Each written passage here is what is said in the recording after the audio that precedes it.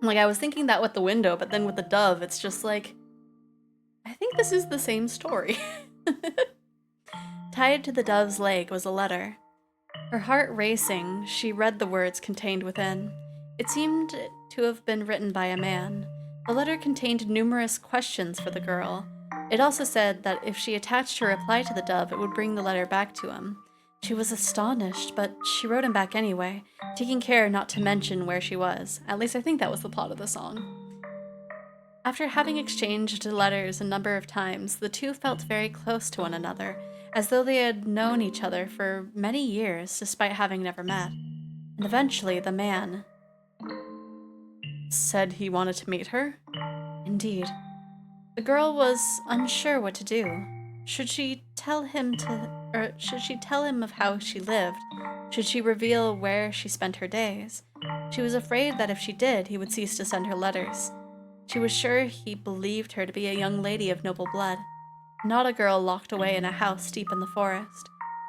The girl could not bring herself to write a response. She released the dove through the window with nothing attached to its leg, and yet it returned with another letter, written in the man's familiar hand. "You must surely have a grave reason for your silence," it said. "I would like to know the reason, and I would like to help you. No matter what it may be, you have my word." She deliberated. Though his letters were kind, she did not know this man. He was from the outside. Would he still treat her the same way when he met her? And did she even want to step out into the world beyond? What do you think she did? Wrote a letter and agreed to meet him, right? Yes, she did. The girl made up her mind. She would write a letter. As always, when she tied it to the dove's leg, it flew out of the window. And for some time after that, she received no response from the man. This saddened her, but she thought it was for the best. She belonged in her own confined world, her world of darkness. But then one day, light shone into the mansion.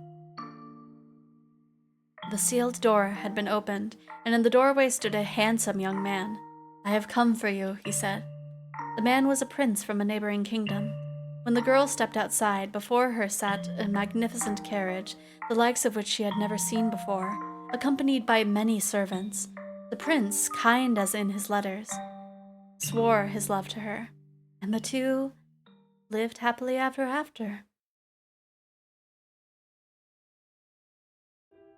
I wonder where the origin of that story is, if it's been included in at least 2 forms of media that I've seen. It must be quite old.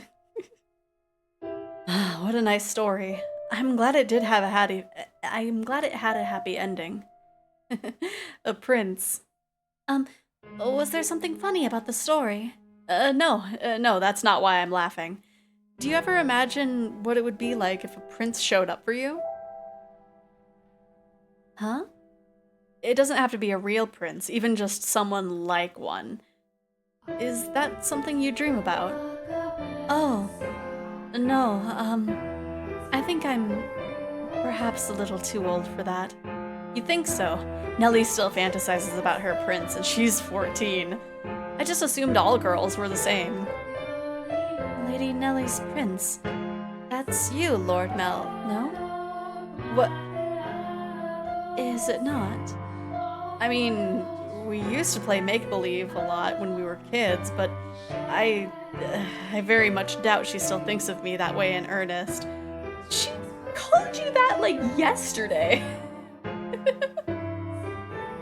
Let me see, I'm trying to find the name of the... Yeah, Imagination Forest is what that story reminded me of.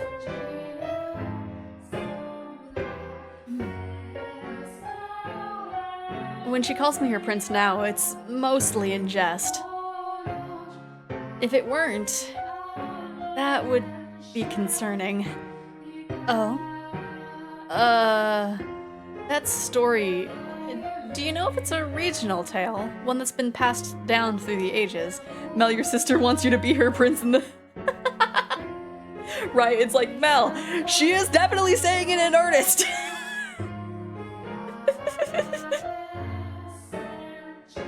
I know you don't want to think that way, but you really need to have some boundaries set up with her.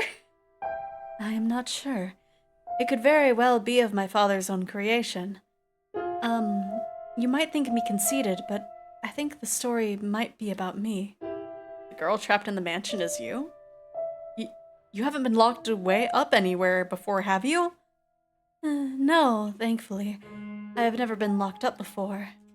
Thank goodness. But with an appearance like mine, I could sympathize with her being afraid of the outside world.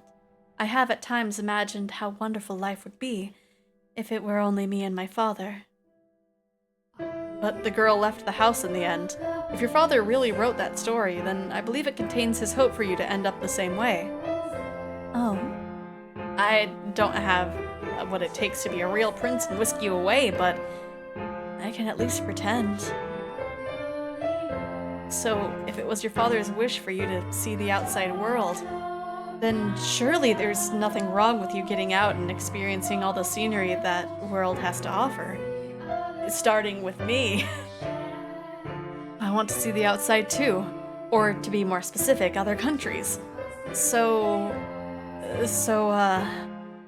if you'd like, we could maybe go see distant lands together. Ah, dearest Mel, I've been looking all over for you. Nelly. Look at this, dearest Mel. Mother brought me these wonderful gloves to wear on walks. The roses embroidered on the wrists are just precious. Oh my, you're right. They are beautiful. You appear to be dizzy, Lord Mel. Are you feeling unwell? No, I'm fine.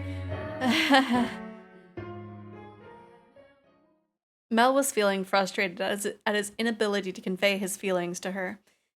And as his frustration built up over time, he developed, I suppose you could call it a severe case of lovesickness. For several consecutive nights, he had been afflicted with a peculiar sensation, a presence in his bedchamber. Oh no! A ghost is in his bedroom just staring at him. Death! Death to the unholy one! Death to the heretic! Death to the witch! Kill! Accidentally bleps.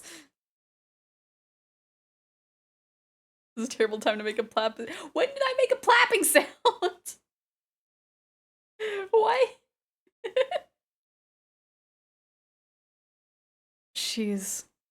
Why?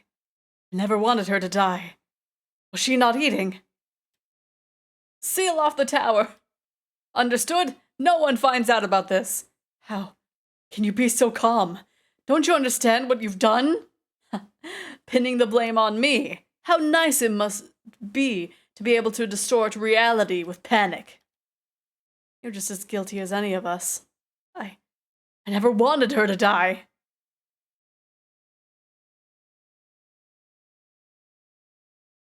The witch killed her. The blood of the witch killed my... Oh no.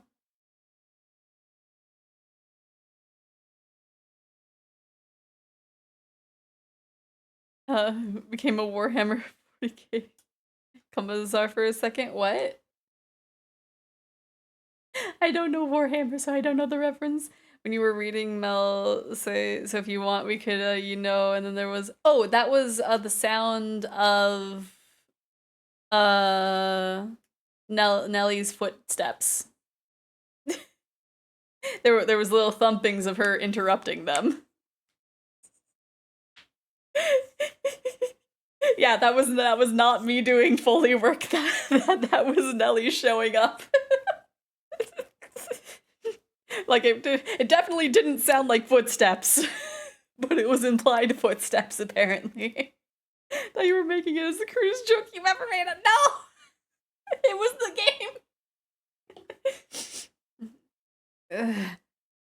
game!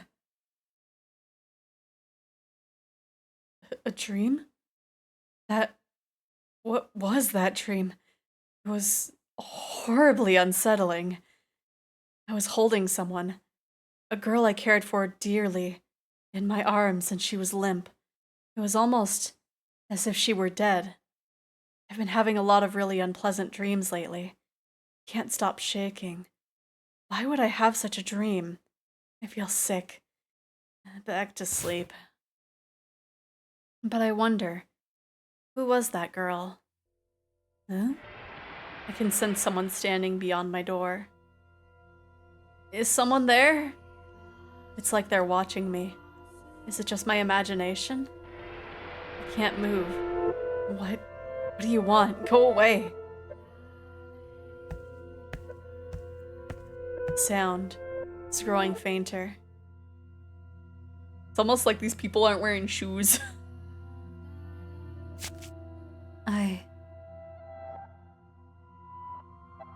Is that truly what your story meant, Father? But such a magnificent garden. Something we could never have had. Are your intentions, or my intentions, misguided? What a beautiful white rose.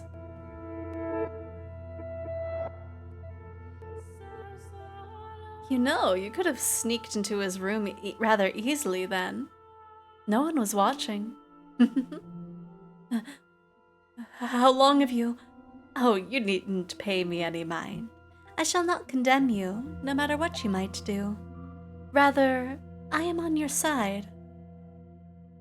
I was not going to do anything. Oh, is that so? Then perhaps you were out for a late night stroll. I imagine you have less difficulties going outside at night. I beg your pardon. I will return to the mansion immediately. Oh, yes, that reminds me. It was also the middle of the night when the grocer's servant broke into their safe. News of that spread quite far. I'm sure you would have read about it. Oh? Although, was Imash imprisoned? Dear me, I am having trouble remembering. But worry not.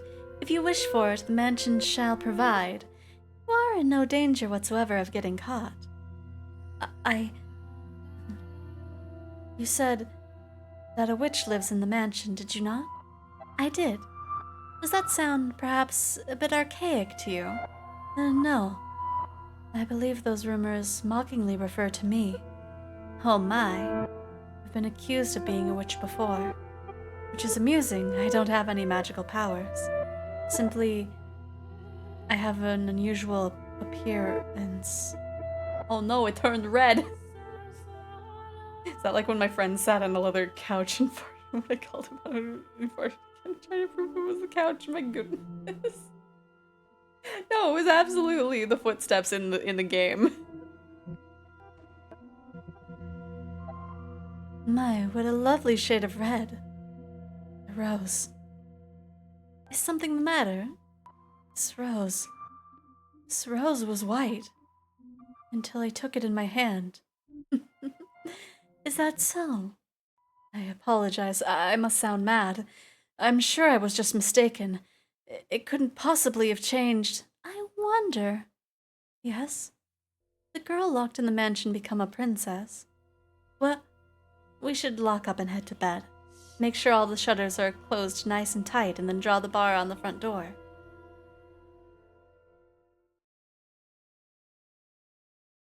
Gaslighting us into not believing in the like, how would I have even made, like, I don't think, is that, how, I don't even, like, I'm trying to replicate the sound, but I'm not sure, like, am I hitting my pants really hard? Just,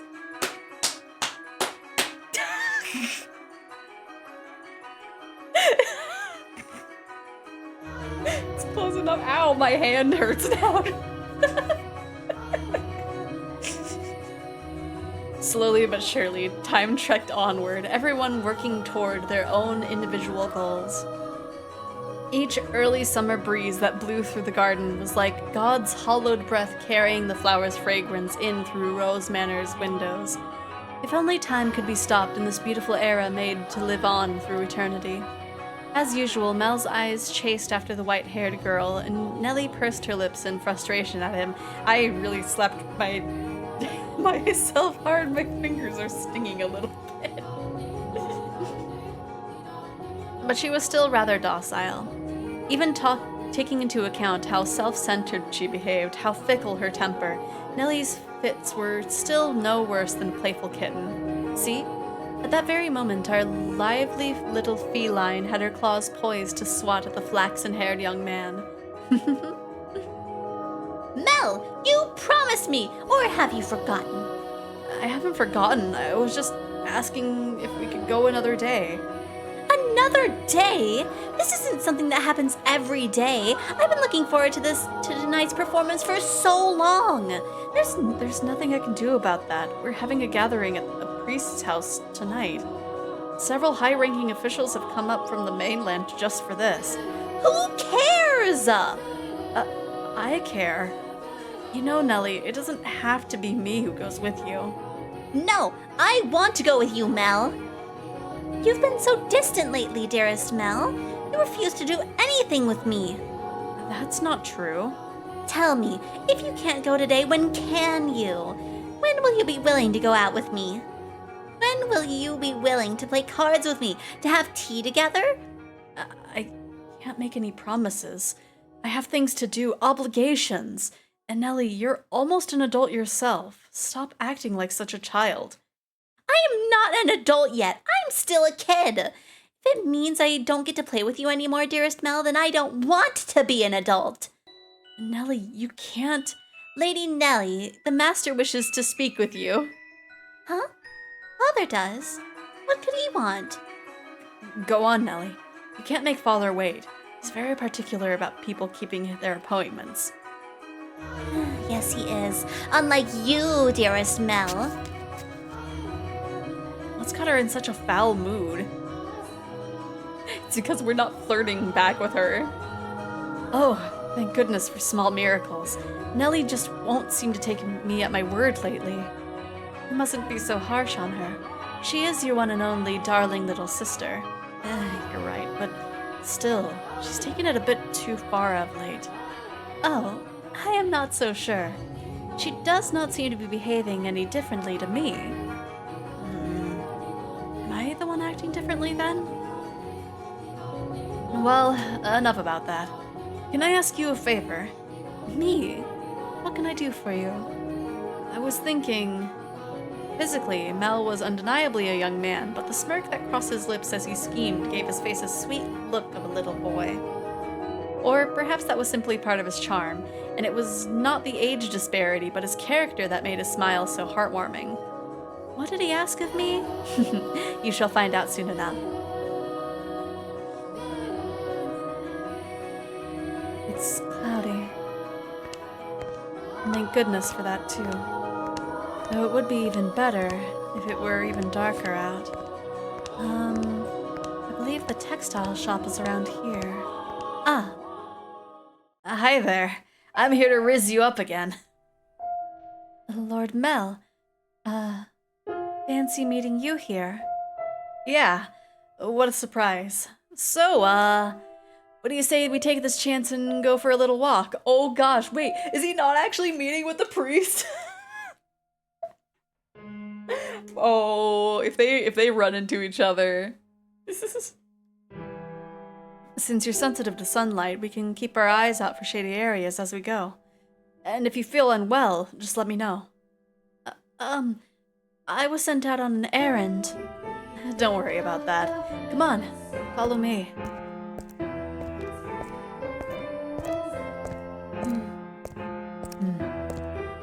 I'm sorry. It, actually wasn't an accident that we crossed paths. I planned this out ahead of time, asked to have you sent out on a fake errand. It feels like I'm always on alert back at the mansion. Can't relax in my own house. It's actually kind of funny. Sorry. That was inappropriate of me. I just thought since the sun's mostly blocked out, it would be alright if... I'm feeling just fine. Ah. They're so awkward. Of course I get her out of the house and I can't even think of anything to say. Hey, Yes? Have you settled into life at the mansion? I have. Everyone has been such a big help. That's good to hear. Indeed.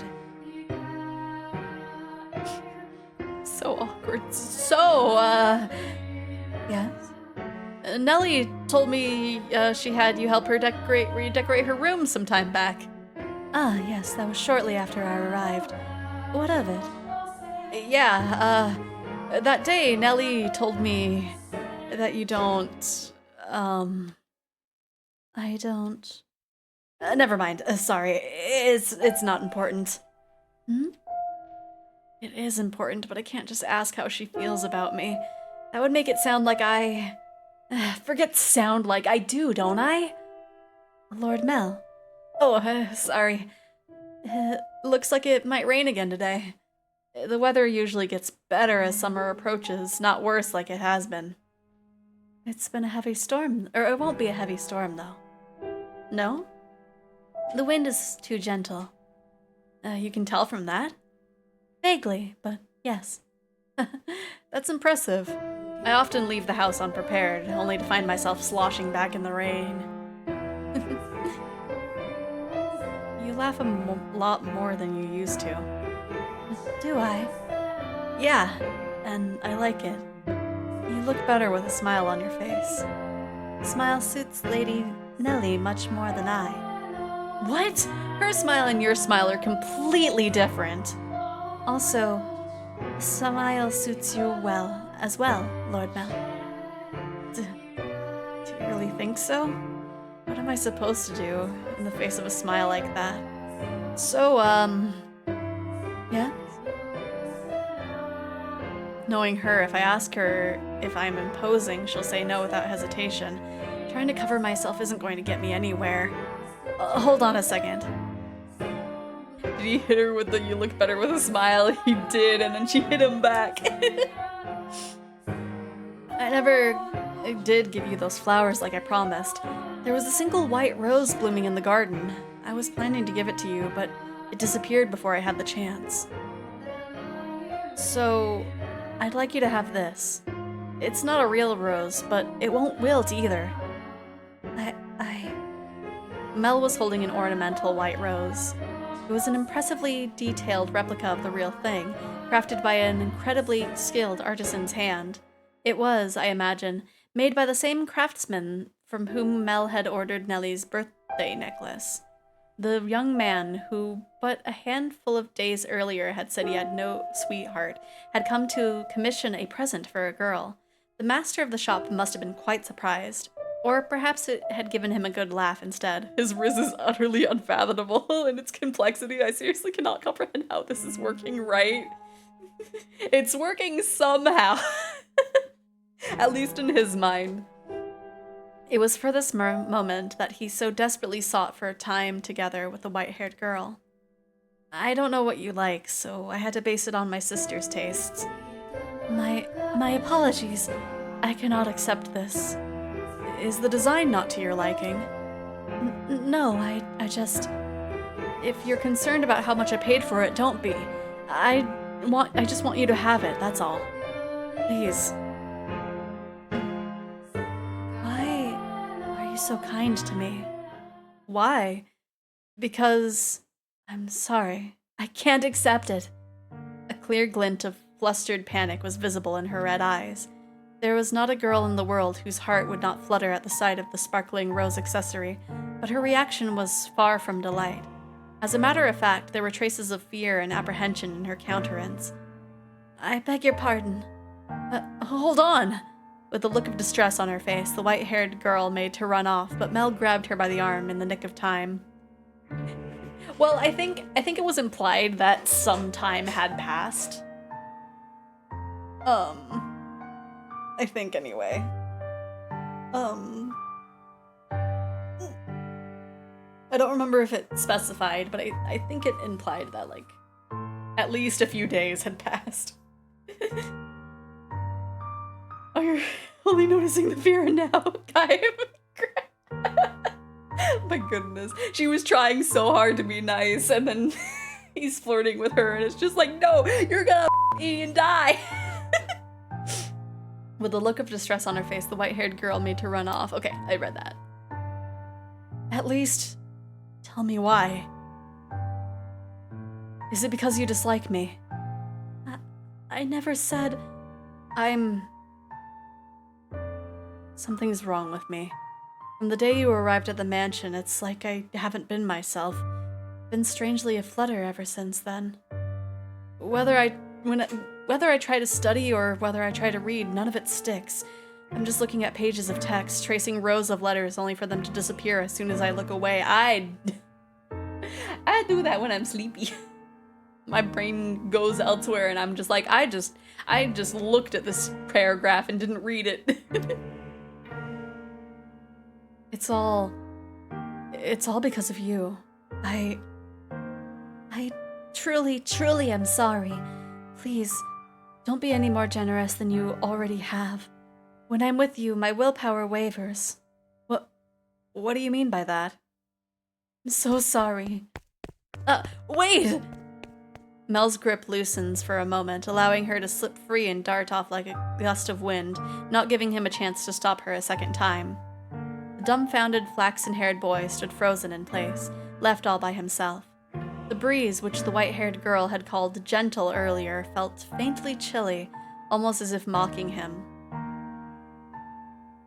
It looks like she's even less fond of me than I thought. God, I'm crying. I'm pathetic.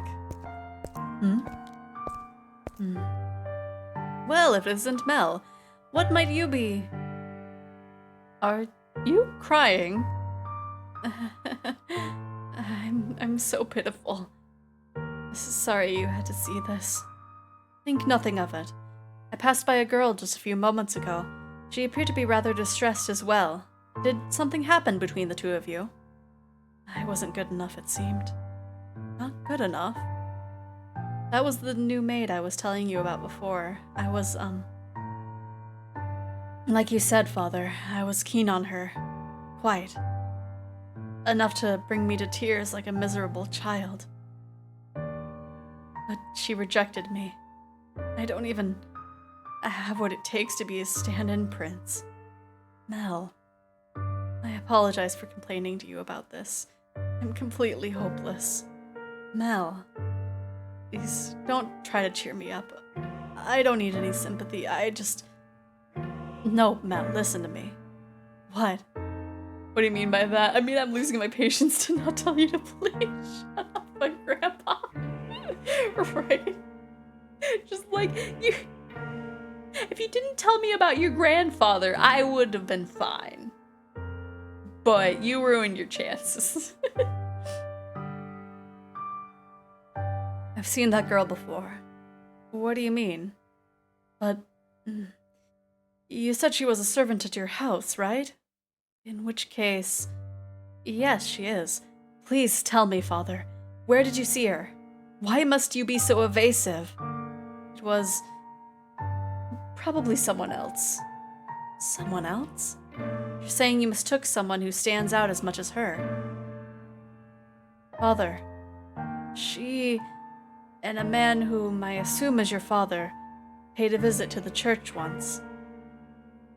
They came asking for food, their clothes in tatters. The two were emaciated.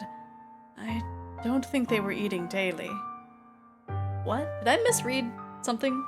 Her father or your... Okay, her father, okay. I was like, wait, why was she with her dad? Or with his dad? But okay, I misread. What? Wait a minute. Are you saying she's a beggar? But Father said she came from an esteemed house. Which is why I said I might be mistaken, Mel. She has a singular aspect, but it is possible there is another girl who looks similar. Deep down, though, the priest surely believed the opposite. And so he said sternly, like a teacher to a pupil, but you must be absolutely certain, Mel. Understood? Do not proceed any further without knowing her ancestry. May I visit the church, Father? By all means. In the back of Mel's mind, a vision of the night of the storm, the night the white-haired girl arrived at the mansion, was surely replaying. She had been wearing little more than rags and covered in grime, hardly the appearance of a respectable young lady of class. Have I been putting her through unnecessary stress? If she actually turns out to be nameless, to be rankless, no matter where she comes from, my heart is decided. I will not fool myself about how I feel any longer. No, I cannot fool myself. But how does she feel? What will everyone else think? I have to find out why she was welcomed into our house. I'll ask mother or father. No, if for some reason they don't know she isn't aristocratic, I'm better off not saying anything. But if they don't, does that mean she's been lying to us and to them? Now I know she may be a filthy beggar, but I'm not exactly. Oh my gosh. My goodness. I have to find out. This time I must get answers. No. Absolutely not. You come back and the first thing you say is that? I hate you, Father. I will not stand for this. Why? Why would he just suddenly throw that on me? He didn't even ask for my permission. No, I won't do it.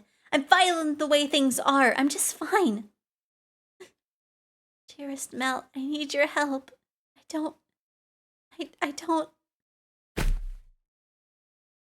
Only the most cursed of dialogue for your chat. Right? Pretty much.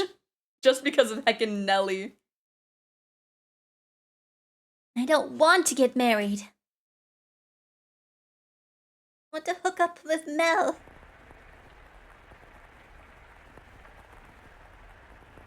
He's the only male figure that I have and the only male figure that I want. This may seem sudden, but I must confess that I made a grave mistake. My transgression is that I was unable to completely predict where this path we are traveling led. My hands were full dealing with my immediate day-to-day tasks. So I could do naught but pray there was happiness waiting in the future. Happiness for everyone who lived within Rose Manor.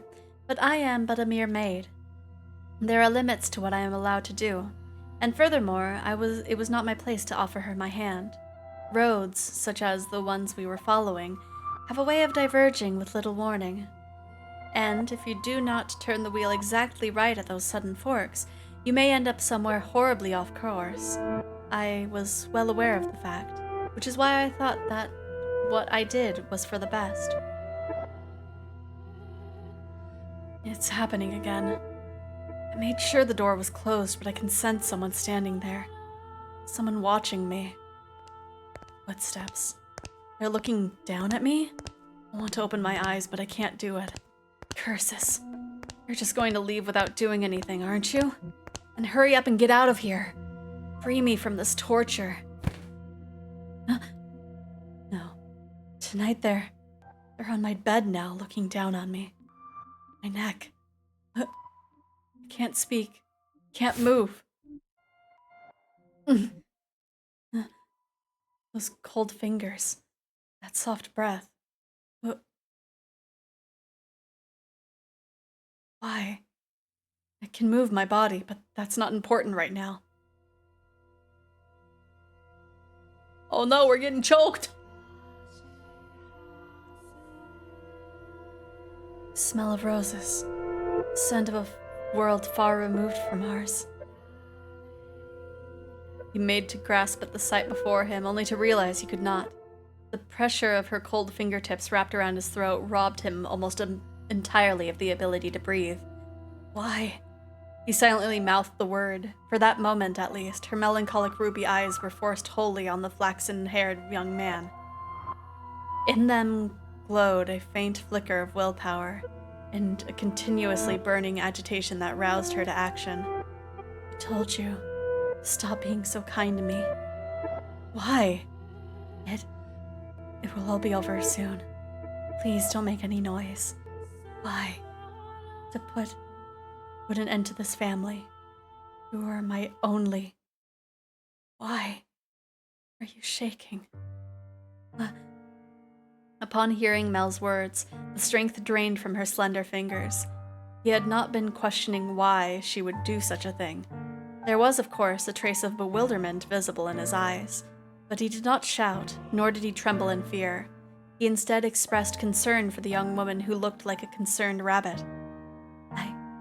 I am not shaking. You are. I can see it. As he slowly regained his breath, Mel's voice grew clearer.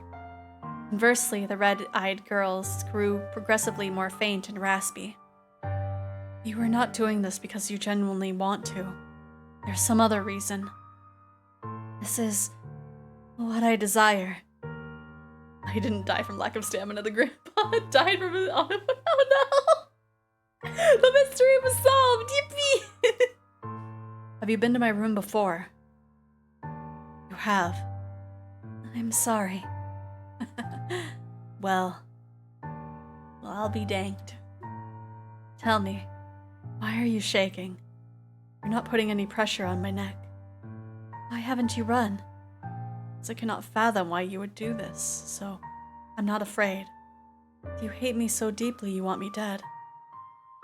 Do you despise me to the point that you would be willing to take my life with your own hands? No. No, I don't. See? Like I said, there's another reason.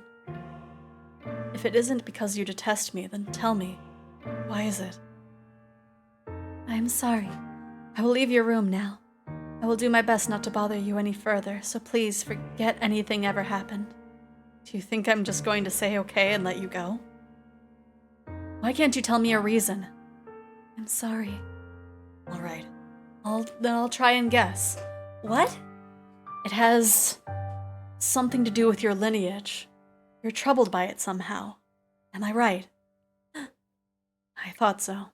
How do you know about that? The priest at the church told me he'd seen you before.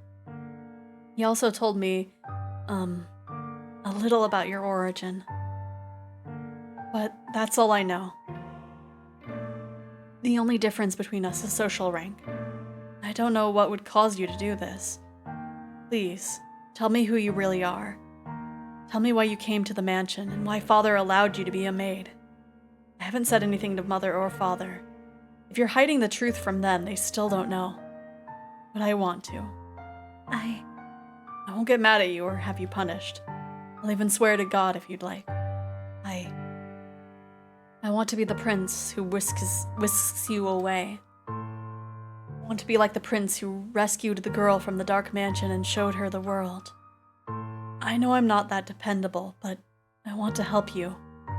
Why do you show me such compassion? Why do you treat me like this? I have my hand around your neck. Why? I thought it would be obvious. Or have I not expressed myself well enough? I love you. Every time you push away, it crushes me. I didn't even know my heart could feel such distress. If you dislike me and don't want to be with me, then, well, I'll just have to live with that, as much as it may hurt. But if you have some other reason, some weight on your shoulders that you can't share with anyone else, tell me. I want to help you. There are other options. Things we can do about your... No, that's not it! Huh? I tried to hate you so many times. So yes, there's more to it than just social status. Why do you show me such compassion? Why do you treat me like this? Because you're hot! But I can't do it. I can't make myself do it. What do you mean? I had so many chances, but I couldn't do anything. She spoke in a stifled voice, as if every word had to fight to escape her lips. She appeared so fragile, so precarious looking down on him that it seemed as though if a gust of wind were to whisk through the room, it would blow her away completely. Her pale fingers were trembling, like she had tried to squeeze them again and failed. However, her hand did not pull away from his still slender neck. Her hand was so cold. He did not challenge her, but simply kept his eyes fixed on hers, as if carefully watching to see what she would do next. I'll say it as many times as I must. I love you, and I wouldn't be able to accept losing you without knowing anything. So please tell me the reason. I'll see to it that you're taken care of. Those are the words of a man of means, Lord Mel. Of someone blessed enough to have pity on others. Or a foolish young man. You know nothing. But the greatest fool of all is myself. If you agree to punish me, I will talk. Tell me. Her long white hair and his soft flaxen hair touched. For just the briefest of moments, it appeared to be in the darkness as though they had fused together. The white-haired girl, having finally gathered the courage, began to slowly tell her tale. On the night of the storm, I paid a visit to Rose Manor, this mansion. My father and I were always on the move, traveling across the land by foot, so it was only recently that we heard rumors of Rose Manor. There are several reasons we couldn't stay in one place. First is my unusual appearance. People often find the color of my skin or eyes disconcerting. So after living in one place for long enough, unsettling rumors would begin to spread, forcing us to leave. Another reason was my father's line of work. He painted pictures for a living, but he had trouble finding a patron, so he had to work day to day. When he was no longer able to find work in a city, he would move. We were birds that migrated without a flock. When we arrived at this town, my father was exhausted and weak. That was when we learned of Rose Manor, and the family who dwelled within it. Rhodes is a name my father could never forget. He was, long ago, a painter in service of the Rhodes family. Hold on. Your father was an artist here? Oh, I wonder if he was the one that painted the picture that was in Nellie's room. Yes. It was because I was born, or it was before I was born, so you probably don't remember Lord Mel. So, you knew about us before you came here? Okay, so maybe it's not that painter. For as long as I can remember, I've known the name Rhodes. My father was chased from your house, just because they didn't like something he painted. Having failed the Rhodes family, no one else would become his patron. Just as a good reputation spreads, so too does a bad one. Branded once a failure, no one will take you in ever again. You nobles throw your parties and spread your gossip about this painter or that sculptor. The rose you tried to give me is an example of that. It was certainly crafted with skill, but the jeweler is only known because some aristocrat spoke highly of him. My father's paintings were no less skillful. His was a talent that could not easily be imitated. But no one was willing to separate the art from the artist. Hello, Moonlight! I didn't know anyone weebs played this visual novel. Yeah, I was recommended to play it a lot when I was in the last little bit of Umineko. Otherwise, I don't know anything about this. The Rhodes family stole everything from my father. But even thrown out into the streets, his only skill was painting. That was all he could do to earn a living. What little money we had for food he gave to me. He did anything he could to ensure my survival, even at the expense of his own well-being. My father passed away in this town. Up until his last breath, he was only ever concerned about me. He held me in his arms and ran his fingers through my hair, an apologetic look on his face. If I had a normal appearance, I'm sure life would have been much easier. He was always telling me how sorry he was for making life so hard, even though it's not his fault I look like this.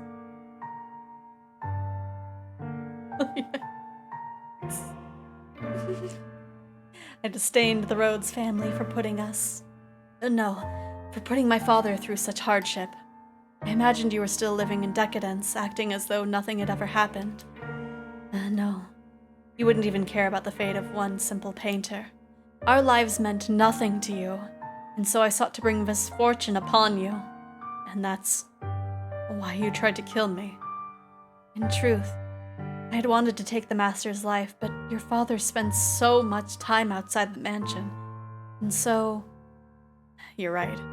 If they lost me, it would put my family in a very difficult position. That was the whole of my tale. You now know about my father, and how I feel about you. Having told you of the blackness in my heart, I cannot go on living like nothing has happened. Please give me punishment. Why? Why would you have me put the one I love through any more misery? I am not fit for your affection. Not only because I'm not aristocratic, but because every time I spoke with you, I did so holding this darkness in my heart. Does that not unnerve you? In the end, it was my family's actions that caused you so much suffering. Would your father were still alive, perhaps I could have done something. I'm sorry. I just want to say I called her being an assassin. Yeah, she was given those vibes like pretty early on. Yeah, mostly upset. But I mean, like she was planning on killing someone. Just want my call out to be valid. I know. I'm sorry. And besides, you hesitated. You didn't actually kill me. What am I even to punish you for? As you said, you had countless opportunities, but you could not bring yourself to do it. Tell me, why couldn't you kill me? Because if it's because I've given you reason, or enough reason, to have even the slightest bit of interest in me. Nothing was as I envisioned it. What? I assumed the residents of Rose Manor would be cold, people who believed that wealth and rank mattered above all. But on the night of the storm, the mistress was the first to extend her hand to me. I arrived at the mansion disguised as a beggar. Actually, disguised is not the right word. As many nights, I only survived on the generosity of others. The mistress did not send me away when she saw me. Quite the opposite. She took me in as a servant. So that was Mother's doing. I could scarcely believe she would invite a stranger into her home, that she would treat a stranger with such compassion. I thought perhaps she knew who my father was, but I had never met any of you before, so she must simply be that kind-hearted of a woman. And the mistress continued to treat me with kindness, despite my disquieting appearance and the darkness in my heart. In time, I began to grow less and less sure of myself. I just realized he's like holding her face with his right hand, I think. I'm pretty sure that's his hand on her face. That doesn't seem comfortable. Please, you don't have to do all this. My goodness. I'm gonna sneak in disguise as a beggar in order to get into the household of the people who hate beggars and want nothing to do with beggars. Yeah, that is his left. So like he has, the way he's laying, he has to be like twisting it. In time, I began to grow less and less sure of myself. Was what I meant to do truly right? Were the things I felt truly justified? Left hand, no. But like,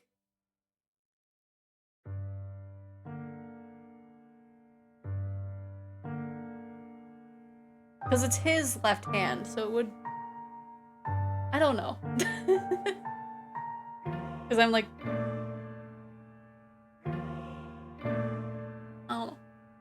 Maybe I'm confused now. Raise your left hand, flip it over, and then put it forward and to the right. That's where his hand is. Yeah, like that.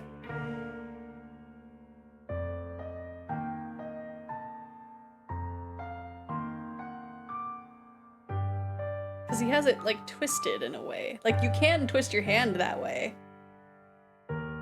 But, like, your hand over you. I mean, like, I don't know, if you're laying down, and, like, I guess if you're laying down, I don't know. Like, why isn't he using his right hand is the main concern. I don't know. Was what I meant to do truly right? Were the things I felt truly justified? But it was a certain fact that my father was here and that he had been chased out. So I decided I should take your life to put an end to everything before I wavered any further. And then... You were kind to me. It was all your fault. Because you laugh with such affection, because you give me smiles like that, because you say the things you say. I'm sorry. No, don't apologize. It was magic. Beatrice did it. Beatrice did it with magic. That's why his hand's that way. Identity crisis. Oh no! Of course I'm the Yukuri. How you doing, Sans? No, don't apologize. So happy to hear that. Despite, that's me saying it. I'm happy to hear that, despite the, unusual circumstances. Please, don't say you want to leave. Don't ask me to punish you. I couldn't do anything for your father, at least. Allow me to do something for the daughter he cared for so dearly. You're far too kind-hearted. I'll be happier with you around. You can become a real aristocrat. Huh? There are families that would be willing to adopt you, especially knowing it would bring them ties to the Rhodes family in the near future. That or we could adopt you. And it would be kind of sus, but not as sus as what is already going on here. You doing all right? That's better than not all right. Are you saying, as long as you're okay with that, of course. I don't understand how you could possibly say that. I have my hand around your neck even as we speak. It seems reasonable enough to me. I'm desperately looking for ways to not have to lose you. I couldn't. I don't know any etiquette or social customs. How could I? You can learn all of that. You're pretty and naturally graceful. You'll do just fine. You are such an aristocrat, Lord Mel. What? The way you can come up with compliments so easily. Only for you. Nellie says my poetry has as much charm as dissertation. I don't understand theater. It puts me to sleep. Been feeling okay, a little tired, and still has some house stuffy. Oh no! And adopt you. I'm sure it'd be kind of weird, but maybe my sister would be okay with this if it would have been more Alabama. My goodness, I low-key looked forward to the stream, having nothing better to do, but I found the shiny. Ah, yeah, shiny do be distracting.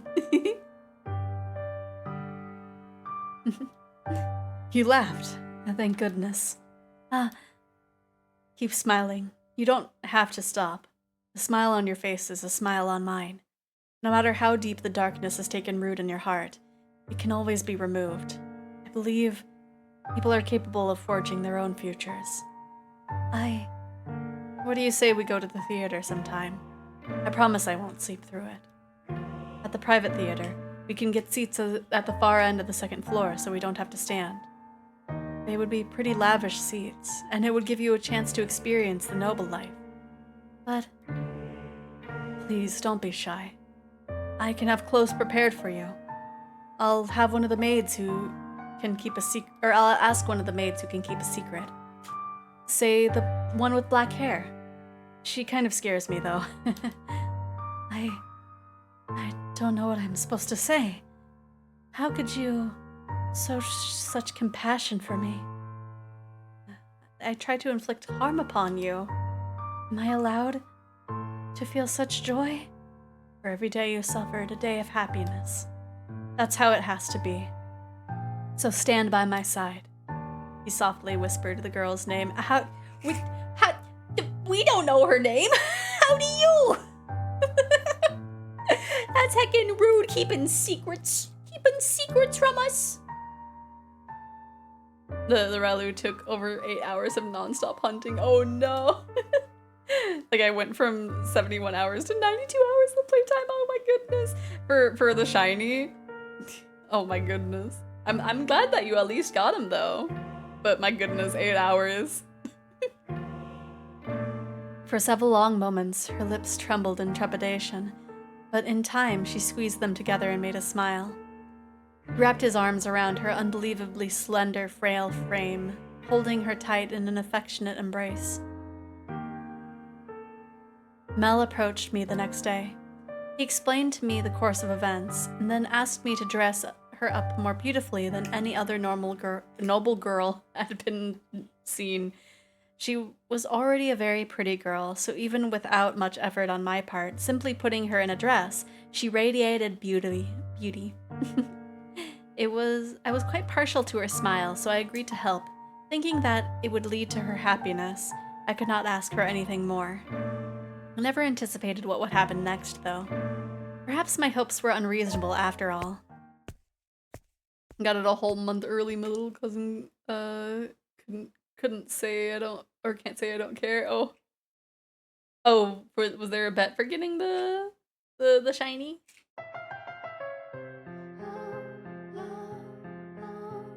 Now, Nelly. You love the theater. Don't look so cross. Nelly was out with a man other than her brother that evening, a rare sight indeed. And she angry about it. She's like, You're not my brother. I can't hold your hand weirdly. No, his birthday actually. It's a present. Oh, yeah. Noise. And she was quite clearly in a foul mood. I will not stand for this. That I should have to marry a man as disagreeable as Arthur. It's unthinkable. The young man at her side was Nelly's fiancé, selected by her parents. On any other occasion, she would have snubbed an invitation from any man who was not Mel, but she had little say in this matter. She was, for a lack of a better word, forced to go out with him. And oh, how furiously she had fought against it. She had shoved aside the Abigail trying to fasten her corset, locked herself in her room, and sobbed for quite some time. It required the combined efforts of several of us to get her ready and out the door for her date. Come now, you should at least pretend you're enjoying yourself. Or do you want people to think we don't get along? Do we get along? Well, I want to, for what it's worth. What it's worth is to you is my name, not me. Are you really going to be like that? I went out of my way to take you to your favorite play. The least you can do is be a little kinder to me. What was it called again? Romeo and Juliet? It's been running for 6 or 7 years now. A family like yours or mine could pay to have a brand new script written. So why should we have to see an old play at a theater full of commoners? It may be private, but even so.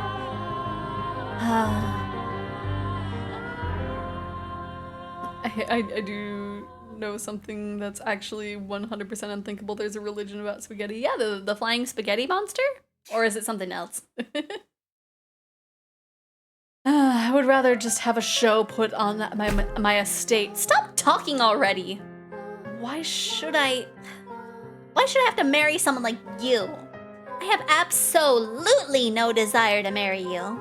Whatever it takes, I will put a stop to this. I'll talk to Father as many times as I must. Please, don't make such a scene. It's shameful. There are people around. Remember, you represent your family. Besides, our families are hardly strangers to one another. Try as you might, I doubt you can get rid of me. No matter what you say, you can't break this engagement. You don't! Your parents gave you too much freedom, and look at what a spoiled little girl you became of it. Goodness, you're going to be quite the handful. Oh, get off your high horse! No, you're the one on the high horse, Nelly. You're going to be my wife, you could at least put some effort into liking me. What happens when I take you to a social engagement and you act like this is shameful to the both of us.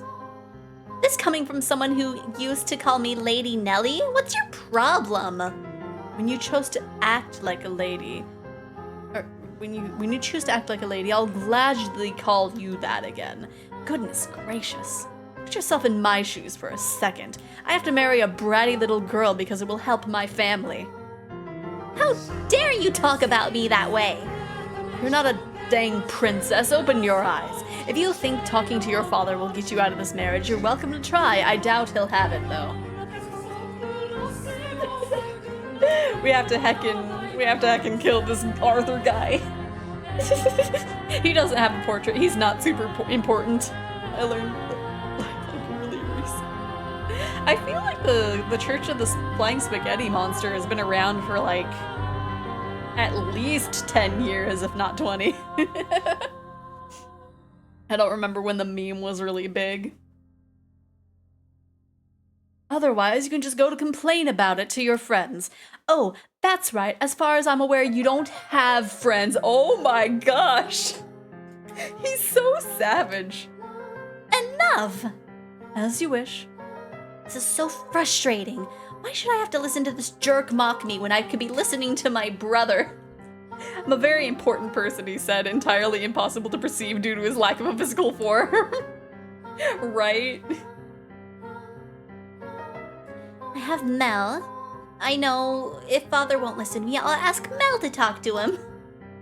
Mel would be able to convince him. Come on now, your favorite play is about to start. Maybe you should face forward. Enjoy it while it lasts. You won't be talking down to me much longer. Just talk to the white-haired maid and be like, hey, Do you want to kill someone for me? Can you kill this dude so I don't have to marry him? What? Is that? wait, Nelly, get back here. Oh, she probably saw her brother. What is that dang child's problem? I didn't give her permission to leave. Father will be sure to hear about this. I cannot have the roads making any more of a fool of me.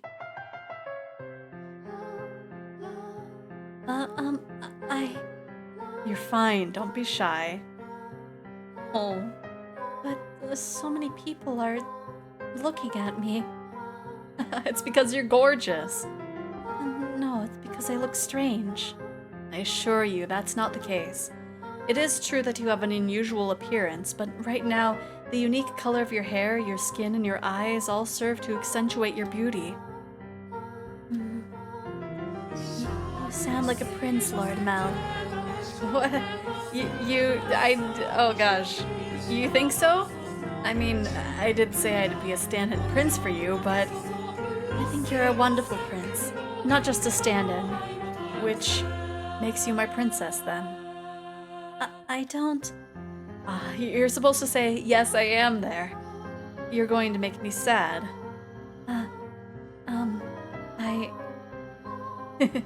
I guess I'll just have to keep working at it until you submit. What? That's weird wording. Oh, hey, the play's about to start. What am I supposed to be doing? Nothing in particular. Just sit back and enjoy the show. Oh, but there is one thing. Yes? If I start dozing off, could you maybe wake me up?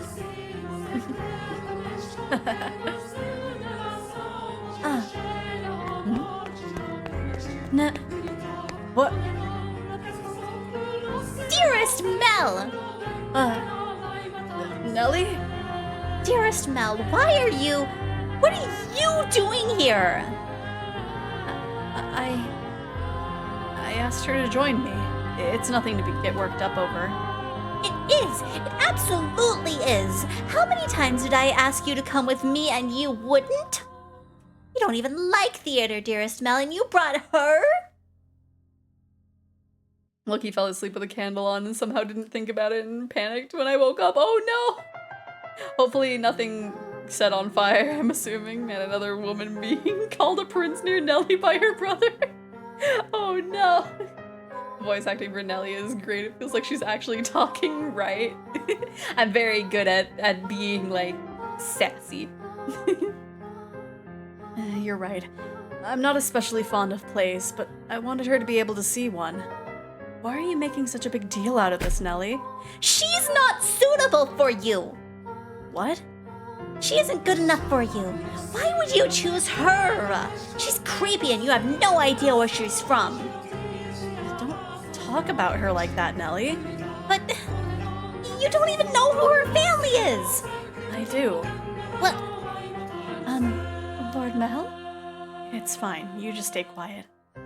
Like the other maids, she comes from a respectable house. I looked into it. However, circumstances prevent me from telling you what house that is. no. You're lying. It can't be. She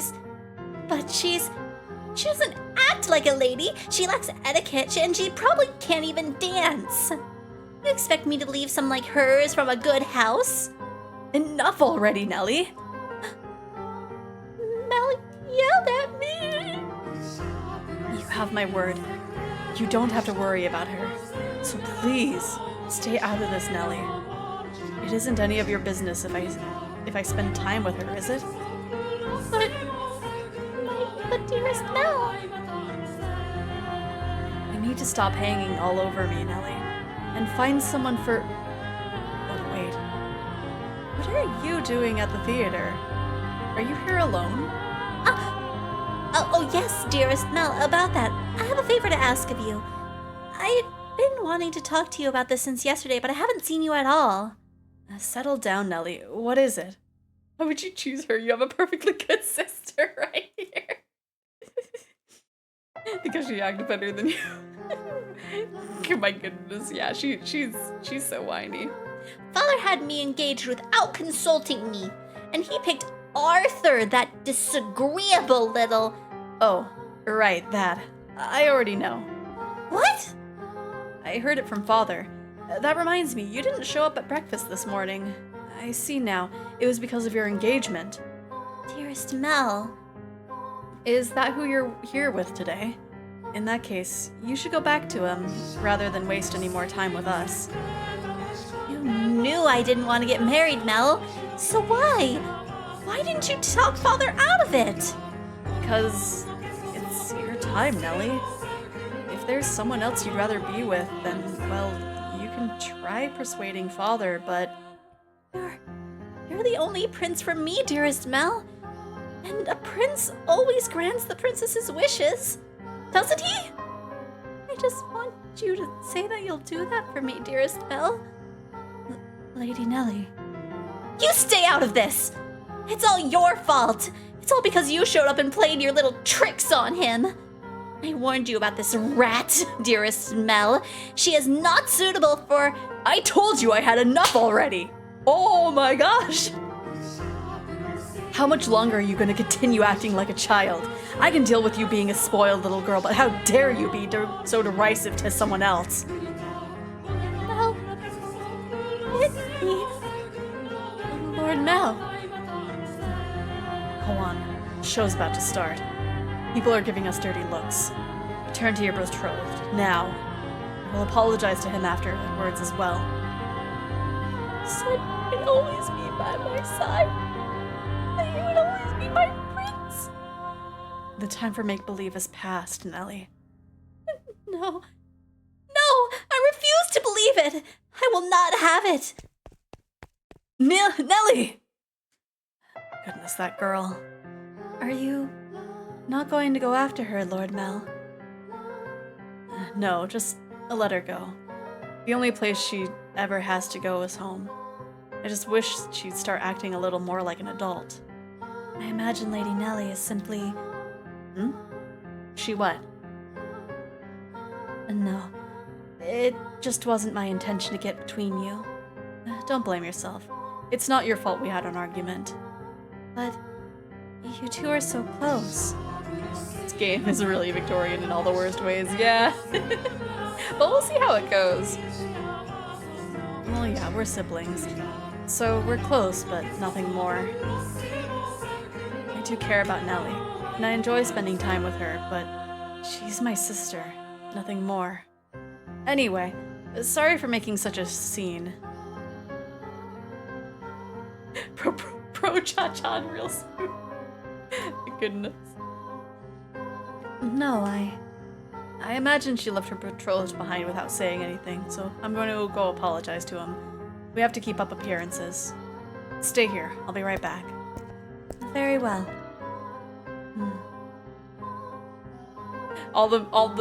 In the meantime, Romeo and Juliet is just being performed in the same building. Master, what are your thoughts on the tale so far? Which of the siblings do you think is in the right, Master? The brother or the sister? Oh my, I apologize for the abrupt question. Did I startle you? What do I think? Yes, I believe Mel was probably right. He was so surely happier than her.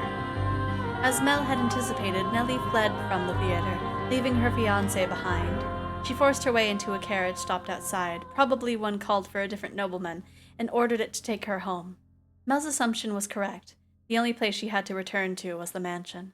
The sun was beginning to set, and as a young lady, she could not simply go wandering through town alone, nor did she have any acquaintances to take her in. Her world was, in essence, composed of two elements, her brother and the rose garden. They were the light of her life at Rose Manor. She lived a very isolated existence.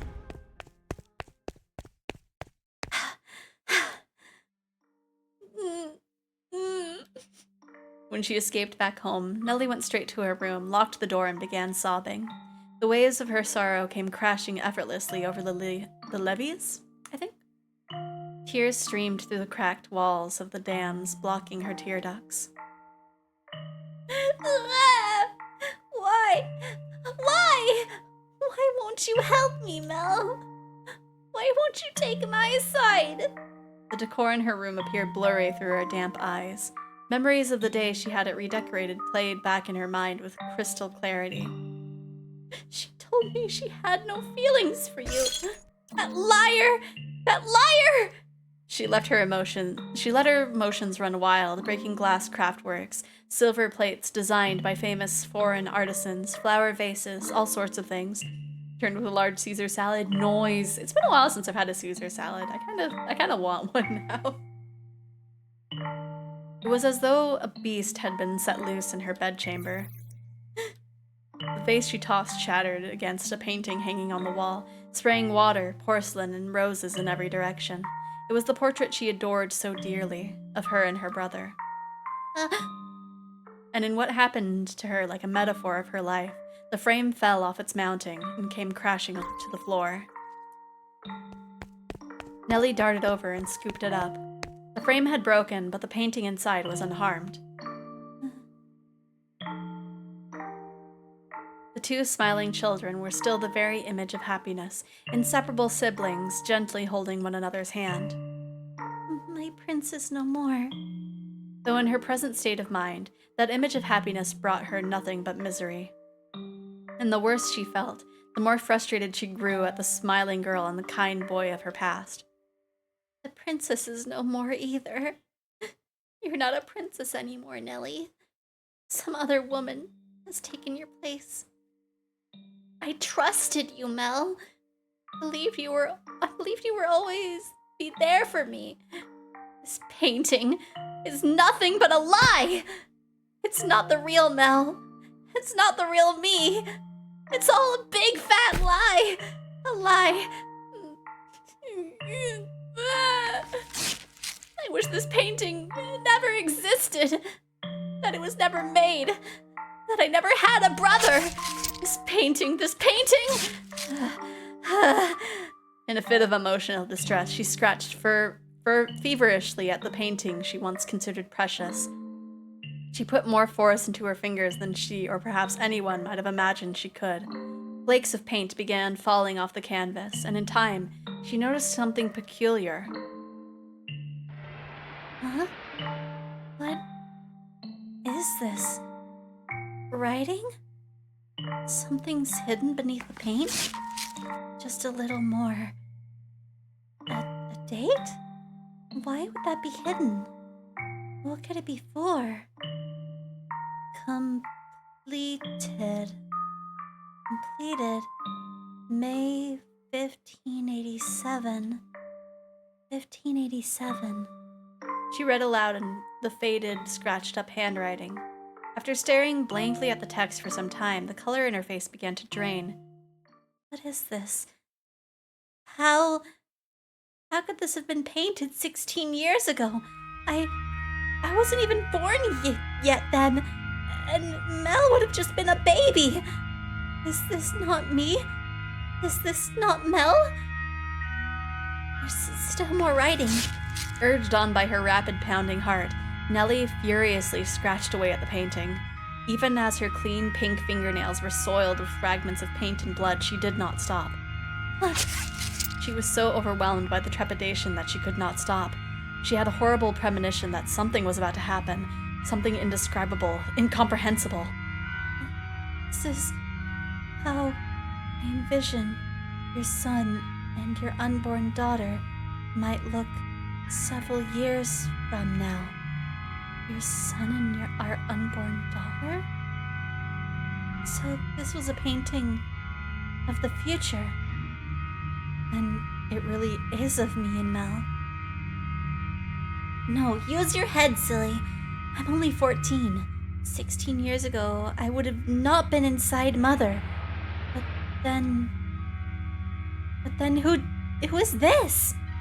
Who is that holding Mel's hand? Who is that with my brother? More, there has to be more. Ow! Found it. There's more writing. I have to know what this is. Calm down. Calm down, Nellie. It's nothing to get worked up over. I'm sure it's nothing. Calm down and read. There's nothing to worry about. If our unborn child... That is what the writing on the painting said. If our unborn child does not have your hair color, then you will probably not be able to take her in as your own. I will be punished and my life made miserable. So I pray that our child might have flaxen hair.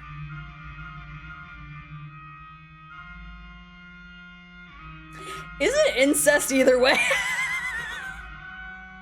I'm worried. I'm worried. Because the other person is there before being born. How old is the white-haired character? Incest Ouroboros! Oh no! Though it is a sin to wish she has in her... Though is it a sin to wish she has in her a trace of me? I do hope it is a girl. What am I reading? I don't get it. Someone tell me. What does this mean? A painting from 16 years ago. Hair color. Sin. I do hope it is a girl.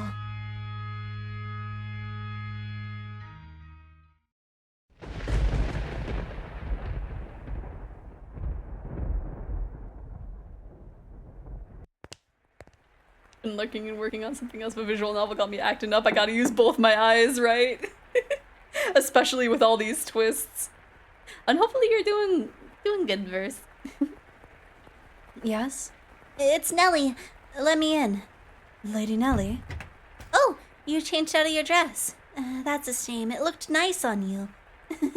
It really did look so nice. Almost like you were a princess. Lady Nellie? Say, I've got a question for you. Do you mind? By all means. What color hair did your father have? I beg your pardon? Did you not hear me? Should I repeat the question? No. I assumed it would be about Lord Mel. I was just so curious about where you got that white color from. My father was more tan than white, so I didn't inherit my paleness from anyone. I asked about your father's hair color. Why would you want to? There's no reason you can't tell me, is there? My father, had white hair. You know, it finally makes sense how Mel managed to seduce nameless white hair girl. Mel was just, oh no! He does. Much to his dismay. But that was simply because he was an older man. I do not think he was born with... Lady Nellie?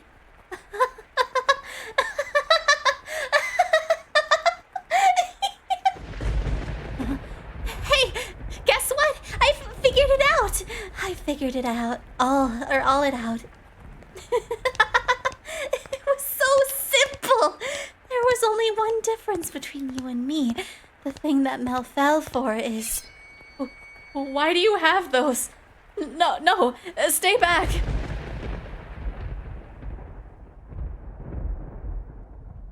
Oh no. No!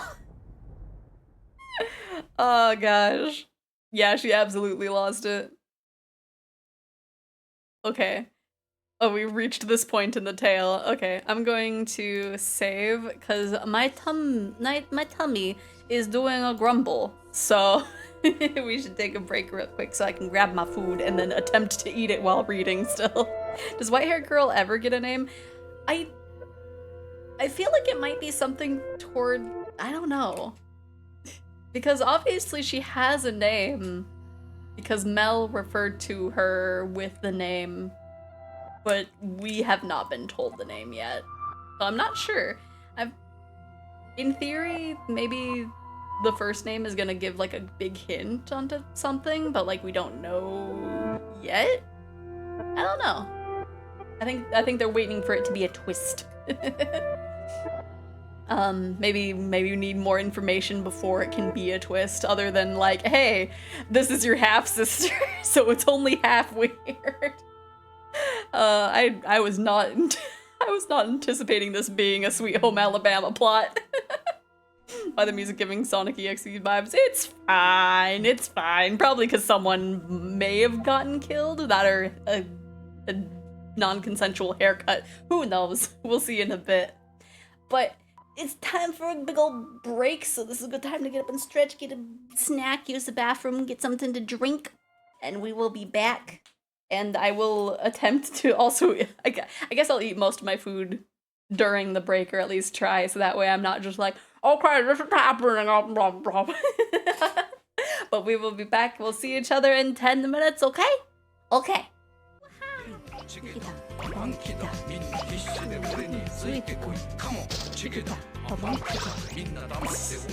Now I'm just obsessed with like flipping around.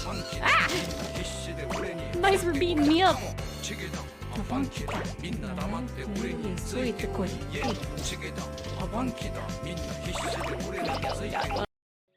see. Ah, my nose is itchy. You...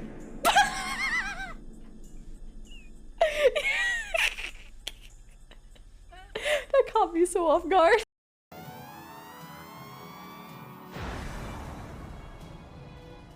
That's right, baby. All points, no quills, no pillows. Looks. He pissed on my wife. I guess.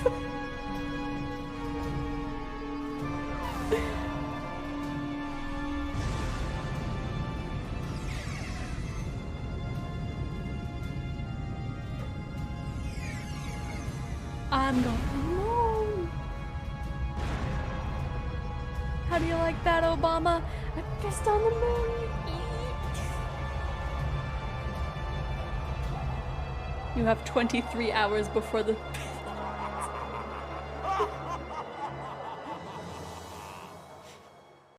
Bigger. Like, you don't understand me, Dad.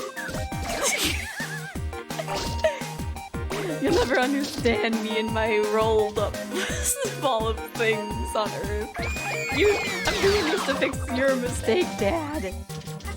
And you don't appreciate the things I do for the world. You're just having me do this because people were mad at you. But also I want to live. Which is easier said than done! Ah! Oh gosh. What did you do? I think I have buns of stuff. Was it? Oh. Ah. Ah.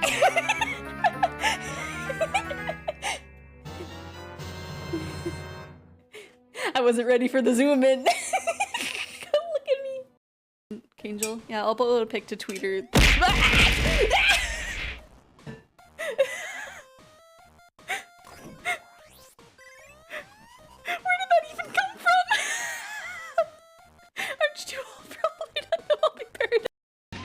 Right? This is reality. Wake up!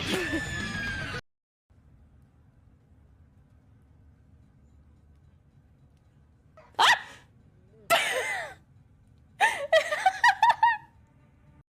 Scared? Why? Hey, Rachel, I wanna take your eyes. Your peepers.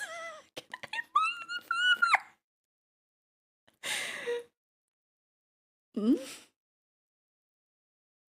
Oh, Rachel, your peepers are so beautiful, but they're stricken with fear, reduced to such dullness. It saddens me. Show me the true beauty of your eyes. Will awakening from the nightmare restore the beautiful tranquility of that blue moon in your peepers? Oh no! Oh no! I thought I fixed that. Oh no! What? Where did the pearl come from? No socks. No thoughts, only Baja Blast. Not though. Yeah, no. Might actually be me. Okay, I guess that's chaos. I'm Sonic, Sonic the Hedgehog. When I awoke, only Tails was there. The last Chaos Emerald is still inside the tornado too. I cannot allow Chaos to absorb the last emerald. Tails and I ran back to the Mystic Ruins to check for the emerald. If the vision I saw is true, that must mean Chaos is... Oh! You should have aimed for that. Right? Name the song and I'm your bug. Well, just do Chasing Cars, I guess. If I lay here. Confirmation that it was all auto. What? Raz.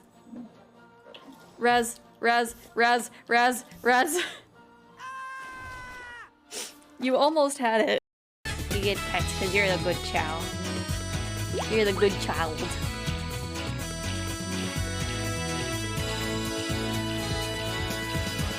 Who told you could get out of the water? Maybe while no one was around, the desks creep about on their own accord, licking the floors clean of dirt. What are you talking about? If I suddenly stepped into a place like that, would the desks, in their surprise, fly at me, crush my bones, and eat me alive? What are you talking about, Keiichi? Keiichi be living in Wonderland. That's ridiculous. I felt regret at wasting valuable thinking time on stupid delusions.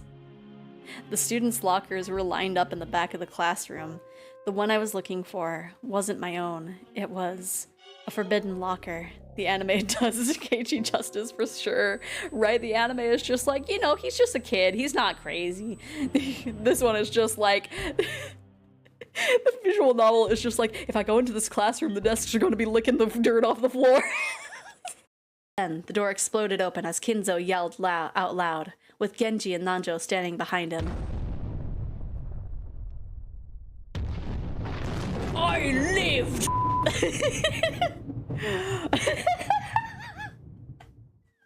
Happy Halloween! And trick or treat!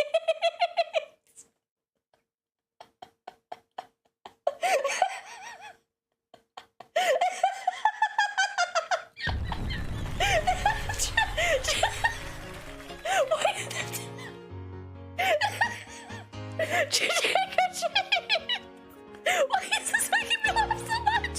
I might have to look for a very specific subcategory for the Final Fantasy specific character reader insert things. There's probably nothing good for her, but anyway.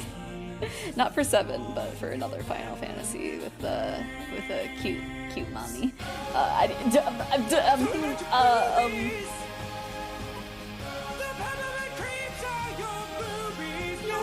Delicious boobies. Oh God! What a song! God, just let me get in those movies one time. Me too, Danny. Me too.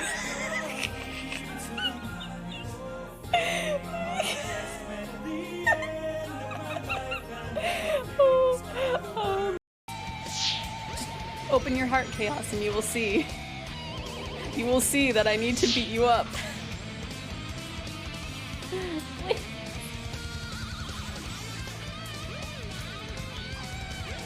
We're just getting worse.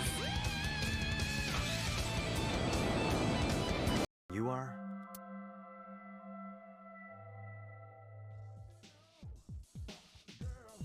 A skeleton.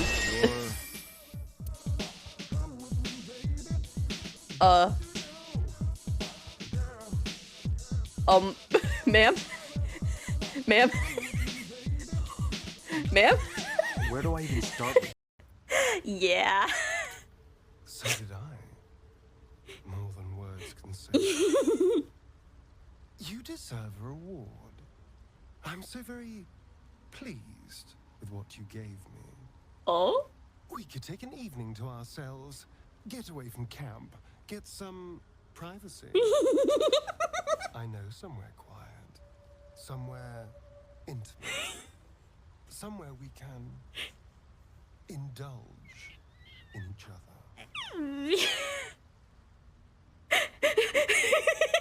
Okay, I'll have some water. That sounds pretty good to me. Wonderful.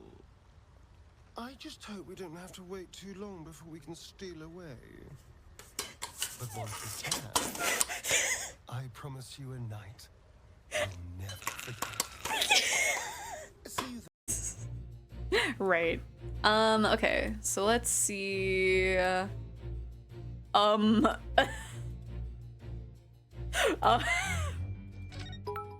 What the? Lionheart? How was Psyche able to summon you like that? What? Ah! My goodness! What the heck?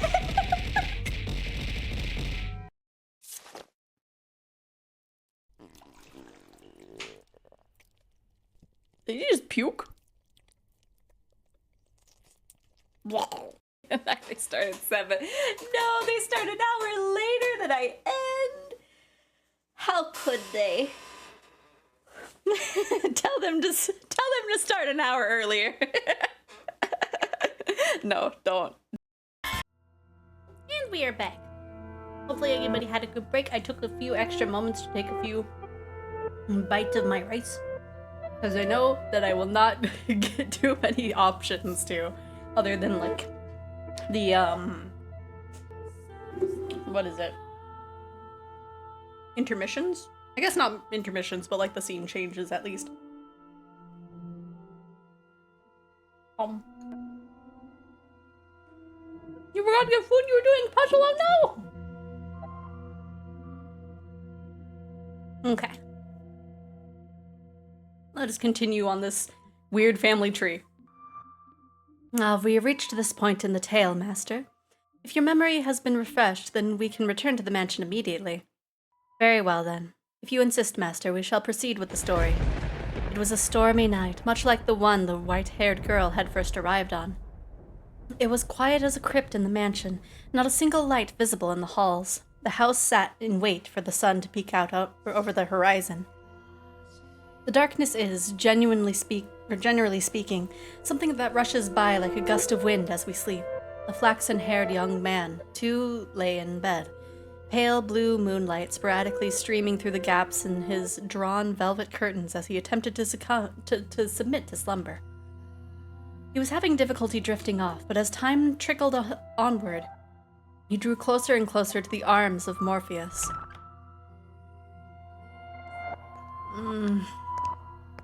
Suddenly, he sensed a presence in his room, much like the one from those nights some weeks earlier.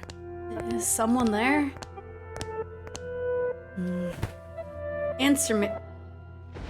A slender feminine figure, her finger pressed gently against his lips. There was no hostility in the motion, but rather a great deal of affection. The silhouette faintly visible in the dark room was the same as that night.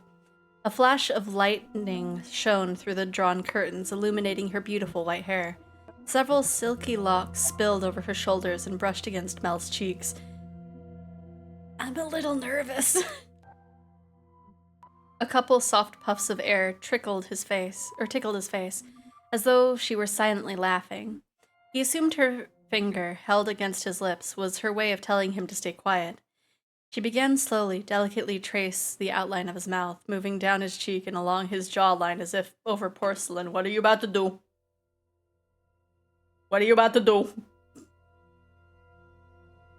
You're, rather more forward than I remember. Well, I suppose you always were quite daring. This isn't the first time you sneaked into my bedchamber. The boy said in an attempt to conceal his surprise. Right, I am very nervous. It's like, I'm pretty sure it's not the white-haired girl. Do you remember the night she came to exact revenge on him for her father? Indeed, she had proven herself to be a rather bold girl once already. Oh, thank you for the hydrate. I haven't actually had any of my water yet. I just had tea. Right, drink break.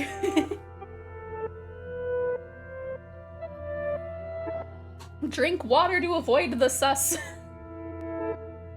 Indeed, she had proven herself to be a rather bold girl once already. It's dark. I can't see you very well. Why don't I light a lamp, or perhaps we could open the... Before he could finish, the white-haired girl sealed his lips with her own.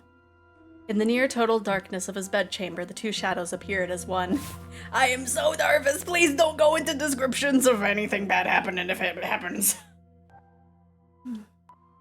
They remained that way for several minutes. Their kiss was innocent, no more than the pressing together of two pairs of lips.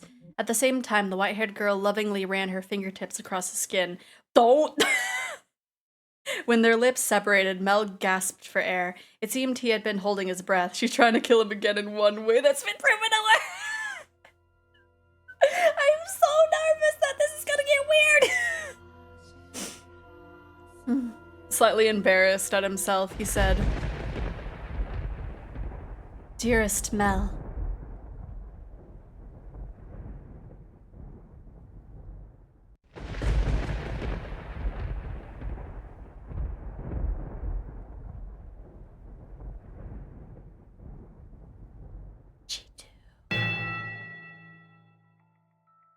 All of it from top to bottom, Alabama, absolutely. It's just one is more Alabama than the other. Nothing. He could not speak. The silhouette hanging above him was certainly the white-haired girl's. Or was it? Because his next words were, Get off me! He reflexively shoved the girl straddling him aside. She rolled off the bed, landing on the cold floor, but slowly, gradually, she crawled her way back towards him. That wasn't very nice. Veiled in darkness, she slowly lifted her head. And then, there was another flash of lightning. Is the audio fighting with me? Do I need to turn it down? Just want to double check real quick. Nella took her hair and made it into double Alabama. Those two negatives don't make it positive, right? The heavy fabric of the curtain rustled, bolts of lightning streaming between the gaps. Okay. Her flaxen irises glimmered, though in the bluish-white light, they took on a twinge of almost golden glow. No need to be so rough. This isn't the first time she's visited your bedchamber. Is it, Mel? Or did I not kiss you the same way? Tell me, how does she run her fingers across your skin? What does she do when she nuzzles up to you? Stop this madness, Nellie! Why would you do this? Because you like white hair, don't you, Mel? You like white hair, which is why you fell for her, isn't it? So if I have white hair, then you'll fall for me too. Then I could be your princess again, dearest Mel. What? What are you even talking about?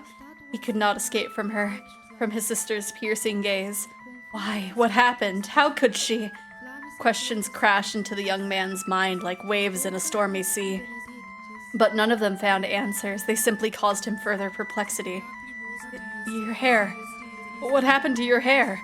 How did you get it that color? Oh, this?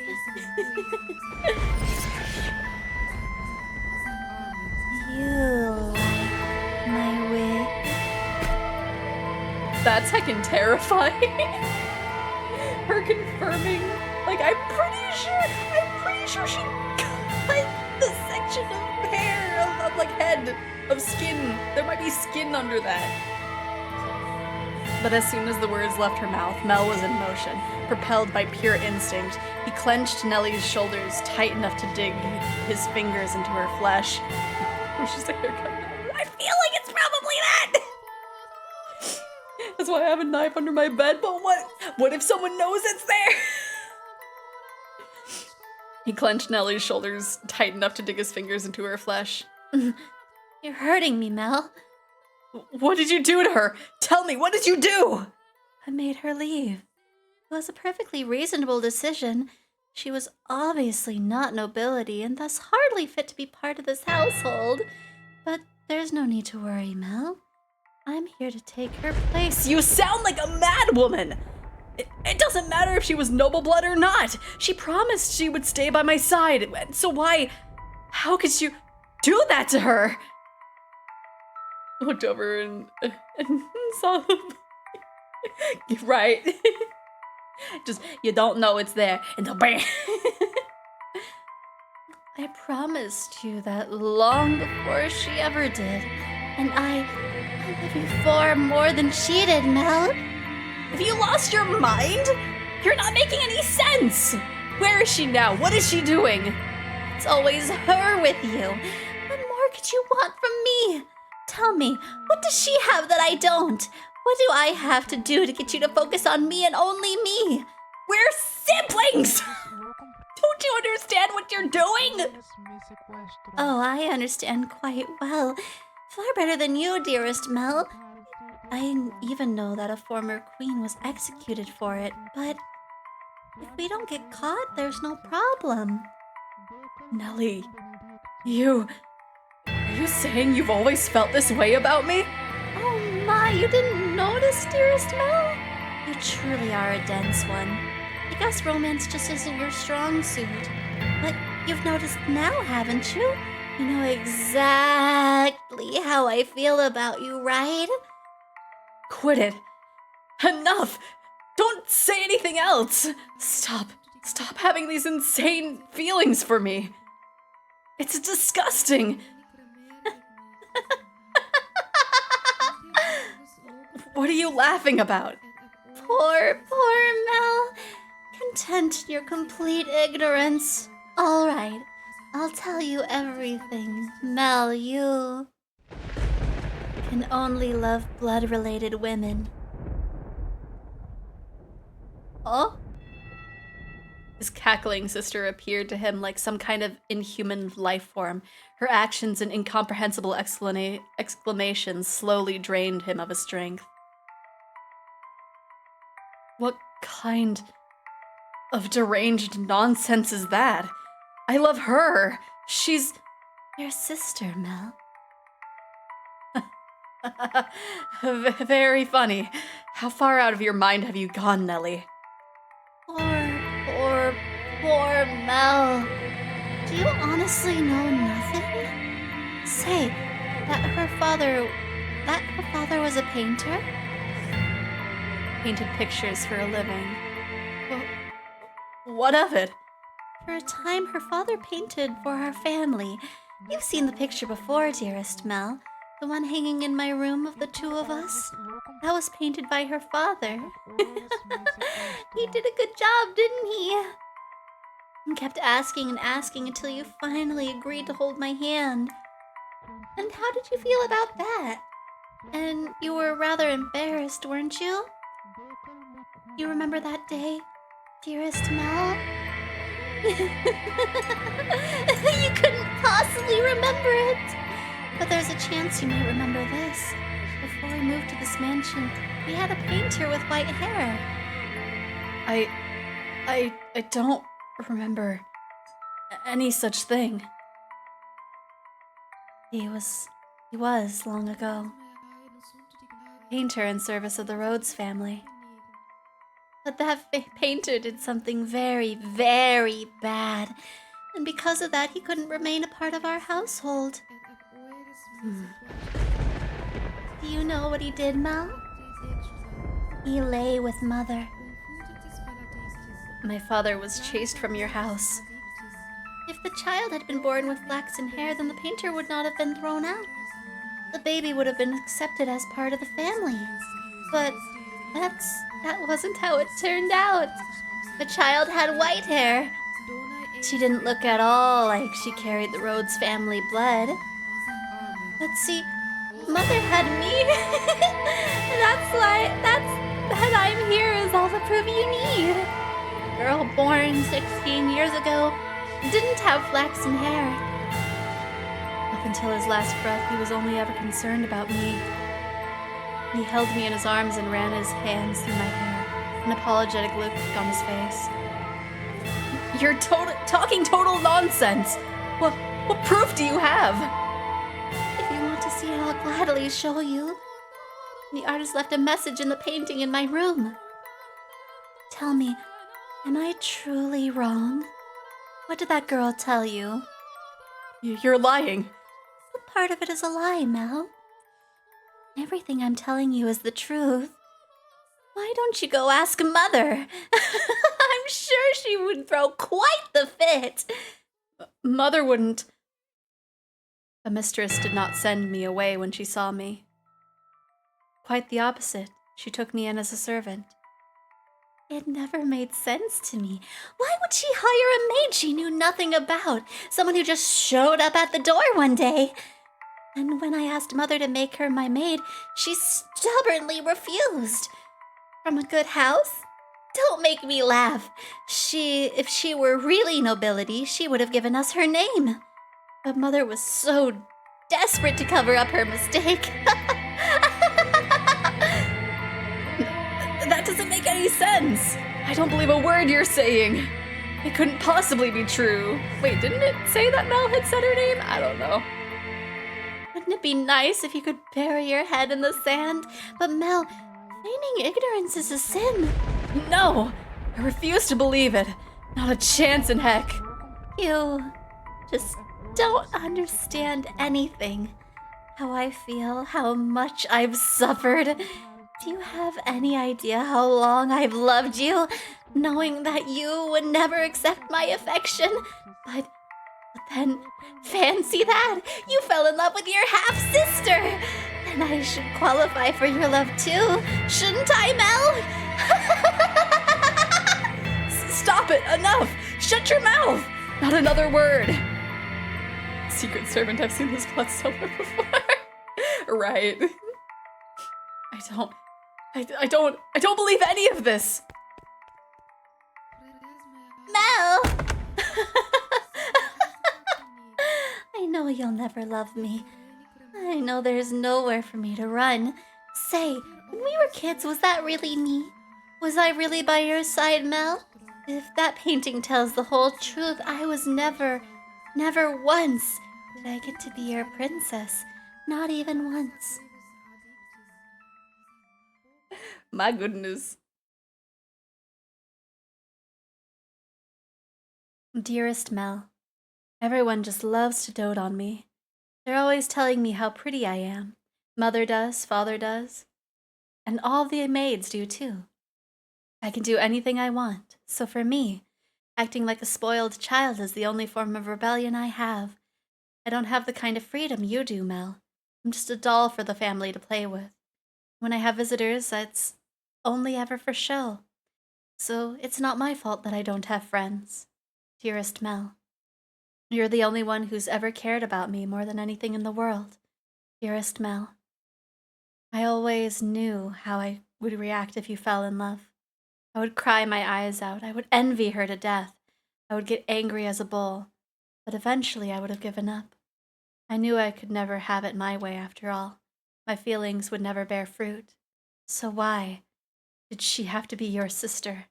Tell me, why?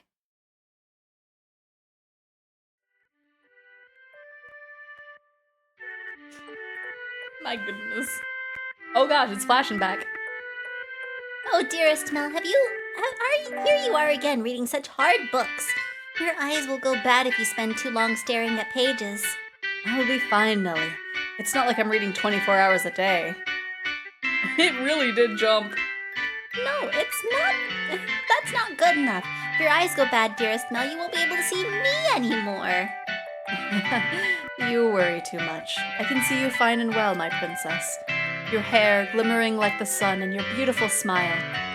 I can see you clear as day, and that'll never change. Plus, the skies are clear today, so you're even more radiant than usual. You know, this is my favorite season. Winter's cold and there's so much rain, I can't stand it. But as it gets closer to my birthday, the clouds go away. And I just adore the sun. Yes, it's almost your birthday, isn't it? Have you decided what you're going to ask Father for? Not yet. I want pretty dolls and shoes with sparkling gems. And I also want a pretty dress like the one Mother wears. A list that long is asking a bit too much even for father. But, dearest Mel, Hmm? I already have what I want the most. So the truth is, as long as I have that, I don't need anything else. Oh? And what would that be? The hairpin they bought for you the other day? Or maybe the song they had written for you years later, or last year? None of that, dearest Mel. Then what could it be? Now I'm really curious. What is it that's so valuable to you? It's a secret. Girls have so many secrets. I just don't know what to do. Say, dearest Mel, would you run your fingers through my hair? Just for a little bit? What's gotten into you, Nelly? Why are you so hungry for attention all of a sudden? Also, did something happen? The screen looked like it changed for a second, but I blinked at the same time. Please, dearest Mel. Oh, okay, it did. Oh, Nelly, what am I going to do with you? Come over here. And I want to sit on your lap. Yes, yes, as you wish, my beautiful, beautiful princess. Say, dearest Mel, What is it this time, Nelly? right now, I'm so incredibly happy.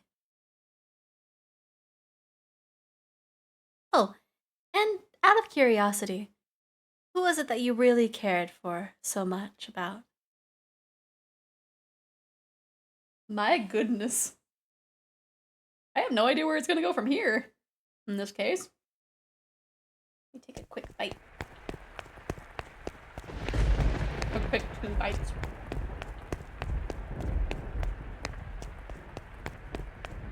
Because I am oh so ever hungry.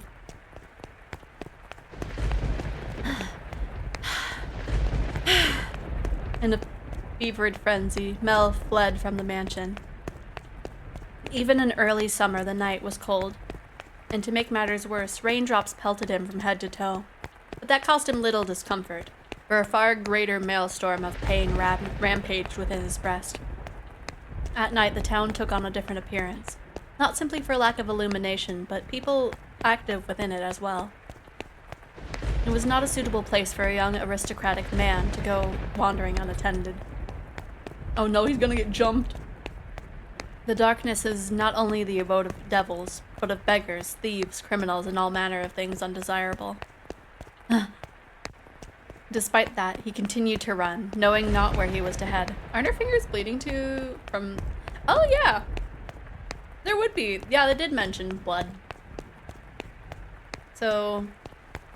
either they were still actively bleeding, or the bleeding was stopped by all the paint that caked under her fingernails, I can imagine. But despite that, he continued to run, knowing not where he was to head. He simply went where his feet took him, and where he arrived at the church. It is a little creepy. Father! Father! God should be able to offer me counsel, to answer all of my questions about that painting, about her, about Nellie's feelings. Not her lies, but the truth. Please, open the door! Open the door! But as you might expect, the door was locked, and the priest showed no sign of responding to his calls. The sound of the pouring rain drowned out anything else. His head dropped feebly. He looked like a helpless little calf who had wandered, alone, into the dark, precarious mountain path with no end in sight. Why? Why won't anyone tell me the truth? All I want is for someone to tell me it's not true. Have I sinned? No, I didn't know anything. I didn't know. No, none of it's true. So I haven't done anything wrong. I am not at fault. Am I? Nevertheless, his sister's claims and her laughs continued to echo within his head. If he truly believed it to be false, he would have gone to look at the painting. That he could not have any indication that uncertainty had a stronger grip on him. Fragmented images of a white-haired painter fluttered through the back of his head, or mind, but he desperately shoved them aside. What good is the church? What good is theology? What good is God? What? Something moved near the boy. It stood immediately behind him and grasped his light dressing gown. He had been so consumed in his own world that he had not noticed the person's presence until they were close enough to touch him. What? Who are you? Standing there was a beggar dressed in tattered rags. He's still begging at the church? The hooded beggar tentatively extended his hand toward Mel, pleading for relief with sad, slender fingers. Were he a generous young man, Mel would have given the beggar something. Were he generous, of course. Lord, get your filthy hands off me! I don't have a dang thing to give you right now. Don't you dare touch me. Suddenly, the beggar's head turned upward. My eyes catch the beggar's. Her hood fell back, revealing a hairless head. Why? And a pair of red eyes gazing bitterly through, though with a familiar distinctive glimmer, at Mel. Red eyes. She immediately covered her face and turned to run. Can't be. The beggar that's always been here was a... But you said so yourself that they would not survive much longer. How could you be certain she was the same beggar? Wait! Oh, wait for me! Perhaps as someone as such high social standing, all beggars appeared the same to you? Or perhaps you wanted to believe your meager generosity made a difference, that you did something of value. I will not say it is wrong to think so. Wait for me! I chase after the fleeting girl. Though I shout for her to stop, she continues to run. The rain is so heavy, I'm afraid I might lose her. I'm terrified. But I didn't do anything wrong, did I? I'm begging you, please stop. I just want to talk. She comes to a stop at the corner. The text is a little different in this section, weirdly enough. Please do not go around this corner. It's you, isn't it? I am sorry. Why are you apologizing? What I said back there was terrible, and for that I am truly sorry. I didn't realize it was you. Please come back to me. If you're concerned about social status, I'll figure something out. And Nellie's getting married off soon enough. Oh, yes, Nellie. Nellie did some horrible things to you. She's lost her mind. She was talking nonsense, but don't worry. She'll be out of the picture soon enough. I'll make sure you're safe. Say something, please. Are you angry? You're angry, aren't you? I'm not angry at you. I am not. Did you know everything? Did you come to our house aware of everything? Did you? Tell me, please. The priest isn't around and everything Nellie says is a lie. You're the only one who will tell me it's not true. What are you? Our relationship! I don't understand what you're saying.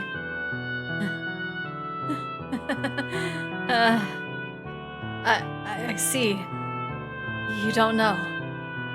You don't know. It's for the best.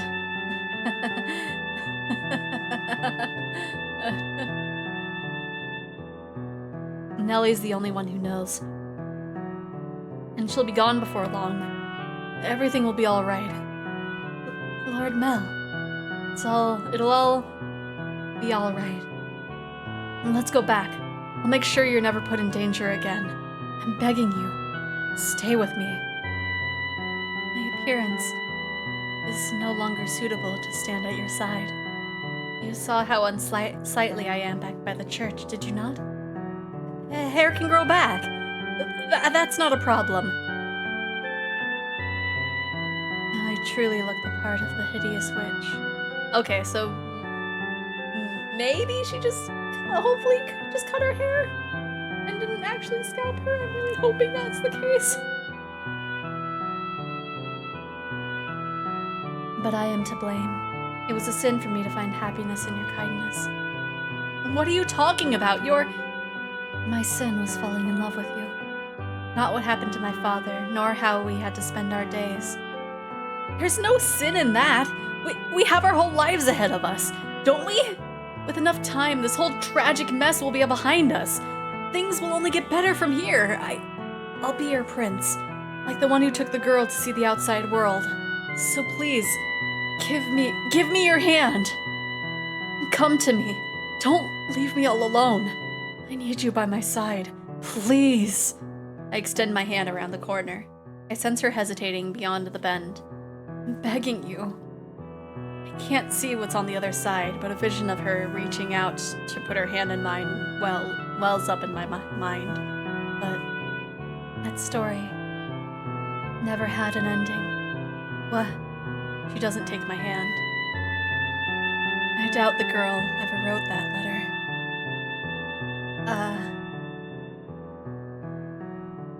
She's not there when I turn the corner. Why? How did things end up like this? Where did I go wrong, oh God?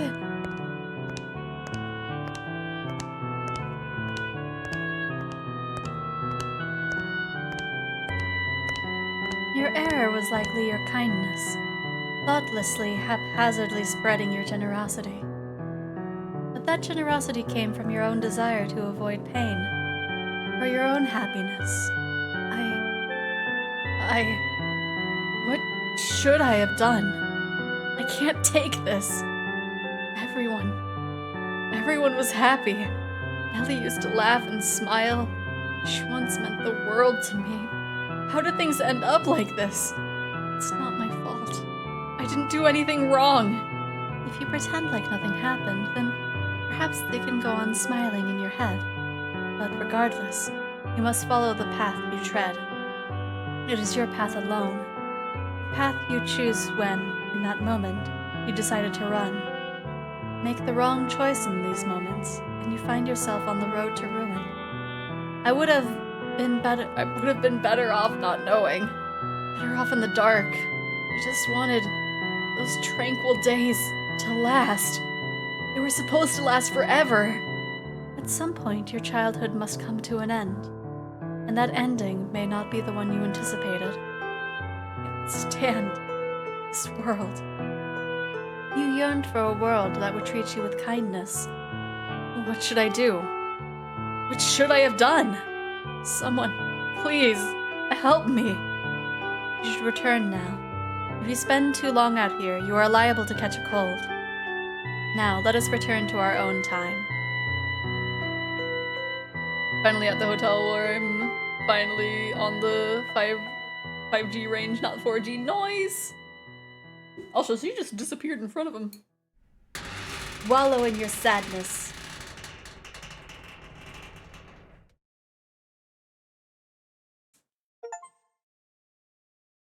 That was just chapter 1, my goodness.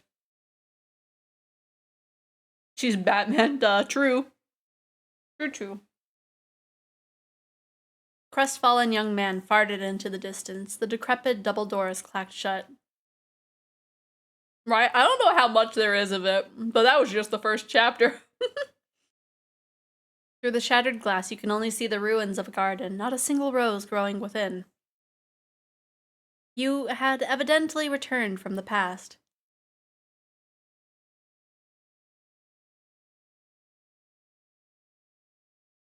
What?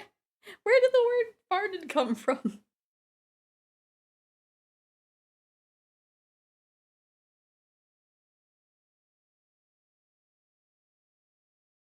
Wait, did I say farted instead of faded? Oopsie. Ah!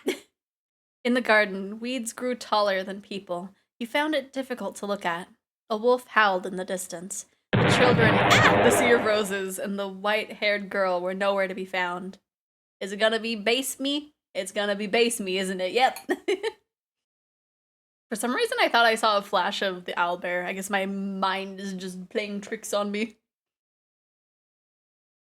The children, the sea of roses, and the white-haired girl were nowhere to be found. You and the maid, who called you master, were the only people present in the mansion. I have one thing to say, nuh-uh. What do you mean, nuh-uh? What happened to the next? Oh, master, you would know better than I. My, you cannot remember? It seems this is quite serious, then. Worry not. My loyalty lies with you, master. The mansion has witnessed yet more yet. Let us make our way to the second floor. Are we gonna go to the past and see, like, the grandpa at one point?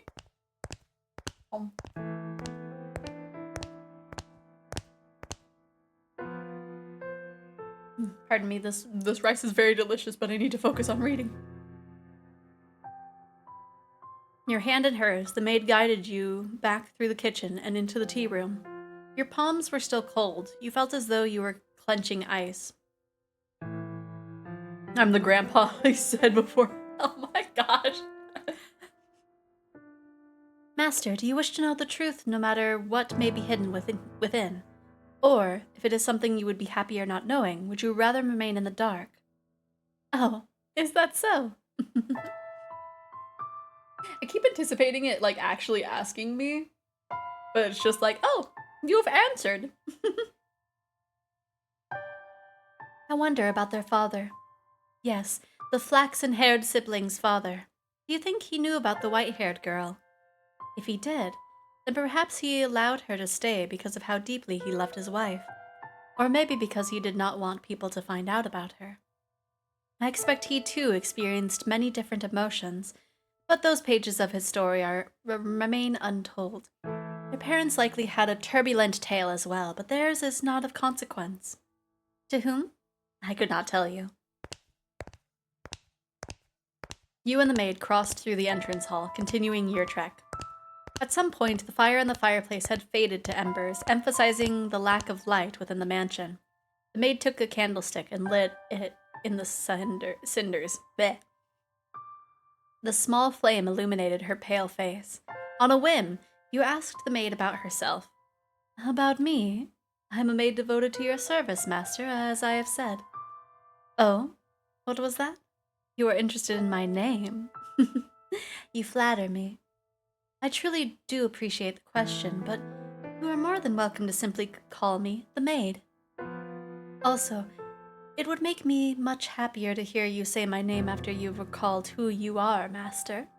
A subtle smile rose to the maid's face, after which she began to lead you down a first-floor corridor. Still holding the maid's hand, you passed in front of the full-length mirror. In it reflected the warm light of the candle, which disappeared out of the range shortly thereafter. Oh my, is something the matter? Did you come across something peculiar? The maid had not appeared in the mirror, though she was not the only one without a reflection. Were we also were we also without a reflection? We're both vampires, oh my god!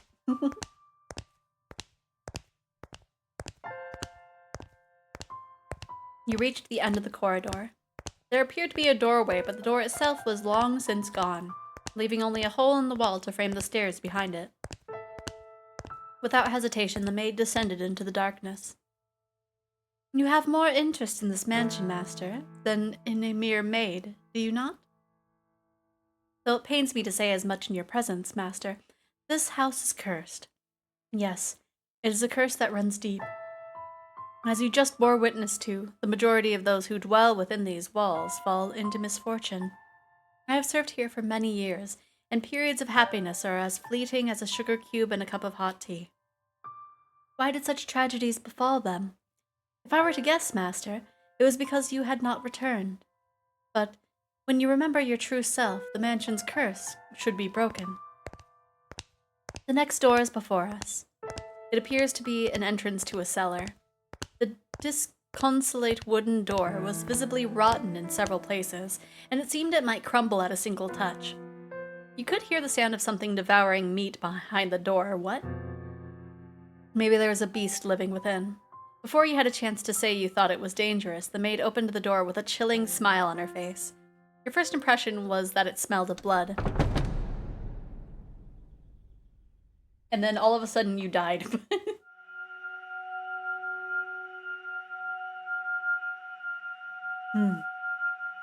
The second door. 1707. So this is gonna be a different family. Maybe same family, different people. Because this is...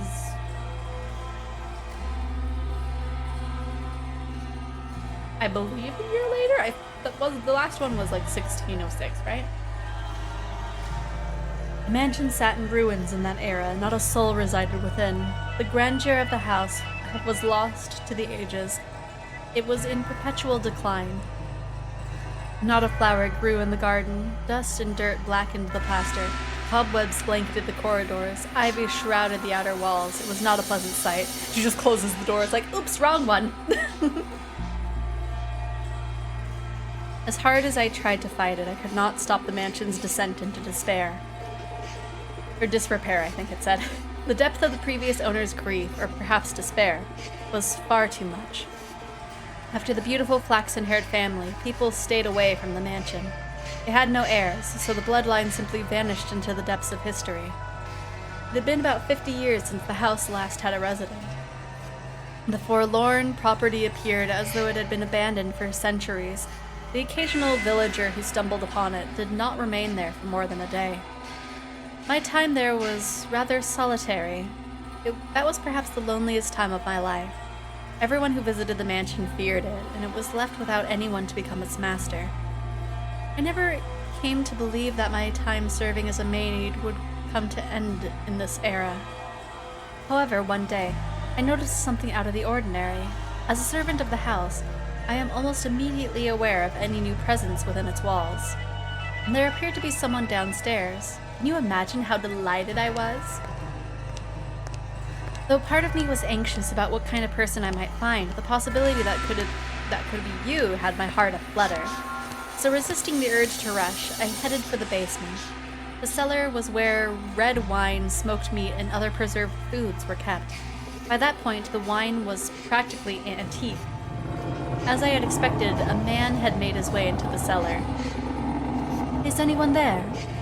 Although I am unsure if referring to him as a man is entirely accurate. Oh my, this is quite something. Oh gosh, there was a face there. The very first thing I sensed was an almost unbearable stench. Oh, thank you for the stretch. Oh gosh. I think I've been shrimping this whole game. Or the whole story so far. I don't know. I've been in a weird position. I think maybe I should just like move my mic. Maybe. Let me see if I move it like that, maybe this will be good. I don't know. Also, I think my mic is like rotated a little bit. I don't know if it's noticeable though, so hopefully it should be fine. This man stinks. The odor emanated from the man, heightened by the food he had carelessly rummaged through. Let me know if I need to move it again. I hope this is a good, like, tone, volume. I don't know. Blood-red liquid spilled from wine barrels, soaking the floor. His sunken eyes had a piercing wolf-like glimmer in them. His teeth were sharp and yellowed, visible as he ripped into the chunk of meat. He grumbled in a seemingly inhuman tone. I'm actually louder? Oh, maybe this was a good move. I was looking at a beast, or perhaps a half-beast. There was another source of odor in the room, though. It had something of kind of a metallic tinge to it, and when I noticed this, I nearly passed out. The red liquid was not just wine, as I had assumed. The beast had, I presume, stolen a weapon from the village. A sword far too nice for him lay on the floor by his side. I could barely imagine how many people's lives he had taken with that blade. It was visibly wet with blood, even in the darkness of the cellar, but at the same time it had an imposing gleam. The fine, luscious aroma of wine could not mask the stench of blood and the beast. Holding my breath, I took a few moments to ponder. Ponder what? Oh, master, you know. Tell me, were you summoned here by the mansion? Just...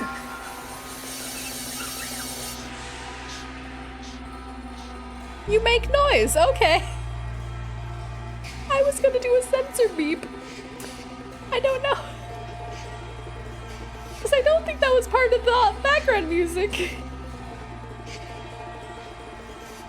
Did you come here knowing what kind of place it is?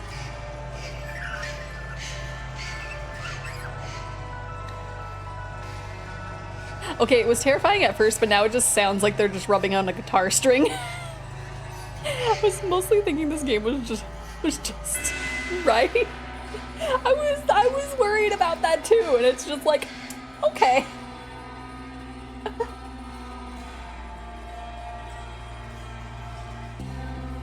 Holographic card things? Oh, maybe.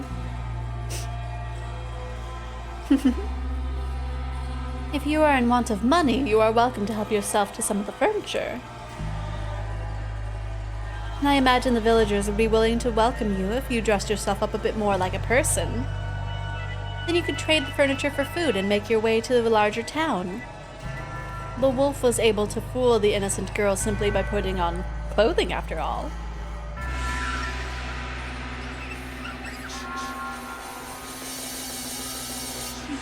It's so weird. Oh dear, I was afraid you wouldn't understand me. What am I to do? I was in quite a predicament. Nevertheless, it meant a great deal to me when I had found someone who did not fear the mansion, be they human or beast. So I decided to give him my assistance while doing my best not to agitate him. Say, could you perchance be my new master?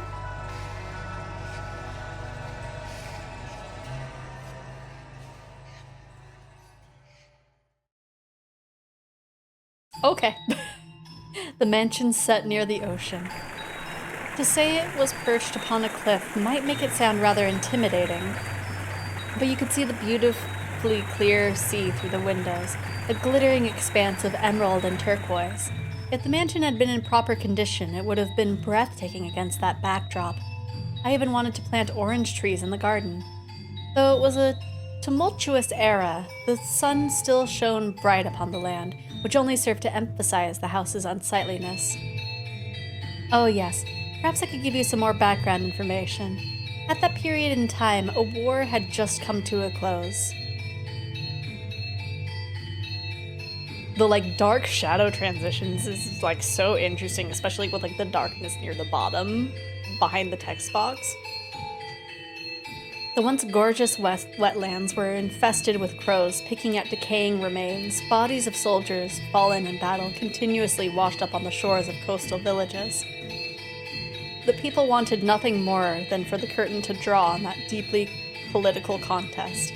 And when it finally did, the kingdom, with its richly fertile shores, was stripped of its independence, beginning a new era under new rule.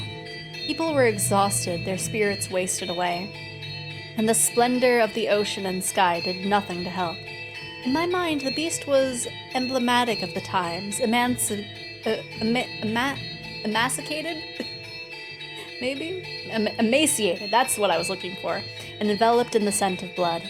But the war came to an end. Thus the beast did not have to remain a beast, I thought. Did he?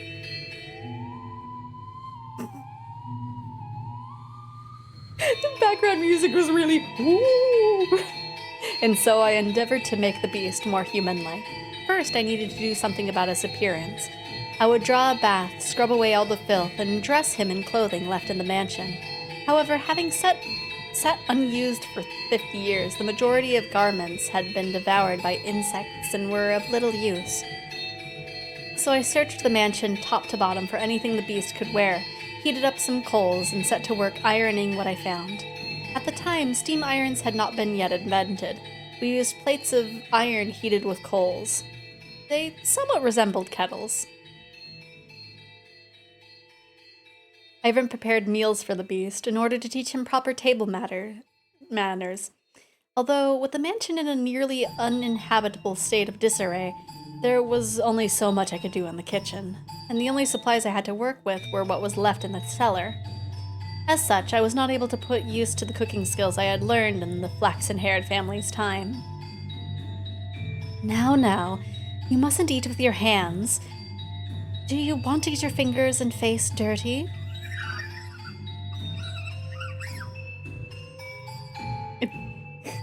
It is really intimidating to look at, though. You eat using a knife and fork. See? Like this. I feel like I'm teaching a young child. Oh, he didn't like that. Oh my, what are you holding your head for? Oh dear. Perhaps I should be teaching you to speak before table manners.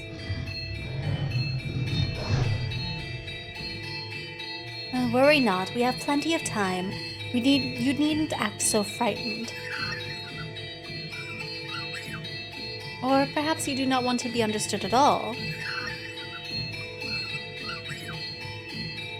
Would you be so kind as to tell me your name?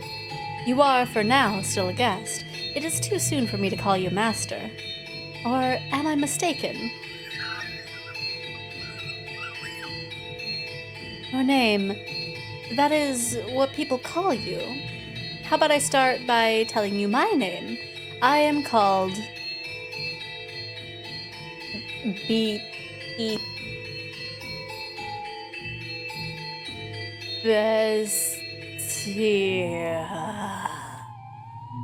Bestia.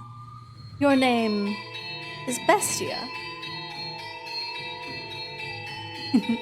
I see. Then that is what I shall call you, Bestia. My, you seem to be rather perplexed as to how I was still alive. Yes, I am rather perplexed on the whole situation. He had in fact attempted to cause me harm. However, I am a servant of the house. The beast called himself Bestia. It is a curious thing, when I learned his name, he seemed to take on new importance in my mind. He was not a mere beast, but the thing called Bestia.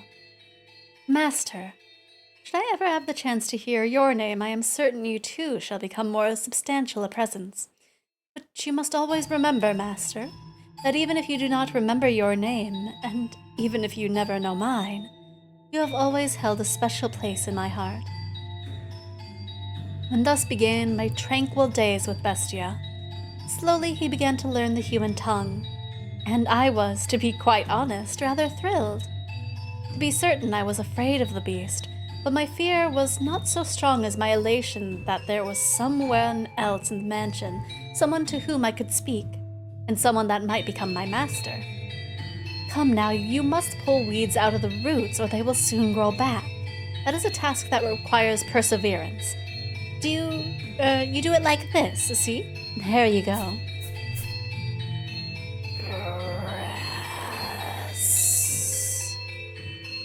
Oh, did you not expect that? What happens to be many plants on the surface is actually all connected within the soil. This is a task that requires a man's strength. If there were any other servants, they could do this, so I apologize for making you tend to the gardens, future master. Or perhaps, now that you're all dressed up, do you wish to leave the mansion and find someone to fool, as the wolf did the sweet little girl? Have you no interest in remaining in such a disheveled house? Go on. Not want to leave. Oh my, is that so? If you wish to stay, then I shall not stop you. On the contrary, I will gladly attend you. I was waiting for a person who is to become my master. Forever waiting. I should be able to watch over you until the day you depart this world, old and wrinkled. Do you not believe me? Are you interested in becoming the master of this house? Will be. I have to wonder if you know what you are saying, although it matters little whether you do or not. Oh my, look at that. Now this brings back memories. This is called a rose. Do you know what a rose is? This is a type of flower. Not. No. Do not. No. I see. Then allow me to teach you. What you have here is not a real rose. The real roses wilted and are sleeping in the soil. This is called an accessory. It is something women wear. The beast held an ornamental white rose in his hands, an object someone, sometime, meant to give to someone else. Curiously, the white rose was just as stunning as it had been the day it was made, despite being buried in the earth for so many years. Wow, that was a good craftsman if it lasted like 100 years. I hear roses make wonderful gifts. He stared intently at the decorative rose. I had presumed the beast would either discard it disinterestedly or destroy it. But much to my surprise, Bestia held it gently in his hands, as though it was something precious to him. Are you perchance considering giving it to me? So you are not. Very well. Is there someone else you would like to give it to? In that moment, a thought floated through my mind. The thing I had found in a pool of blood in the cellar was a monstrous creature indeed, but perhaps it was not, at his core, what he truly was. So I asked him a question. What is it that you desire, Bestia? This mansion fulfills people's desires. If you yearn for something... Want... Live... Peace... Look at that filthy thing. A beast! It's a beast! It's eating heckin' sand! Are you really that hungry? Beast, you foul creature! Stay the heck back! Get any closer, filthy beast, and I'll kill you! Oh no, he's traumatized. Several days passed by. As Bestia began to act more like a person, the mansion followed suit, slowly becoming more habitable, though not yet back to its former glory. No flowers grew in the garden, but neither were there weeds infesting it. The dusty corridors, shattered windows, rust-covered kitchen gradually returned to their proper states. Bestia learned how to change his own clothes and how to draw a bath. No longer did I have to wait on him hand and foot. He could take care of a number of things all by himself. What we lacked for food, he acquired from the forest. Never did he go to purchase supplies from the village, rather, he captured hares and gathered herbs hidden in the overgrowth. There were days without incident, or they were. And though such a life may be wont for excitement, peace is somewhat what you mustn't take for granted. Those who have it cast it aside, finding the leisurely flow of time dull. Only those who have never experienced it truly know how precious it is. Bestia appeared to be content. He wore an expression of solitary serenity. Someone! Is anyone there? And one day, a crack formed in the uneventful tranquility. Is anyone in there? I eat sand when I want to. If I'm a beast, that's your problem, not mine, right? I'm not feeding you sand. I'm eating sand of my own accord. Is anyone in there? Could you part with some food? I don't need much. Some food and water. Just a little, that's all I need. Bestia looked over at me as if seeking my aid. Ironic, no? It was the visitor who was truly in need of aid. I pondered it for a few moments, deciding that I could not simply turn away someone calling upon the mansion. Had Bestia ordered me not to let him in, I would have followed his instructions, but he said nothing. You're an interesting-looking person. Oh, thank God someone's here. I was afraid it was deserted. You said you were in need of sustenance. Yes. It doesn't have to be much. Anything to quench this thirst. I got lost and it's been several days. Give me a few minutes. I will... Let him in. A firm, deep voice came from behind me.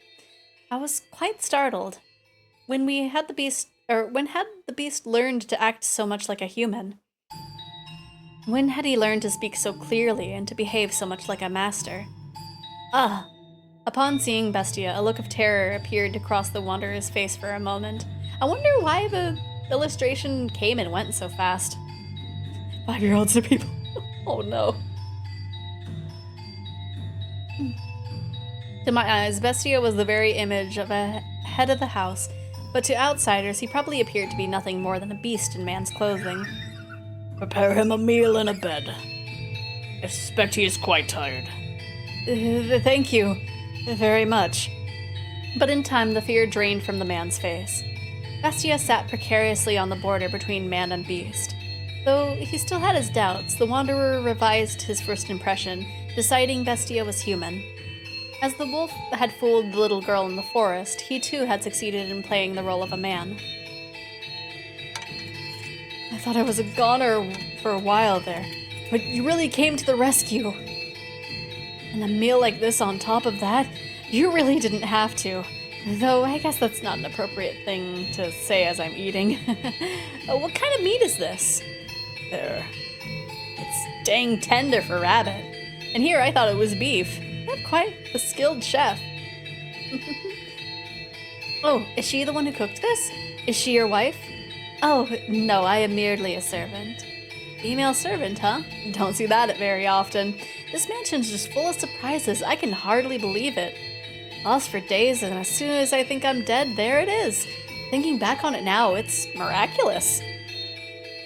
But why are you two living here alone on a house on the cliff? Oh, I beg your pardon. Asking too many questions without telling you about myself. My apologies. Just a little too excited to finally see other people. I'm a merchant. I do international trade. Until a few years back, spice exports pretty much all came from one place. But now that we've established trade routes of our own, my country's fighting tooth and nail to push its exports. And, in fact, some have lost a few teeth in the fight already. But that's just how it works. It's a cutthroat world. You do what you must to survive. And that's just how it works, the merchant said, a sorrowful look on his face. He was quite clearly putting on a show, though. Confidence in himself and his homeland radiated from that man. I came to this land to do business, but much to my chagrin. Chagrin? I don't know. I somehow ended up lost in the forest. Had I wandered around for much longer, I'd have lost the chance to ever see my beloved again. Your beloved? Yes, sir. I'm constantly out on business, so we only get to see each other every few times a year. Or a few times a year, not every. But she always waits for my return. I'd like to introduce you to her if I ever get the chance. She's a pretty girl, if not especially striking. Is that so? The merchant was a man of many words, and I, for one, do not mind a lively supper table. Though I know not how Bestia feels, or felt, at the very least. I was glad we had invited the Wanderer into the mansion. He was, after all, holding a proper conversation with someone, and he seemed to be having success concealing his piercing, beast-like gaze. However... Oh, right, I stopped by the village before entering the forest, and I heard a bone-chilling tale there. As soon as the merchant brought up the subject, the palpable tension spread through the room. They say they have seen sightings of a beast. It's a creature unlike anything anyone's seen before. Not a wolf or bear or anything like that. It even attacked the village once, killing several people. Thankfully, the men managed to drive it out, but the creature is still alive. There's nothing in this world scarier than a vicious beast. So you should keep an eye out. Wouldn't want to accidentally let a murderous beast into your home. At the villagers' insistence, I had a smithy forge me a knife. Is that knife... Huh? with you now? Well, yeah, I got it on me. Only good to defend myself with, but it's better than That knife. You brought that knife. You're here to kill me with that knife! What? You're going to stab me again and again with that knife like they did last time. That's why you're here, isn't it? What? What are you talking about? What's gotten into you? Stab and stab and stab. Calm down, what are you so worried about? I'm not going to hurt you with this. What did you just say? Oh, I like to imagine that before the wolf ate the poor little girl, he said, "Is that what I always looked like?" Yes. Beast. What's your problem? What's wrong? Talk like a human. It's me. Stop! Stay back! Get any closer and I'll stab you to death! You act like you only just realized I'm a beast. Eek! That's right. I'm a beast. I killed them. Stay back! Who made the music for it? I don't know. This music, like, the music's been really fitting for these scenes. Do the same to you. In his hand, Bestia held his sword. Perhaps it had been hidden under the table, or maybe behind his chair? Regardless, it was as though he had expected this to happen. Ooh. Ooh. Ooh, this part of the music is so good, oh my gosh. The merchant kicked aside a chair, attempting to flee, but Bestia closed the distance in an instant, knocking him back. Wait, was that the part where it loops? Oh my gosh. He lost his balance and slammed against the wall, but still he made to escape, though the beast stood blocking his path. No! Please, stop this! Don't kill me! My beloved is waiting for me back home! I can't leave her behind! And why should I care? Oh my gosh! Yo! Yo! A dreadful scream echoed through the dining room. I reflexively covered my ears. Please, help! Someone! Anyone! No one's coming for you. This mansion's a long way from town. Hell, that woman, where did she? Why isn't she here? She was just... Ah! You'll kill me if I don't kill you. And I must show you that I will. I must show you that I'm serious. I must kill you or you won't understand. You won't understand! If I don't show you firsthand, you won't understand! I've lost the growl immediately. I'll make you understand. I'll make your flesh and bones understand. Kill. I'll kill you. I'll kill you.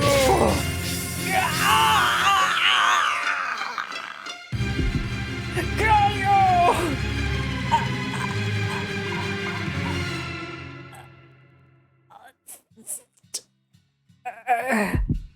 That's right.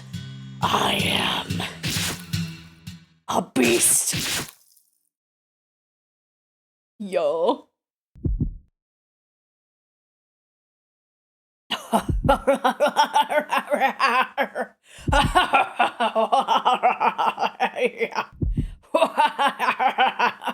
My goodness, he's going wild.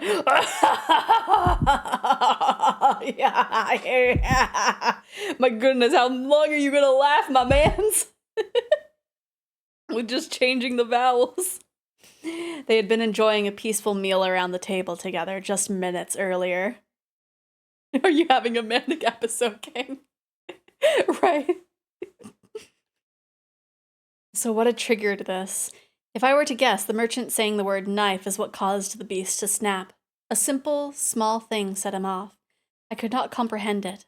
Bestia, who had said he wished for peace, was staring down at the ravaged corpse of the merchant, with a look of ecstasy on his face. Master, can you understand how he felt? Even just a little. Did he not yearn for peace, but for slaughter? Now to take another bite.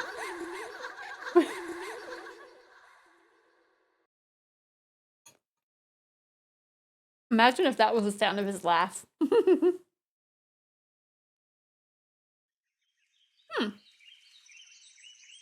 All right, that does it for today's shopping. And now the moment we've been all waiting for, snack time! There's nothing better than having a ham sandwich in the park. Oh dear, maybe I should lower my voice when I'm talking to myself. She like me. But it's so nice outside. I just can't help myself. Does the weather have anything to do with talking to oneself? Not important. Food. If he were here, it would taste even better. Oh, is this the merchant's wife? She's heckin' widowed.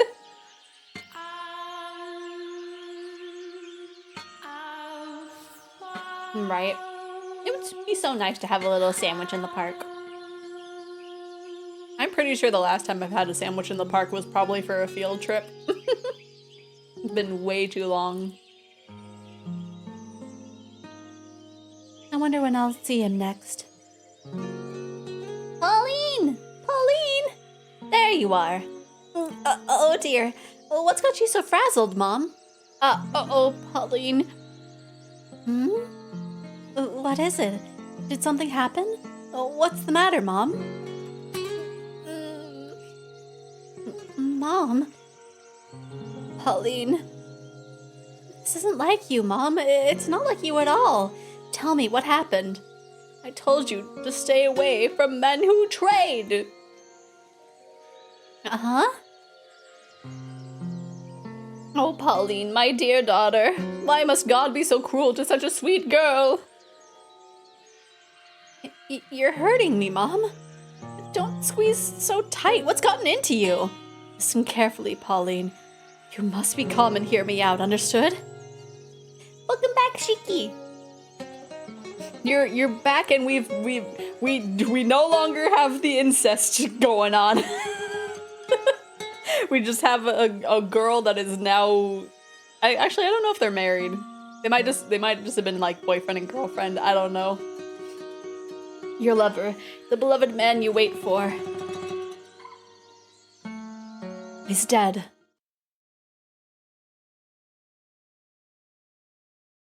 We went about 100 years in the future, and so there are new people in the house.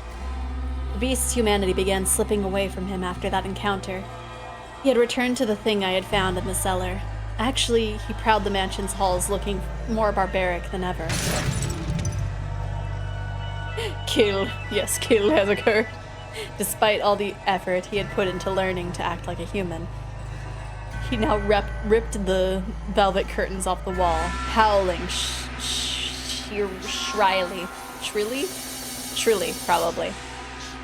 Stomping back and forth through the hallways and ravaging the garden. I watched him intently, though from a distance. Bestia was not merely a beast, but an out-of-control, bloodthirsty beast. Just a few days ago, we had been tending the garden together, but that was no longer possible. I was quite disappointed. Eventually, Bestia discovered my hiding place. I had not felt regret in a very long time, but I felt deep regret in that moment. More! Don't have enough, not enough. I need more! I must satisfy these urges. Are you saying peace was never enough to sate you? Did I mishear you when you asked for peace? I was mistaken. Asking for peace won't solve anything. Blood, despair, eyes filled with terror, oh gosh. Okay, maybe I should stop growling for the beast. He is gonna absolutely destroy my vocal cords. These are the things I need. I've always known it. It's like when I was,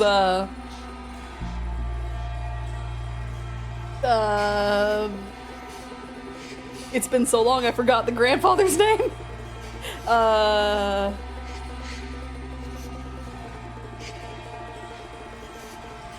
I don't know, because I started very growly when I started with the grandfather's name, and I was like, oh, okay, you're not immediately dead, you're coming back, okay. I've made mistakes. You said this mansion fulfills. Just calling Peapog gets the job done the same way, yeah. I feel like it starts with a K, but that's all I have in my brain now. Mr. Stinky Peepaw Man. You said this mansion fulfills people's desires, then give me prey. No more hares, live humans. Why did I ever teach him to speak human language? Before long, the mansion granted his wish. Once a week, a villager or a traveler merchant from somewhere would fall in or wander into the forest, ending up on the mansion on the cliff. Though something felt suspicious about the man who greeted them at the door, on the surface, he looked like a proper nobleman. So they all eventually chose to trust Bestia. The mansion had an air of loneliness about it, but it was adequate to provide rest for the weary feet. There was food and a bed, and most comforting of all, there were other people. The lord of the house treated the lost souls like esteemed guests. He poured them fine wine and had me cook for them. No one suspected in the slightest that he was a beast. He put on a reasonably convincing act, because, yes, I had taught him how to behave like a master. The visitors all went to bed contented, but, as I am sure you can imagine, Master, he would never see the light of day again. The penetratingly bright sunlight particular to this area. A beast! It's a beast! You disgusting creature!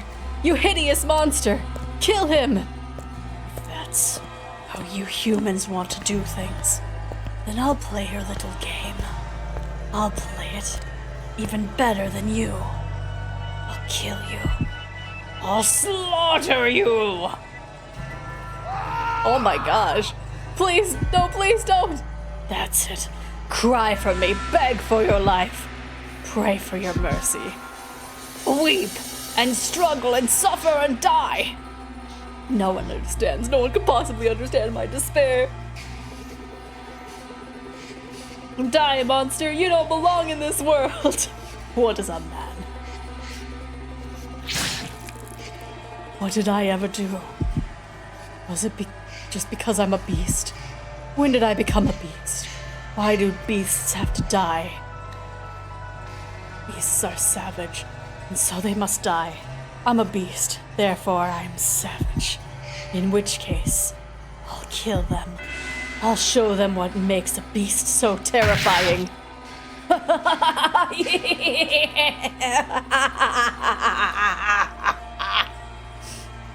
Moonlight crept through the torn velvet curtains, shining down upon the blood-soaked beast. It was a sight that would incite terror in anyone. Look at this. No one can stand up to me. Humans have no chance against beasts.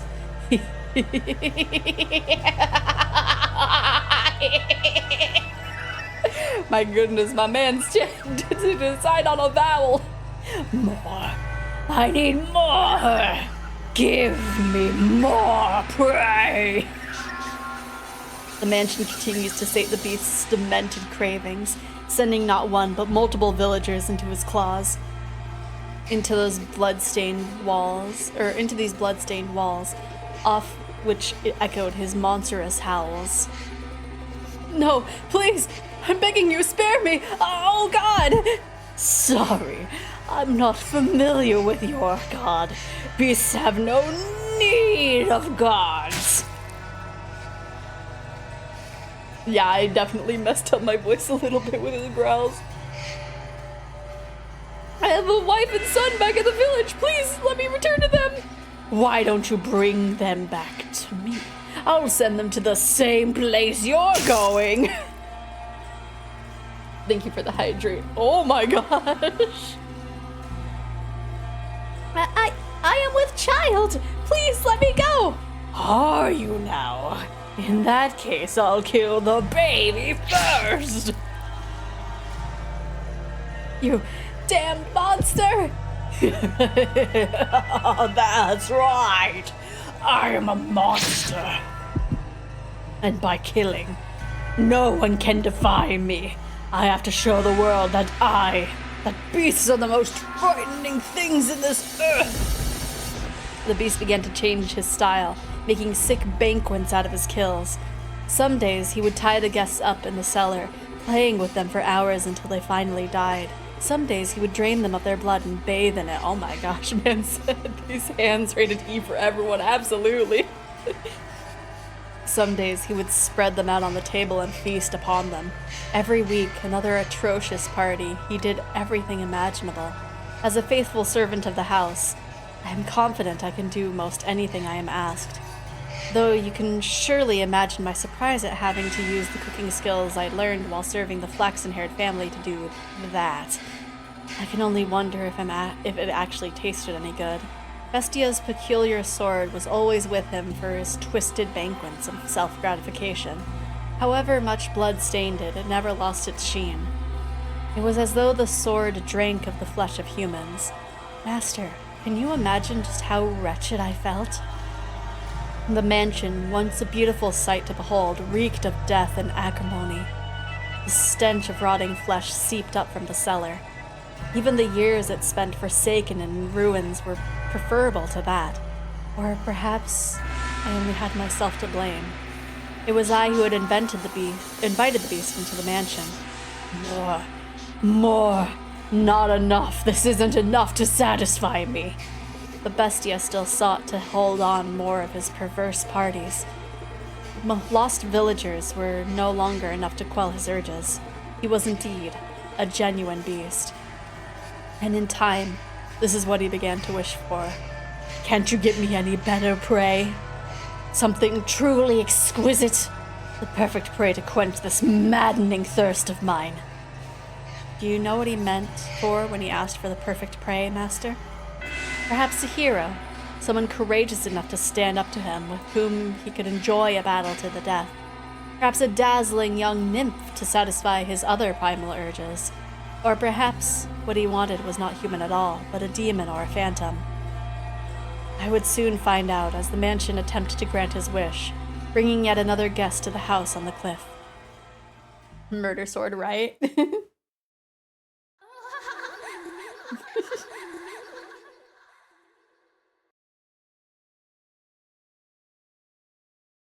Eventually, I will finish my rice.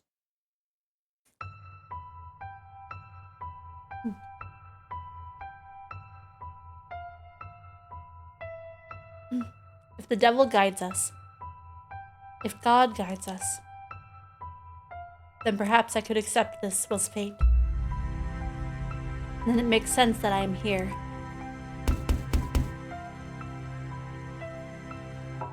Is anyone there? I've lost my way. Would you please be so kind as to spare me a little food? Ah, there. There it is. There comes the poor little offering. I never learn. You just keep coming again and again. The mansion keeps granting my wish. I would be glad to provide you some food, and you are welcome to stay the night. Get some rest. I will have a room prepared. Then, I suppose I shall take you up on your generosity. I have been wandering for a very, very long time. What was that, Master? You recognize her? I imagine you would. That white hair, those red eyes, skin the color of freshly fallen snow. And that flawlessly beautiful visage. You could not possibly mistake her for anyone else. Would you look at that? It's killing time, right? What happened to the eyes? What do you mean the eyes? These eyes? And no, it is not someone who happens to resemble her. I could understand why you would be surprised, Master. At first, I could hardly believe my own eyes. The wanderer knocking on the door that day was the very same fair-skinned young woman who visited the mansion so many years earlier. You know how it's said about other urges? I am worried. I'm worried that this is because of that. I looked away real quick for some poppin' techniques for... It's fine. Don't worry. Nothing weird. Wasn't even thinking that fear, right? Because it's like, I'm pretty sure since she's showing up in the second time frame, she might be more important. So I don't think she's gonna die. But I'm worried. The white-haired girl must have spent many, many a night in the forest. Her crystalline skin was covered in red scratches from where she had brushed against stray branches and tree bark. She had even lost her shoes and was standing there barefooted, looking quite disheartened. But what? Did that make her... I'm back to being this. With this fear, I cast away to see this thing another day. My goodness. Well, now you just have gun. But that did not make her any less beautiful. In fact, you could just imagine the dense forest canopy parting to allow the sun to shine down upon her. The beast appeared surprised by her angelic beauty as well. It seemed as though all the madness drained from him in that moment. Oh no! He caught feelings immediately! He said nothing, but his eyes told all. He was enthralled by the sight of her ruby-red irises and her pure white hair. He forgot how to speak human. Pardon? I am a beast. This is what I asked for. Something to quench my thirst. We're allowed to be happy. But as I said that, it was only for a moment. So rejoice. Imagine just how gratifying it will be to see such a beautiful woman writhing in the throes of death. Follow me, I will have a bath drawn as well. And once the moment had passed, the beast was barely able to contain the wellspring of madness within him. Just like me, women also make me forget how to speak English, right? He wanted nothing more to run his sword through the white-haired girl that very instant, to torture her, to defile her. Oh, you better not. He tended to her wounds, served her supper, and drew a bath for her. And afterwards, the beast even made to provide her with a dress to wear. Man, women, am I right, lads? Right? Even the outfit she had only worn for one night so many years before was there, waiting for someone to put it on again, for her to put it on again. He said she could choose anything she liked. She, being such a modest woman, said she needed not of such fine attire. And what a shame that was. I too wished to see her in a dress once more. I need not such fine clothing. You needn't be modest. No. No, that's not why. Are they not to your liking, then? No. My apologies.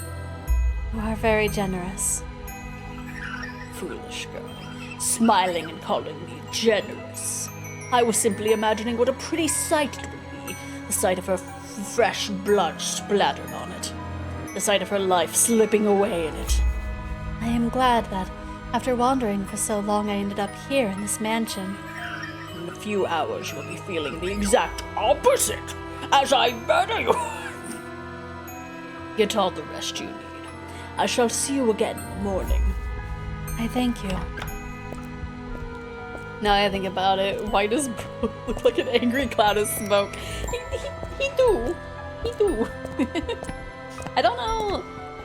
That might just be how he looks. They did say that he kind of disguised himself to look like a noble, but I don't know if we're gonna get the luxury of actually seeing that, or if it's just like, hey, here's so that way you know this is the monster. Smoke, oh boy, calm down, right? Calm down! Put that away! Bestia then made his way out of the girl's bedchamber. His mask came crumbling off after only a few steps.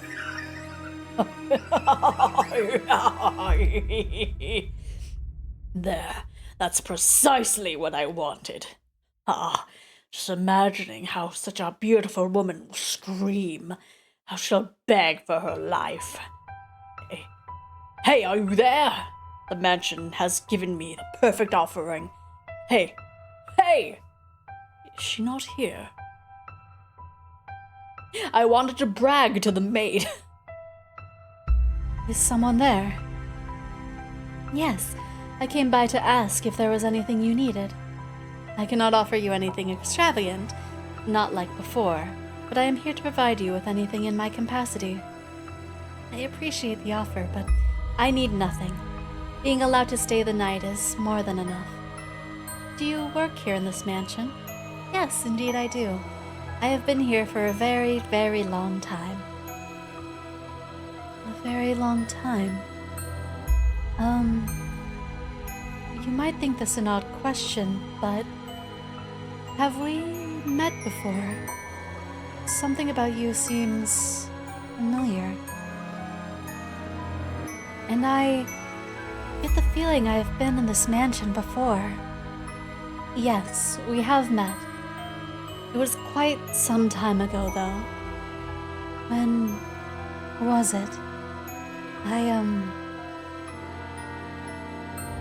It was an unimaginably long time ago. You remember a boy and a girl with flaxen hair? Flaxen hair.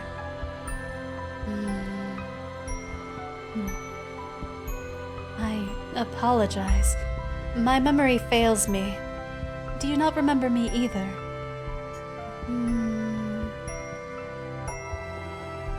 I see.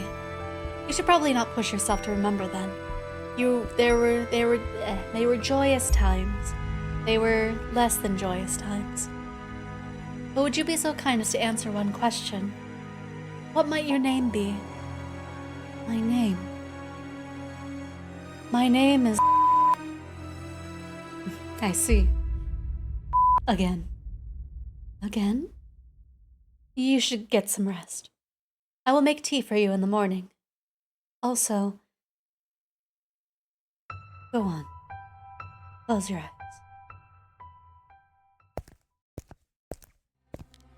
But Bestia never waited for morning to come. With his sword that smelled of blood hanging from his hip, the beast slowly, ever so slowly, crept towards the room where the white-haired girl slept. Don't be weird. Don't be weird. The time was soon approaching for the bloodthirsty beast to paint the walls with the young woman's blood, to turn her bedchamber into a gore-splattered altar upon which he would offer her to the devil. However, when he opened the door, the beast could hardly believe his eyes. She was not asleep, but sitting there as if expecting Bestia's arrival. Why are you awake? Did you not go to sleep? I heard footsteps, so I... What were you planning to do when I got here? Surely you didn't think we simply had a nice... Simply you didn't think we would have a nice midnight chat. I was hoping to ask what it was that you wanted. To ask what it was I wanted? Do you even realize what you're saying? Can you not see what's in my hand? You know exactly what I came here to do.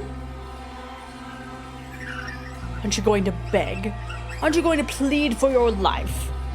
Aren't you going to ask me not to kill you? If it's necessary. But is that what you want? What I want is something much, much more gratifying than your pleas. I want to hold a banquet. It's not enough. No matter what I do, it's not enough. But you'll be enough to satisfy me, to quench this unholy thirst.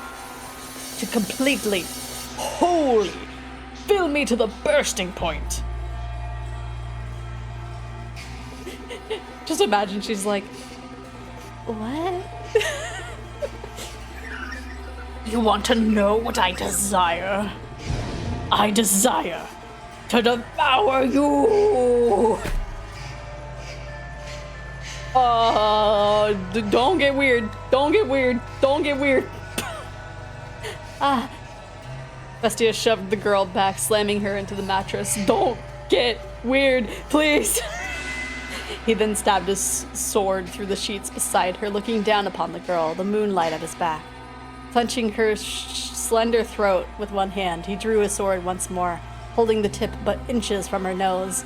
I am scared of the direction it's gonna go. No matter how much blood it drank, the sword continued to shine gloriously, as though it had just come from the forge. It was an awe-inspiring, tear-shedding blade, the sight of which would cause anyone to imagine the misfortune about to befall them. Hey, Monster Corporate called you by. Go on, mock me. Ridicule the hideous barbaric beast standing before you. From the moment you saw me, you thought me unsettling, no? But you averted your eyes because I had food for you. Because I gave you a place to rest. You pretended not to notice the beast. This is retribution. Retribution for you dang humans! So So beg for your life like they all do. Cry, plead for mercy. If you say that you are ugly, Then I must be... if you say that you are ugly, then I must be equally ugly. What came from the girl's mouth was neither a plea nor an insult, nor a scream. Or for real, just a humiliating. My goodness. The full-grown men had wept before him, and yet this slight young woman did not, despite this terrifying beast being upon her, moments away from extinguishing her life. Even I almost shrieked in fright. Bestia could believe neither his eyes nor his ears. do you not fear me? Can you not see what I'm about to do to you? What am I to be afraid of? I'm threatening to murder you! To rip your intestines out with these claws and watch you die in agony. I enjoy it more than anything in the world, filling others' hearts with fear. The more lives I take, the more I enjoy it. I'm a beast driven by madness. What he expected was for the beautiful woman before him to desperately implore him for mercy. He wanted nothing more than to see despair seep into every corner of her red eyes, for he believed that it would be a truly sublime moment, euphoria unlike anything he'd experienced before. Bestia prodded her with his singular sword, poking a slit in skin smoother than silk. You mean to take mercy on me, because you see me as pitiful. But she did not do as the beast wished.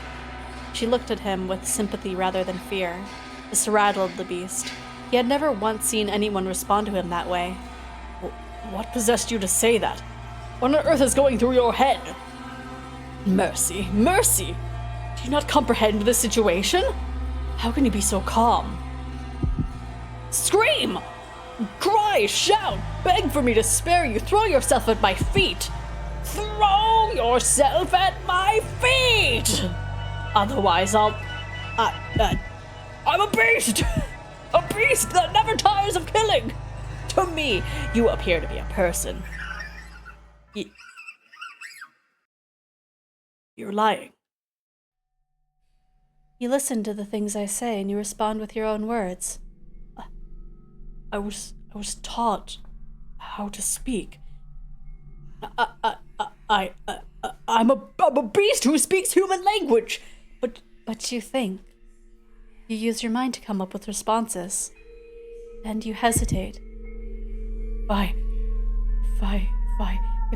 If I'm human, then why do they disparage me so? Why do they reject me and try to kill me? Etc. Because I'm a beast! A repulsive beast! Oh, he just needs a red circle, right? My goodness. A repulsive beast! That's why, isn't it? I will do nothing to hurt you. We are alike. Alike? Don't be ridiculous. How could you say we're alike when you're as beautiful as you are? There's nothing beautiful about me. What value does outward appearance have? You have suffered much persecution, which is why you tremble in fear. I am not trembling. I am not afraid. I can hear the cries of your heart. What on earth is wrong with you? Why are you not afraid? Why do you not scream in terror?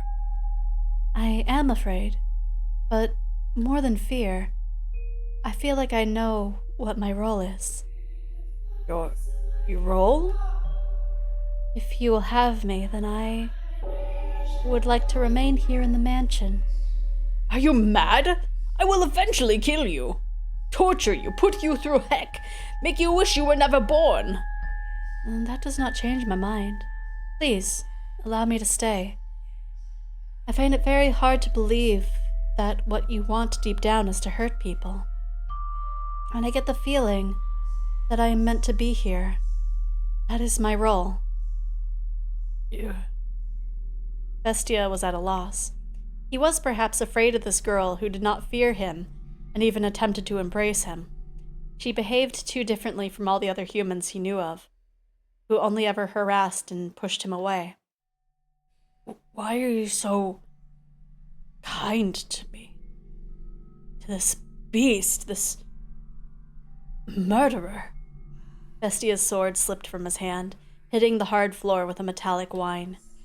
When the sound died down, the white-haired girl extended her hands for the beast with the utmost of affability. Her fingers were white as freshly fallen snow, something this area never saw. They traced his distinctive frame. They ran along his unusually shaped nose. They slid across his rough, yellowed skin. They drifted around his rather small eyes.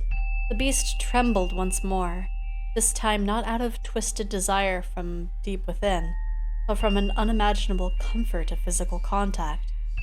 Her fingers moved so gently, so pleasantly, wrapping him in their warmth.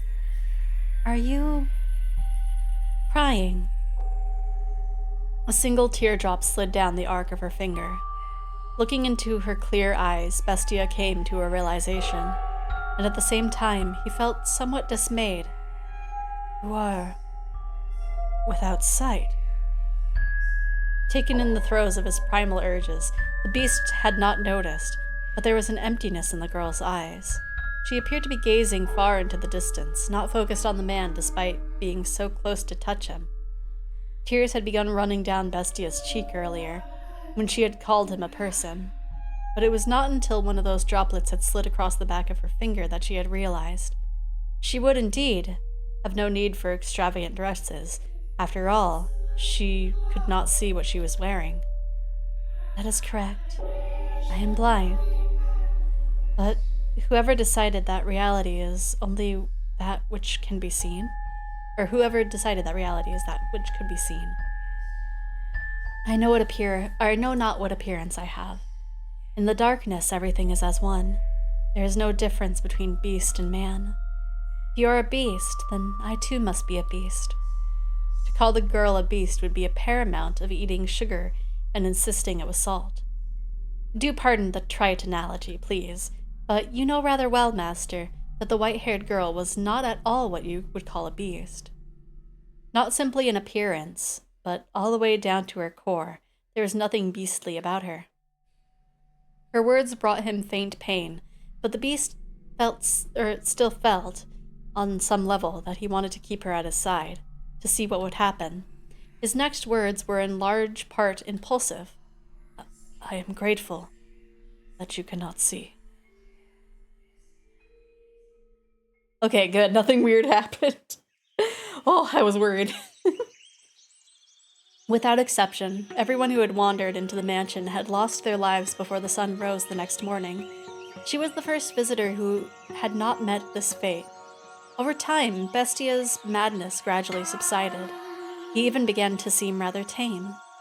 You would hardly believe it was the same beast who had once reveled in those perverse festivities. He was, I imagine, at a loss for how to behave.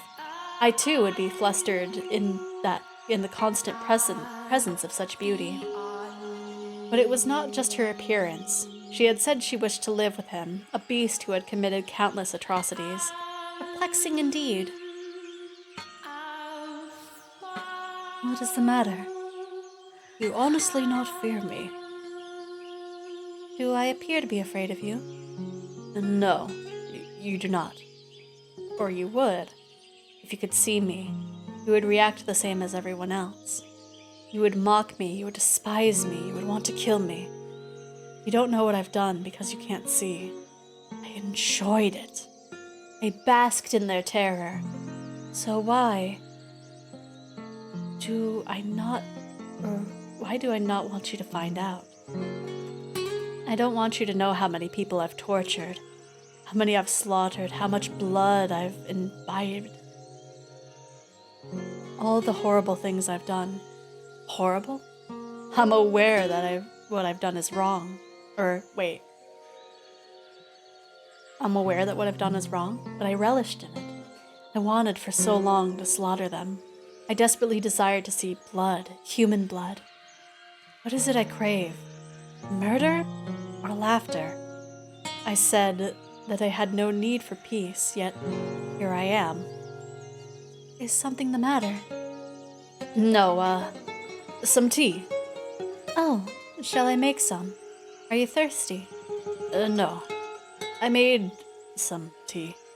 It's probably cold by now. I thought you might want some. You don't? No. No, I'll take it. What are you laughing for? Because I'm happy.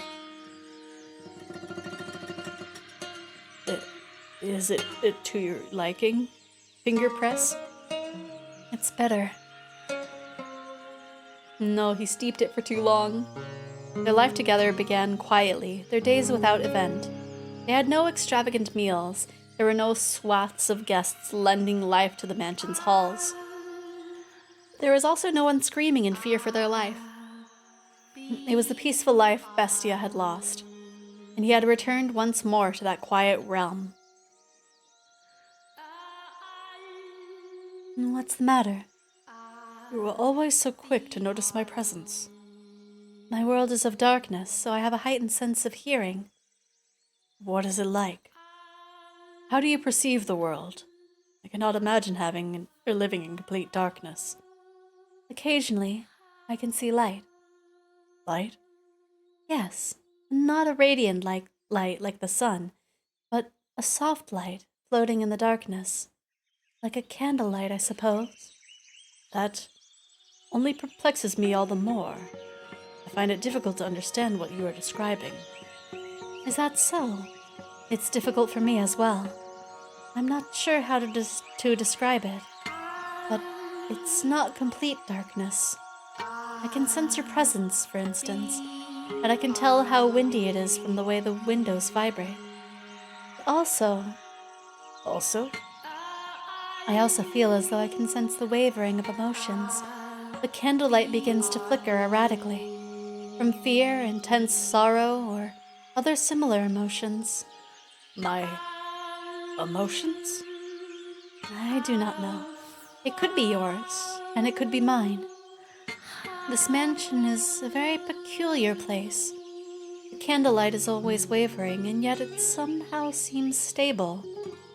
It makes me feel as though this is where I belong. I don't think I understand. I'm a beast, and so I lack the intelligence. But you... I'm going to go hunting. Is there anything you would like? Whatever you like. All right then. If you find any fruit, that would be nice. Fruit.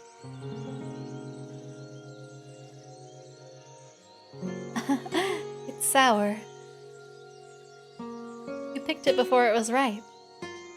I didn't know. Is that a bad thing? I don't know anything. I cannot see, but if fruit is still green, you are not supposed to eat it yet. What color are these?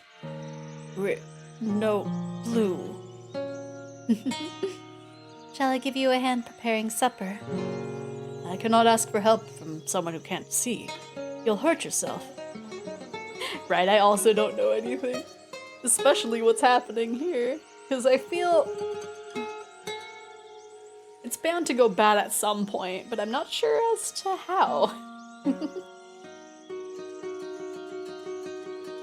Do not worry, I can tell for the most part where things are by touch and sound. Are you worried? Worried? Worried.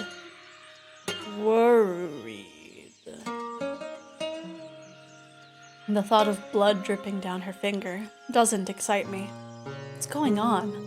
What on earth has happened to me? If I appear to be in any danger of harming myself, please let me know. Then you have nothing to worry about. You do not seem any more comfortable in the kitchen than me. She always cooks the... Where did she go? She always comes when I call.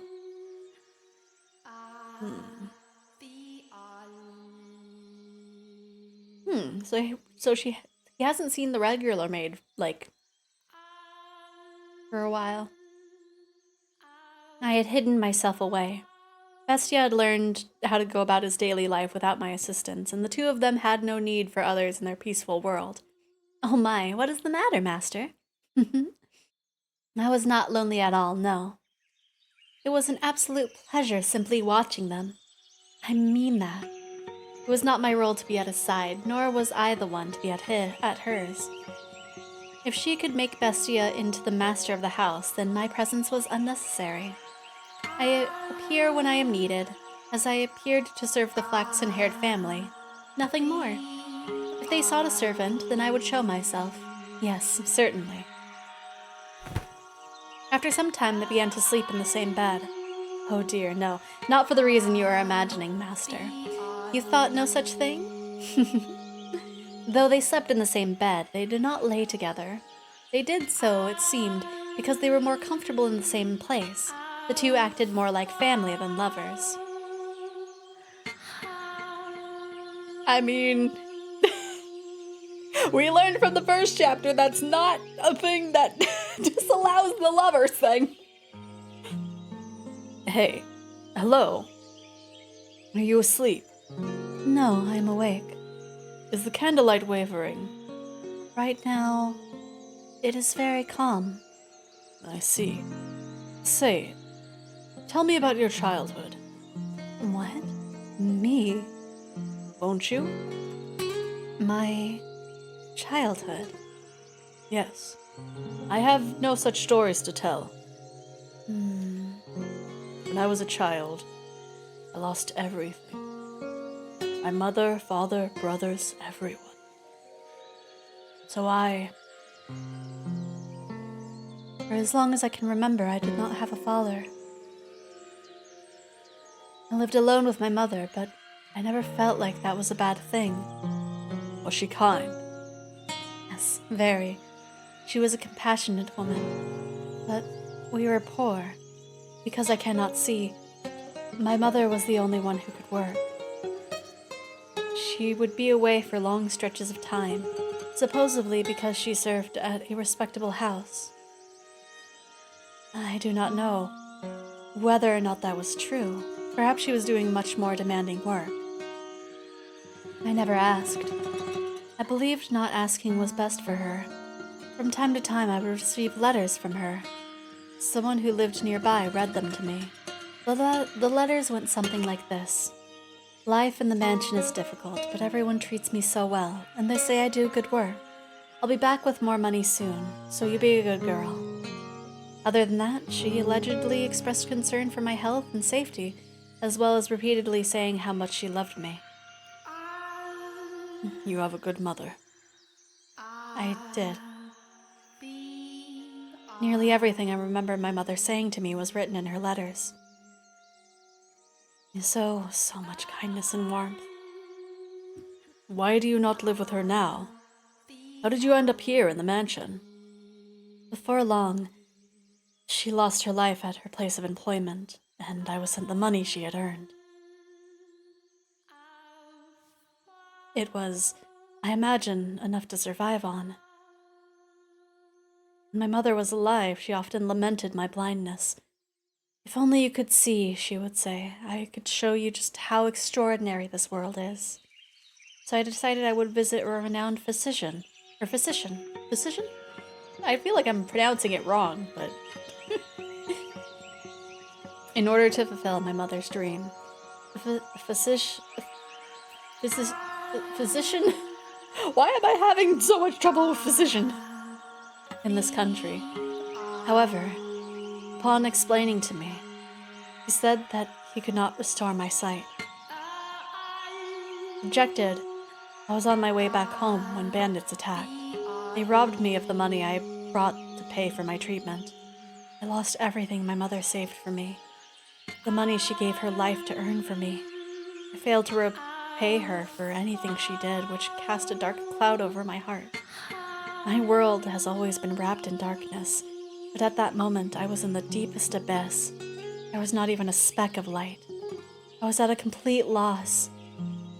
With nowhere to go, I simply wandered, no destination in mind. And that was when I miraculously arrived at this mansion.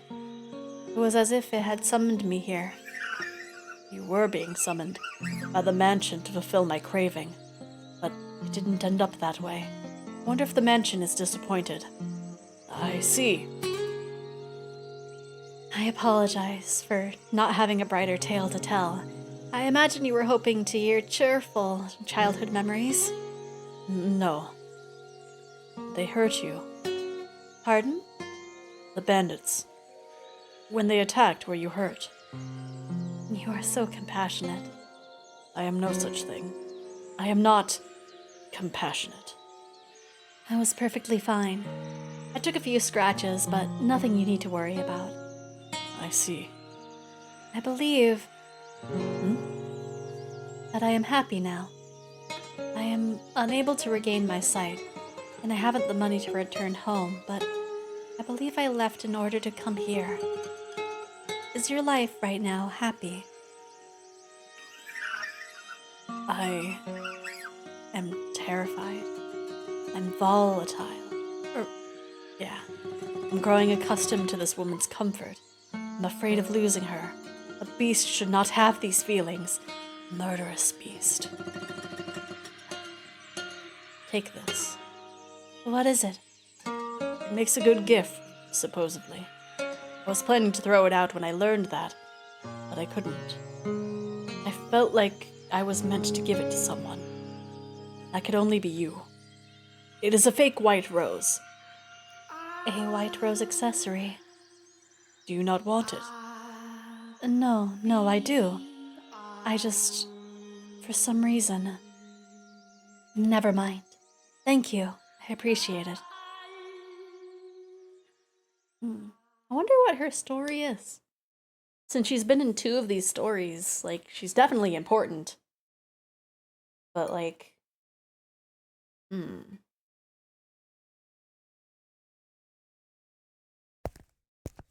She doesn't seem as aware as the other maid is for their long life.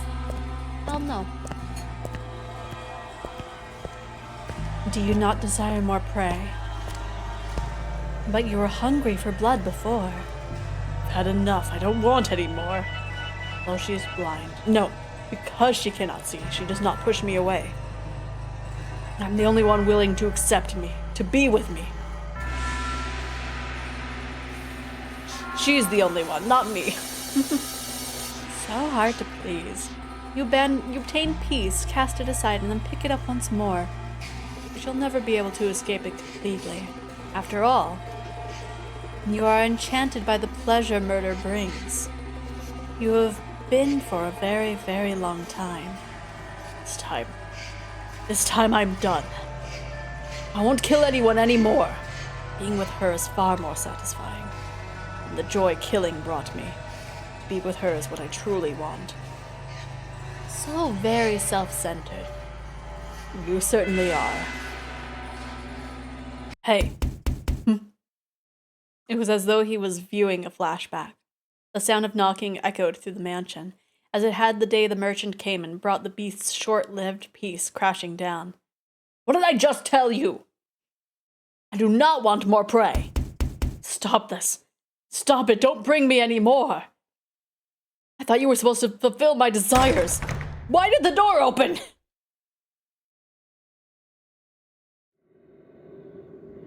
Sword in hand, Bestia ran through the mansion's halls. He was overcome with fear. He had obtained the peace he so dearly wanted, and even found someone who did not fear him. He was terrified that the appearance of more prey would cause all this to crumble. If he spotted the prey, murdered them, and conceded to his madness, he might choose to leave him, or she might choose to leave him. As much as she claimed he was not hideous, if she witnessed him doing that, I'll just chase them out. I'm done with this. My desire has changed. However,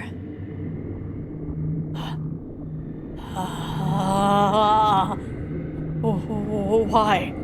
Why? Bestia shuddered in terror at the sight. Oh gosh, another one! There's 2 of them! Oh gosh! Stay back! Stay away from me! He broke into a run.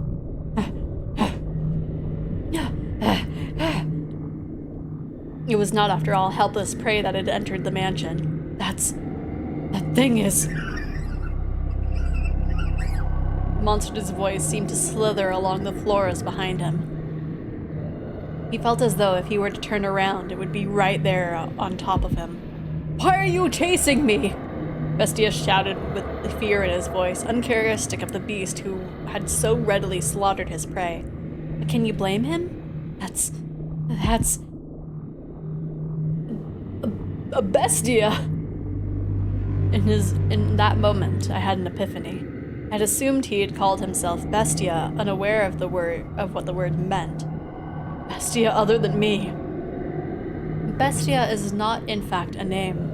It is a word that means beast. Indeed, a second beast had come into the mansion. Why are you chasing me? Why are you here to kill me? Is it because I settled down? Because I wanted to stop being a beast? Is something the matter? When the white-haired girl poked her head out of the bedchamber, Bestia was aghast. He frantically attempted to return her to her room. You mustn't leave your room. But as he was doing this, the horrifying creature, no, the beast's voice, drew nearer. Do not open this door for any reason. I will protect you. Do not open the door at any circumstances. They're here to steal radio. Don't open door for man who car door hand core car door man. That's right. That's right. I do not want this peace destroyed. These tranquil days together with this woman. I will protect them. I will. Trembling in fear, Bestia gathered his resolve.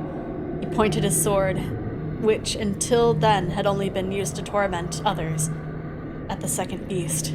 Now, he would wield his blade to protect the person he cared about. This was the same beast who had killed and killed and killed to satisfy his own primal desires. I will not let you destroy this. I will protect it from you! From a rational point of view, the things he was saying and feeling were rather idealistic, but Bestia was desperate. He did not want to lose this peace. Before long, the beast, the one chasing him, appeared from within the darkness.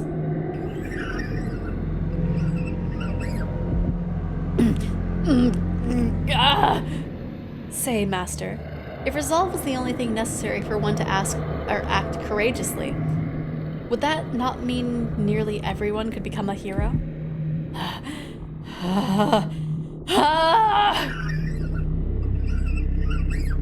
Bestia had viciously slaughtered so many people before. He had gathered the courage to protect the things he cared for, but now he was shaking. He did not gallantly bring his sword down upon the approaching beast. Instead, he trembled viciously from head to toe. He must have been quite terrified at the beast's appearance. Stop! No, stay away from me! Don't! Stay back! Seeing Bestia so scared, I imagine the beast thought it a prime opportunity for it slowly, ever so slowly, ambled toward him. If I don't kill it, it will kill me. I have to kill it. I have to kill it. I have to kill it. I have to kill it. I have to kill it. I have to kill it. I have to kill it. I have to kill it. And that was the moment Bestia's mind ran off the rails of sanity. Kill, kill, kill, kill, kill! He lifted his sword up a bit above his head, facing the approaching beast.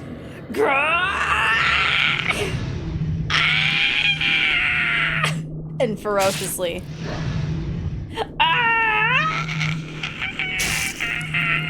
Swung it down upon his assailant. Oh no, there's X's in there. He's starting to revert. Again and again and again. Screaming horrifically at the top of his lungs.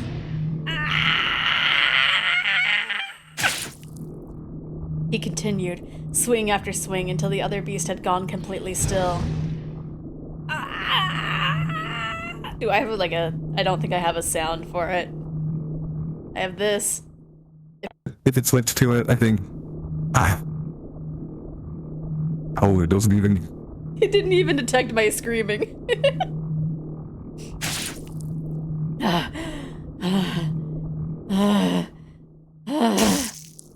Before long, copious volumes of fresh blood stained the corridor. Okay, I'm just making sure. Okay. I was making sure that it switched back. At some point, the other beast had stopped moving and sunken into the pool of its own lifeblood. I did it. I did it. I killed it. I killed the other bestia.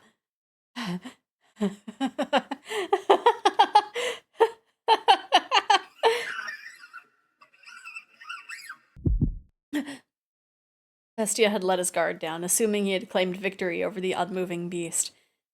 I had not imagined either that the beast could still be alive after shedding so much blood. Stay back. The beast reached its hand out towards Bestia. It was determined to drag him down to the underworld, it seemed. Slowly sliding along the slippery floor, it dragged itself towards him. Even in its last breaths, it continued reaching for Bestia, fixated on him. He kicked the beast's hand up into the air, staggered it, and then he... Burn it in hell! Rammed his blade down into it.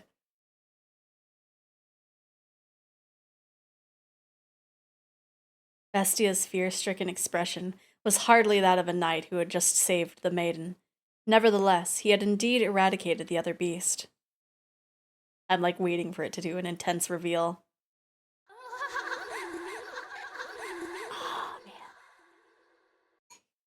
man. I was hoping that it would do a reveal instead of a transition there. You come back again, okay? Promise me. I'll be waiting. Waiting, believing that you'll return.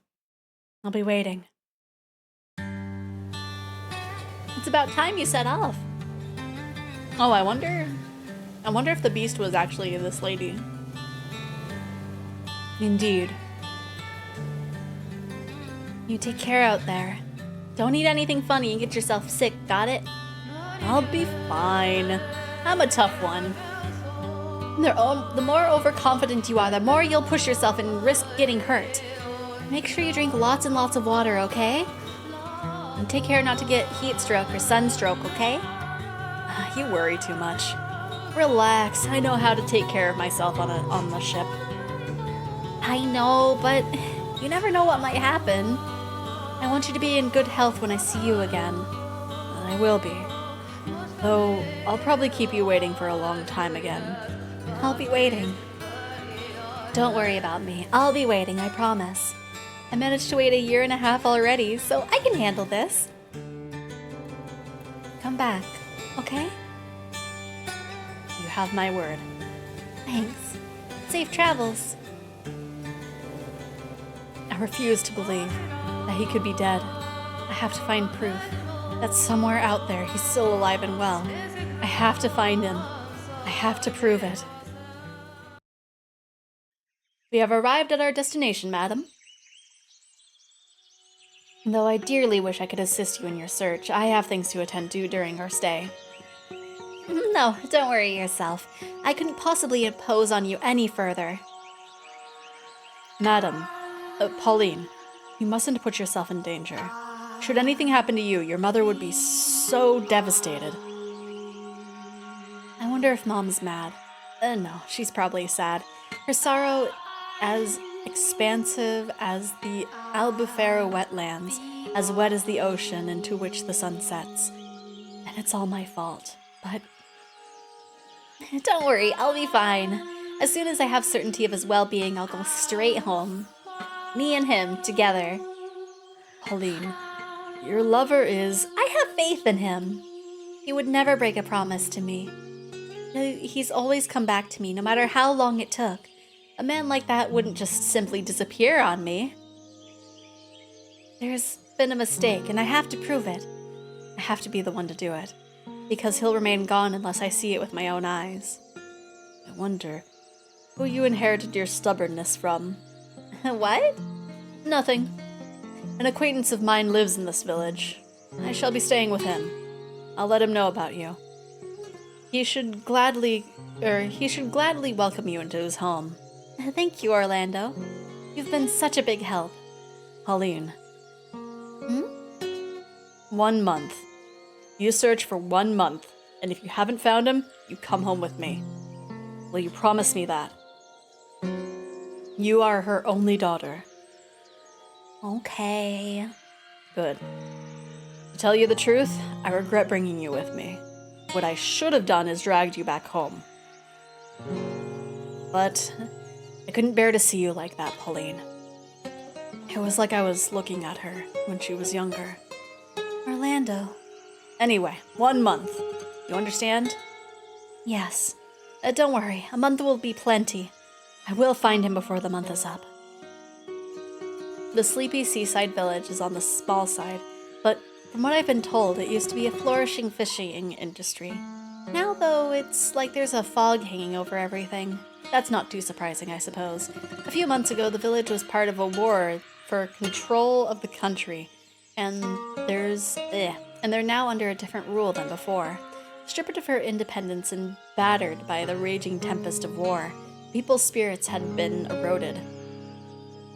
And spiritual damage is not so easily mended.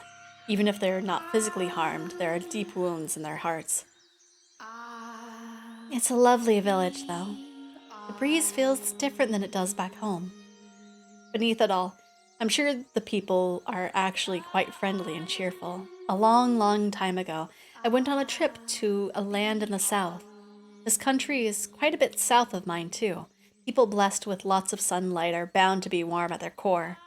Say, Orlando. Yes? May I take a look around the village? I don't see why not. Sun's still up. I'll need some more time to catch up with my acquaintance, so I suppose this is as good an opportunity as any. Do you know where to find me, madam? Yes, you go down that way, turn at the second crossroad, follow it straight for a little, cross over to the other side, and it's right there, right? Are you sure you can find it? Don't worry. All right, then. You're planning to stay in the village today, right? I'll see you in a little bit, then. If you get lost, give me a holler. As much as you may insist otherwise, you do really care, Orlando. I feel bad enough as it is. Please don't take advantage of me. I think I might take full advantage of this. Thanks. See you in a bit.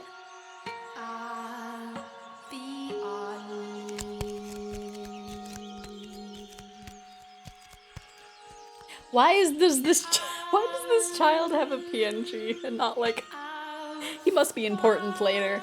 Oh, what if he's like... No, he wouldn't be in the next iteration if it's going by the same pattern. What's he doing out here all alone, I wonder? There's no one else around. Wonder if something happened. Would it be odd if I tried talking to him? Wouldn't want to get labeled as suspicious on my first day here. That's asking for trouble. But the boy stands all alone on the shore, looking somehow precarious, as though a breeze might whisk him away into a million grains of sand. And if I look away, he won't be there when I turn back. That's how the boy appears to me. You never know until you try. Besides, it's important to me to communicate with natives. I've got to build trust with the people of this village. Let's go. Good afternoon. What are you doing out here all alone, little man? Huh? By force of habit, I spoke in my native tongue. How dense can you be, Pauline? You may have just been talking to Orlando, but that's no excuse. This isn't your homeland. But everything's all right. I studied the language, so I should be able to hold a simple conversation. You don't need to be afraid of me. My name is Pauline. I'll be studying in your village for a while. Nice to meet you. Do you not understand me?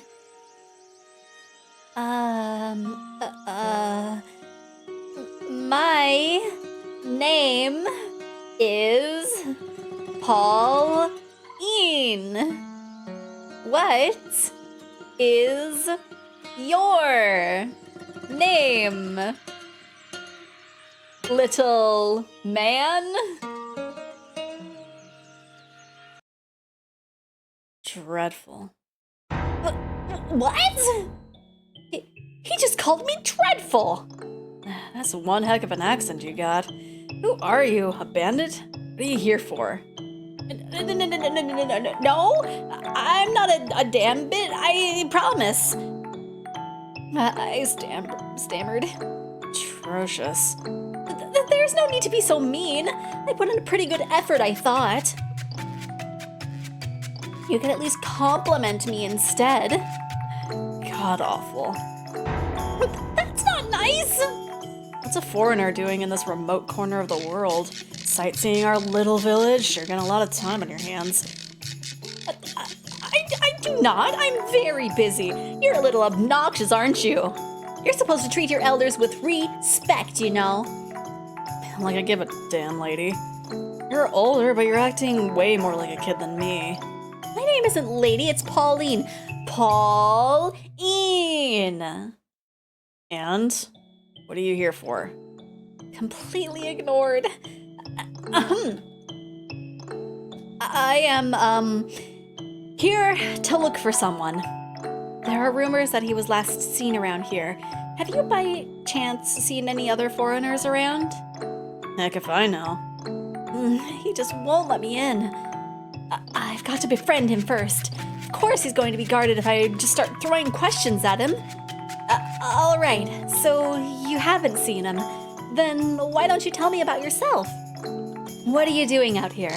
Is that any of your business, lady? The boy's out here on the beach all alone. Wouldn't that make you curious? Don't you have any friends? Maybe he's one of those kids that doesn't have any. Say, if you don't mind, could we be friends? I'm not really familiar with the area, so it'd be nice to have someone with me. Just in his mind, it's just like, is this woman really serious? What do you say?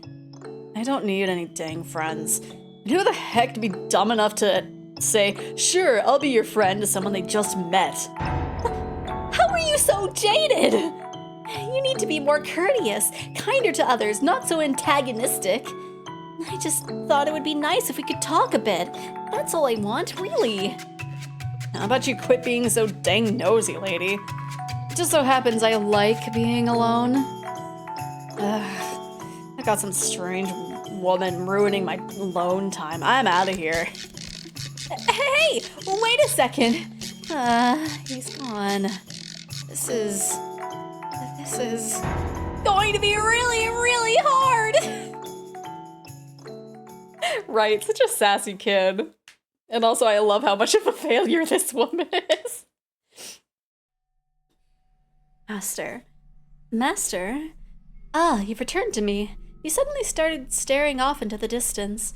I was quite startled. Now, let us continue our tale. The mansion's corridor was a horrifically repulsive mess. Splatters of fresh beast blood covered the walls, and there was a repugnant odor. Anyone would be compelled to avert their eyes at the sight. What happened here? Paulina's #1 girl fail. That was the cutest interaction I've ever seen, right? And I loved the like accompanying sound effects that it had with it. I am grateful that you cannot see, as you would certainly think me a beast if you were able to see this. So I looked up who did the music for people, and 68 tracks. Oh gosh, it's gonna be really hard to find the one that did like the really cool track. Because you cannot see, you do not know what I look like. But I know. Another beast like me broke into this mansion. Was it? I protected you. Did I not? I protected you. Say that I protected you. That I did this for you. In his hysteria, Bestia tore down the curtains hanging on the hallway window. Blood-stained curtains that reeked of dead beasts. Never mind 5 composers. Oh my gosh. It's gonna take a while. What did he have to be so afraid of, though? He had exterminated the other beast encroaching upon his territory. I would understand if he had puffed his chest in pride, but far from that, his terror merely intensified. Calm down. The white-haired girl extended her hand for Bestia, but even her gentle, lovingly outstretched fingers evoked fear in his eyes. Instinctively, he feared anything that entered his territory, and then attempted to remove it. Driven by those instincts, he shoved aside the white-haired girl, the one he said he wanted to protect. Being without sight, she had no way of reliably catching her balance, and she fell to the floor with a splash. For she had landed in the pool of blood left by the beast. Red seeped into her clothing, slowly spreading through the fabric. At first, it looked like she had fallen into a puddle of fresh, bright dye, but before long, the red darkened into a brownish black. I'm sorry, I didn't... No, It's okay, I'm fine. She embraced the panicked beast, softly whispering shh, shh, as if trying to calm down a crying baby. Though Bestia was taller and physically stronger, the white-haired girl was emotionally more stable than he. What has you so frightened? Please, tell me. I promise I will not look down on you for any reason. All I want is to free you from the depths of your suffering. Sometimes talking about things can lighten the burden they place on you. We have the ability to use words, both you and me. With language, the gift God bestowed upon us, we can communicate our feelings with one another. It's all right. Don't be afraid. Talk to me, please. Am I a man? You act as though I am a man, but you treat me like one. I cannot see you as anything else, as I have said before. Only because you cannot see me! You are the only one who says I am a man.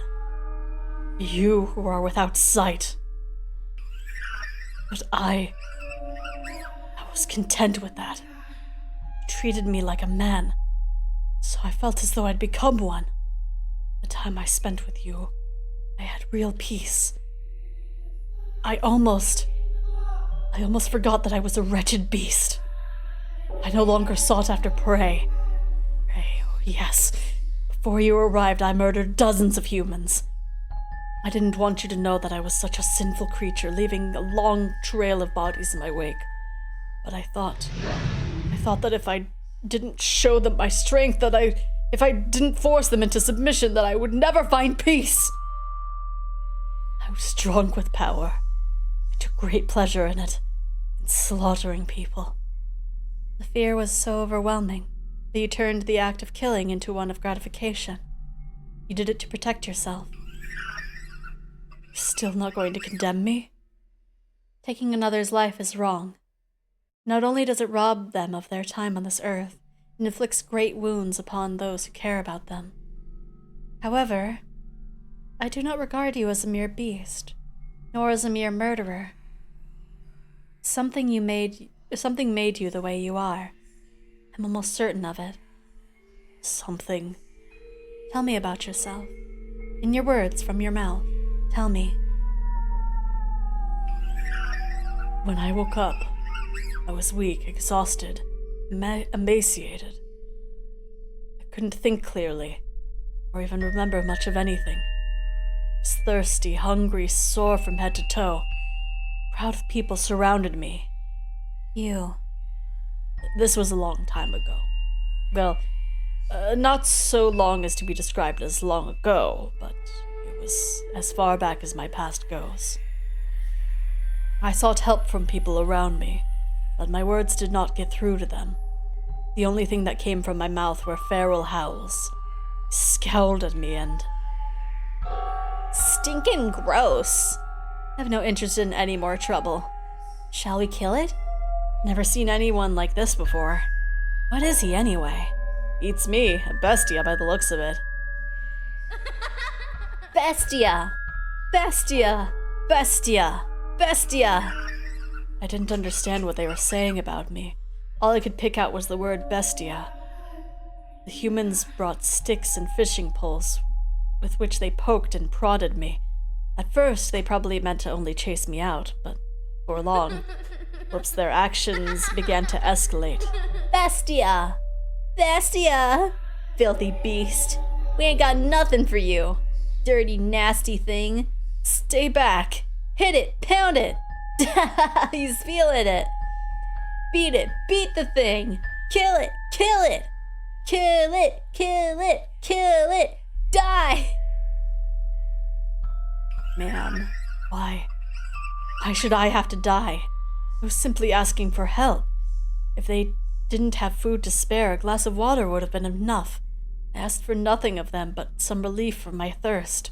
But the humans would not hear my pleas. My words reached no one's ears. They brought weapons and started chasing me around, attempting to kill me. All I could do anymore was run. And as I fled, I saw something. A child pointing to a wild dog covered in mud and shouting, "Bestia." That was when I finally understood that I was a beast. And that was why the humans wanted to exterminate me. I was neither cattle nor swine nor fowl of the air, but a vicious beast, the kind of creature that ravaged their fields. And so, you sought to prove your superiority to them, so you'd never have to be called a beast or chased out of anywhere again. I was so close to forgetting it all.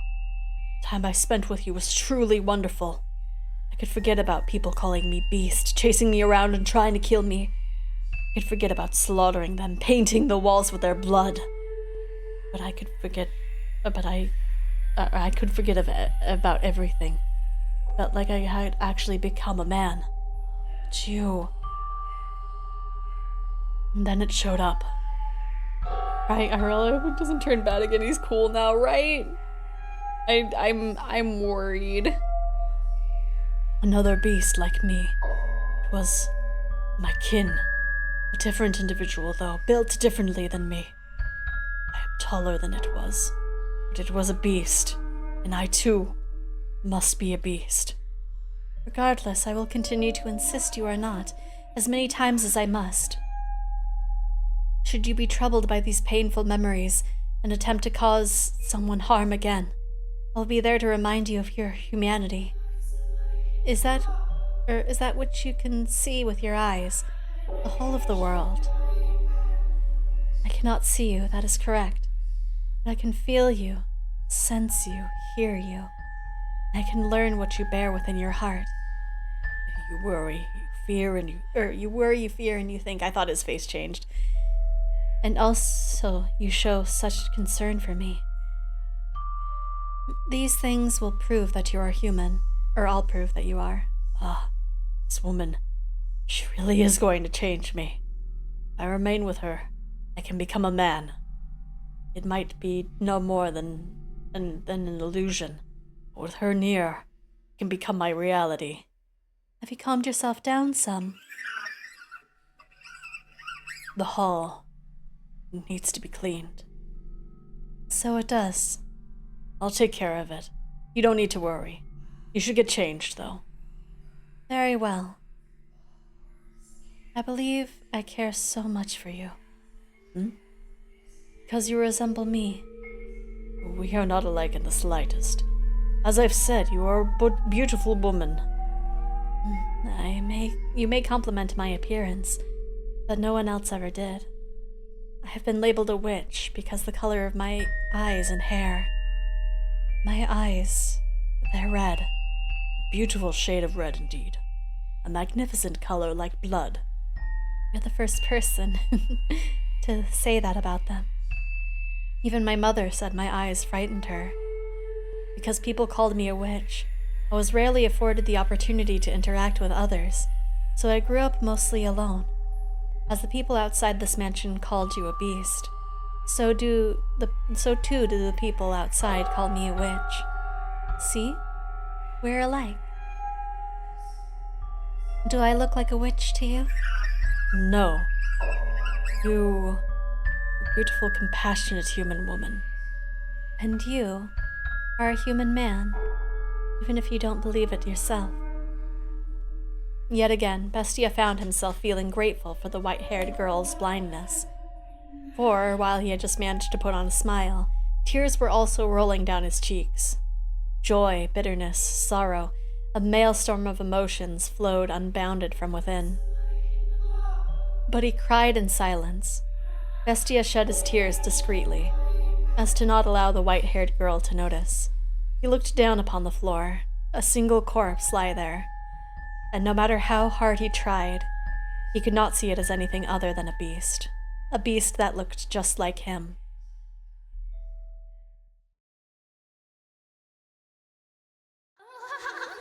Hmm. Hmm.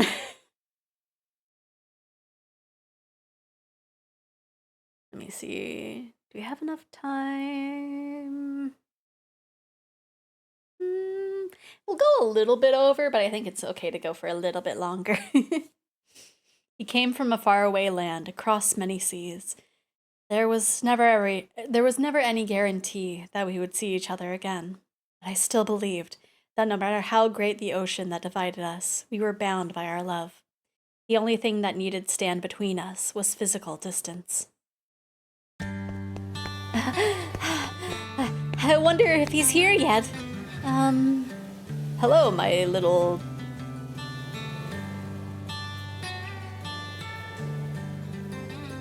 How do I pronounce that?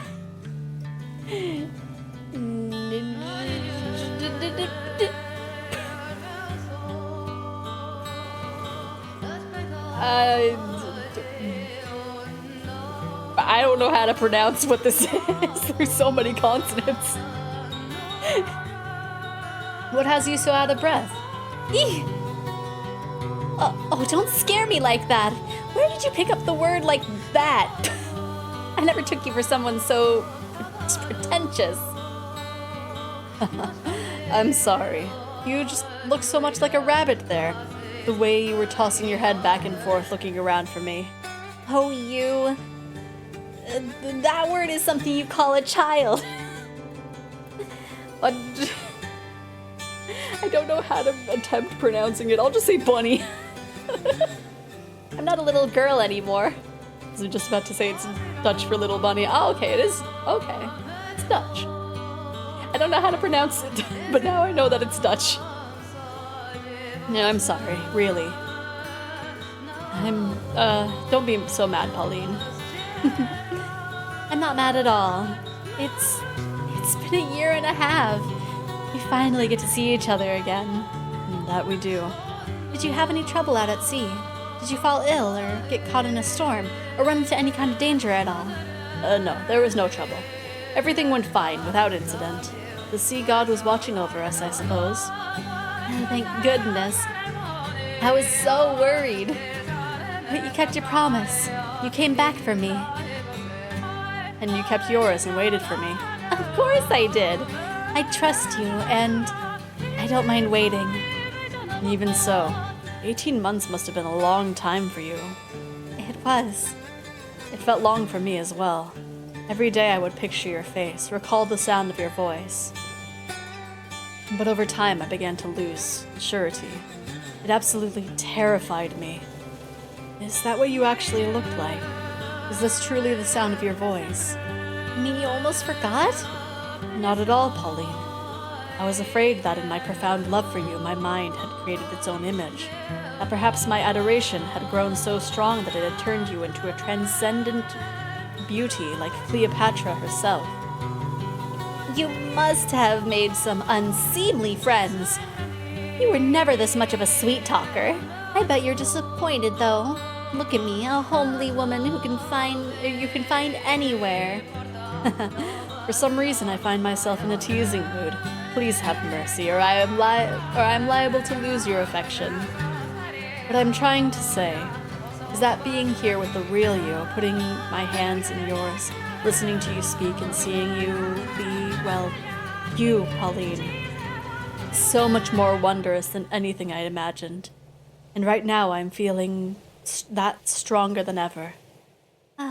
You seem to have found yourself a way with words. I imagine you had plenty of time to practice on other women. Goodness, you fiend. Fiend? That's not terribly convincing with your cheeks the color of wine. They're not! God! Hey now, don't throw a fit. You're the only one who could put me in such high spirits with a few simple words. Huh? Did you say something? Who, me? No, not a thing. Say, since you're finally back, how about we take a walk around town? you've taken care of all your work for the time being, right? So you can spare some time for me, finger press? Absolutely, Pauline. As much as time allows, I will spend it with you. As much as time allows.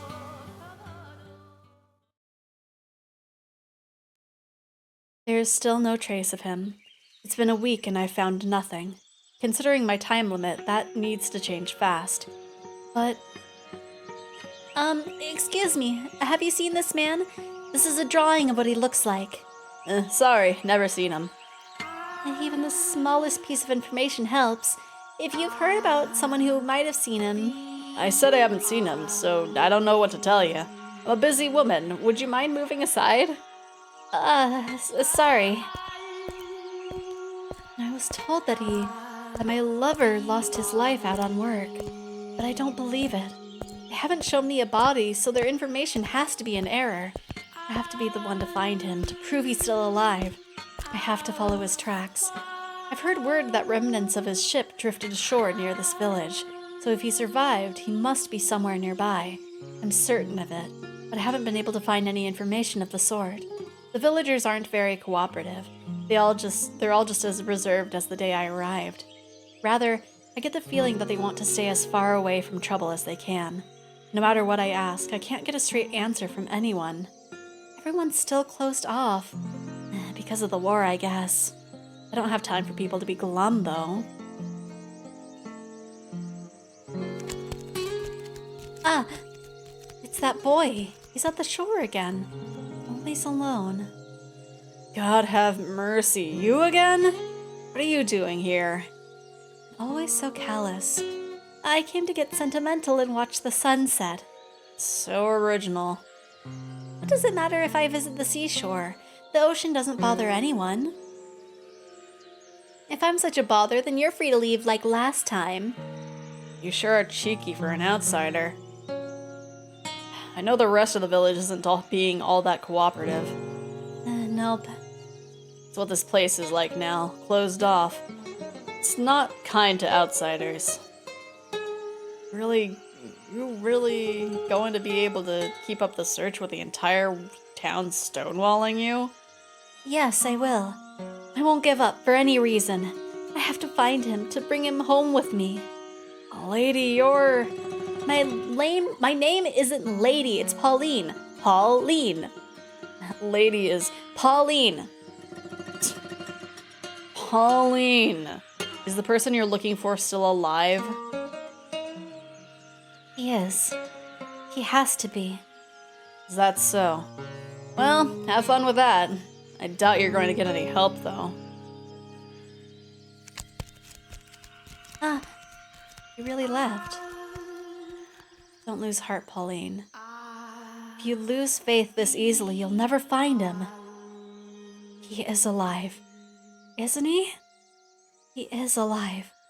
I have faith. I believe. Oh, I thought you left. Take it. You're ruining the scenery pacing around on the beach. Is this an orange? They grow pretty large here, huh? Yeah, the oranges around these parts are pretty good. People used to come out here just to buy them, in fact. And you went to get one just for me? I just want to get rid of you. Once you finish that, get lost, alright? Thanks. I appreciate it. You're not so bad after all. Like I said, this isn't me being nice or anything. Oh, there you go again. Yeah, I've got you all figured out, little man. You're actually a very sweet boy. And you were really trying to cheer me up, weren't you? I don't know if it would be Javi or Yavi. Depends on, like, what category or what section we are. Javi. What? My name. It's not Little Man, it's Javi. Alright then. Or, I guess it would be Yavi, because she said Javier. Or Javier? Wouldn't be Javier. No, not Javier, just Yavi. I don't see what the big deal is, but okay. Say, Yavi, I really think we should be friends. What? Come on, let's be friends. Don't say you don't need any. You can make me friend number 1. We'll have lots of fun. You just want to use me in your search because you can't get the villagers to talk on your own. No, I mean it, really. Might be Javi. Maybe. Maybe. You're wasting your time. It's just as much trouble for them as you. Using me isn't going to get you anywhere. Trouble? What do you mean by that? Yavi? Javi? One of you? Probably not Javi. Nothing you need to know, lady. Bye. Stay away from the shore. Hold on a second. What? Pauline. What? My name isn't Lady, it's Pauline. Listen to me, Yavi. I have no intention whatsoever of using you. I enjoy talking to you, and I think it would be fun if I could do it more. That's why I want to be friends.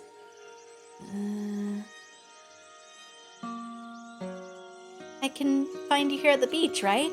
I'll be back, Yavi. You won't change my mind. I will make you my friend, Yavi. What the heck, lady? Did you hear a word I said? I don't need any dang friends. And stay away from the beach. Nope, you will be my friend. Ain't happening. Wait, Yavi! See you again?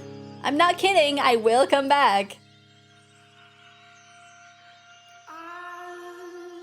I had actually, at first, been thinking that it would be easier to get information if I could make friends with someone in the village.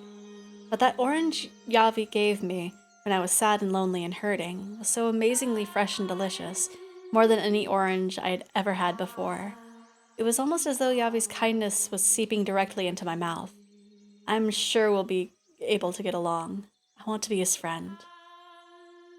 Time is the only thing moving forward in my search. Some days I would ask my mom's friend Orlando to accompany me on trips outside the village, but no matter where I go, I just hear the same thing. The view of the ocean always keeps me from getting too dejected. It's an unimaginably huge chasm that keeps us apart, but at the same time, there's something beautiful about the way the sea encompasses the entire world. The emerald expanse. It simultaneously robs me of him and soothes my heart with its stunning brilliance. Perhaps I feel such awe and admiration for it, because I was born along the seaside.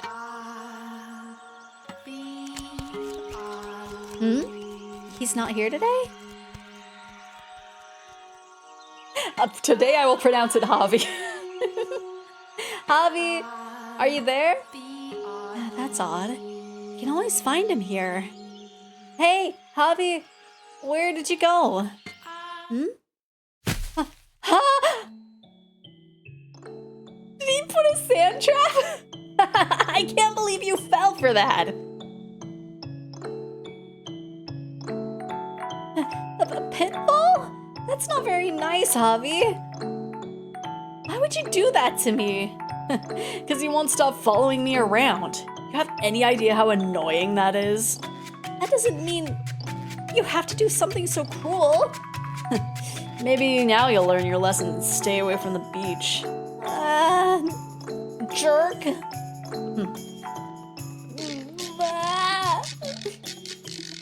Hey. Wait, you seriously crying?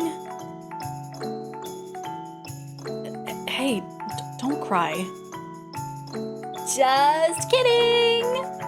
I'm not crying. What? Come on, you were faking? You tricked me? You played the first mean prank, Javi. You really scared me there. I kept telling you to stay away. It's your fault for constantly refusing to listen. I'm surprised you haven't gotten bored yet. You must have a lot of time on your hands. I most certainly do not have a lot of time. My deadline for how long I can be here is quickly approaching. And I'll get depressed if I spend all that time searching. If I can have some fun with you, Javi, I'll have more energy. Fun, huh? So you still haven't found him? No. You don't even know if the guy's alive or dead. Just forget it. I'm out of here. Hold on a sec. Ow. Hmm? Ow! Come on, you're not gonna fool me again. No, I'm not joking around. I really... It looks like I twisted my ankle. But I'll be just fine. Don't worry about me. Wait there. Huh? Come on, let me see your foot. All right. Ankle's swollen. At least learn to land properly. What? You're going to blame me when you're the one who dug the hole? No one's ever gotten hurt in a trap that basic. At least none of my friends ever did. Wait, I thought you didn't have friends, Hobby. Oh, shut your dang mouth. I'm going to bandage your ankle. Oh, I see. You went to get a bandage for me. Thank you. It was my fault anyway. Swap it out for a real bandage when you can. I'm sure your acquaintance has some. Really? It looks just fine to me. This filthy thing isn't suitable for someone like you, lady. Pauline. Quit that. What do you mean not suitable? Do I have to explain everything? You're from a pretty well-off country, aren't you, Pauline? Well, compared to that, this is a poor village. You don't even have clean bandages to spare. Just gross scraps of cloth like this. It's not something you should be wearing. You think so? But you gave it to me, Javi. I won't be changing it anytime soon. Tell me, Javi, do you not like this village? The only thing this place has got going for it is the ocean. The ocean? It's the one thing that doesn't change no matter what. It's always beautiful. I see. You like the ocean too, Javi. I just don't have anything else to like. Oh, there you go again. Oh, I've got an idea. Javi. Oh, what now? A rowboat. I want to take a ride on a rowboat.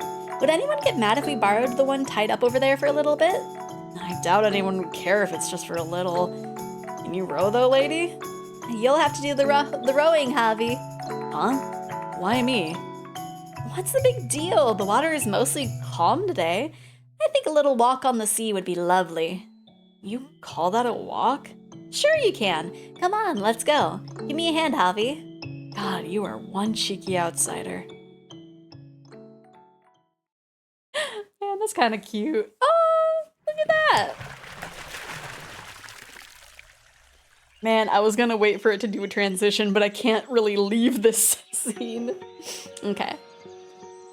Breeze feels different on the water than it does on the beach, wouldn't you say? You think so? All the same to me. No, it's definitely different. The smell of salt is stronger, and there's more moisture in the air. There's more oysters up here. It's kind of like someone gently caressing your cheek. I'm not getting any of that. More oyster in the air. There's so many of them. They're flying out of the ocean. I'm not getting any of that. You're way too perceptive, lady. Am I? Close your eyes, Javi, and feel the breeze. I bet you'll get what I'm saying. They're coming to attack, run! Go on, you close your eyes. No, I'm not going to. What? Why not? I just don't want to do what you tell me. Oh, no need to be so petty. The sea is not always so kind. The hand that gently is caressing your cheek can, in the blink of an eye, become the wrinkled hand of a witch that destroys everything it touches. The ocean is a scary thing. It's nothing we humans have any chance of standing up against. You're right. And I know it very, very well. The man I'm searching for was in a shipwreck. I was told it killed him, but I refused to believe he would just leave me behind like that. Sometimes on a whim, the wrinkly witch might have mercy. I'm not sure about that. I trust in the sea's gentleness. I don't think it's all that scary. The soft breeze, these calm waves, they saved him. I'm sure of it. He loved the ocean too, you know.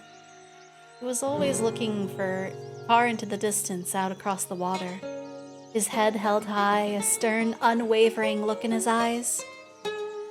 I'm assuming he's your lover? Yes. He's very dear to me, and I love him dearly. Oh, I see. He was really fond of the sea by my hometown. You live in a decent town, huh? Yep, it's wonderful. It's so peaceful and everyone's so nice. There's not a single bad person living there. Oh, I know, Javi. You should come visit my hometown sometime. Visit your home? Yeah, the ocean is really pretty too. Or the ocean there, specifically. The colors are a little deeper than they are here. It's like so many jewels sparkling in the light. I'm sure you'll love it, Javi. I'd love for you to come and visit. We can go see all sorts of things. There's this shop that sells great ham sandwiches. I don't have the money for a trip. Maybe not now, but you could in the future. Or if you're interested at all, I could ask Orlando to bring you back with us, Javi. If you don't want to stay here, that is. Along with the guy you're looking for? Yep, I'm sure he'd be happy to have you along. Give it some thought.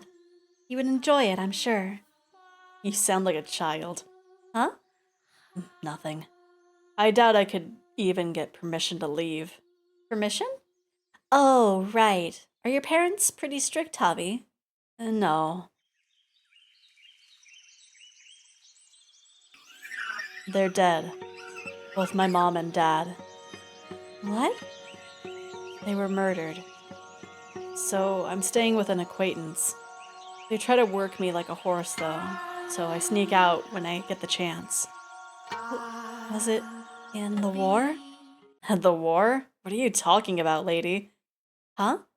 Wasn't this country involved in a war not too long ago? There was a war, yeah, but no soldiers ever reached this village. Then why would they be killed? It was the beast. I know this was the second time that he brought it up, but like I loved the hint of it being the beast when he said that the parents were dead with that little guitar note rub. I don't know what to describe it as, but it's just that specific noise. The beast? Yes, the beast. He showed up one day and destroyed everything. The peace, my family, my friends, merchants and villagers visiting the village. Everyone and everything. He slaughtered everything and then he disappeared. That man, that bestia destroyed everything. He was a murderous beast. The whole village is terrified of him. They go through their day like lifeless dolls, enveloped in his storm cloud of terror. Bestia. Murderous beast. So the grim air hanging in the village isn't because of the war? It's because a beast has been killing people? Beast. Why would... But...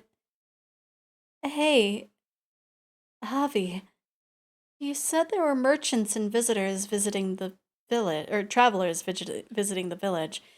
Can you describe them for me? And there were all sorts, like one who stopped by the road to somewhere else, and an international trader on his way to purchase goods.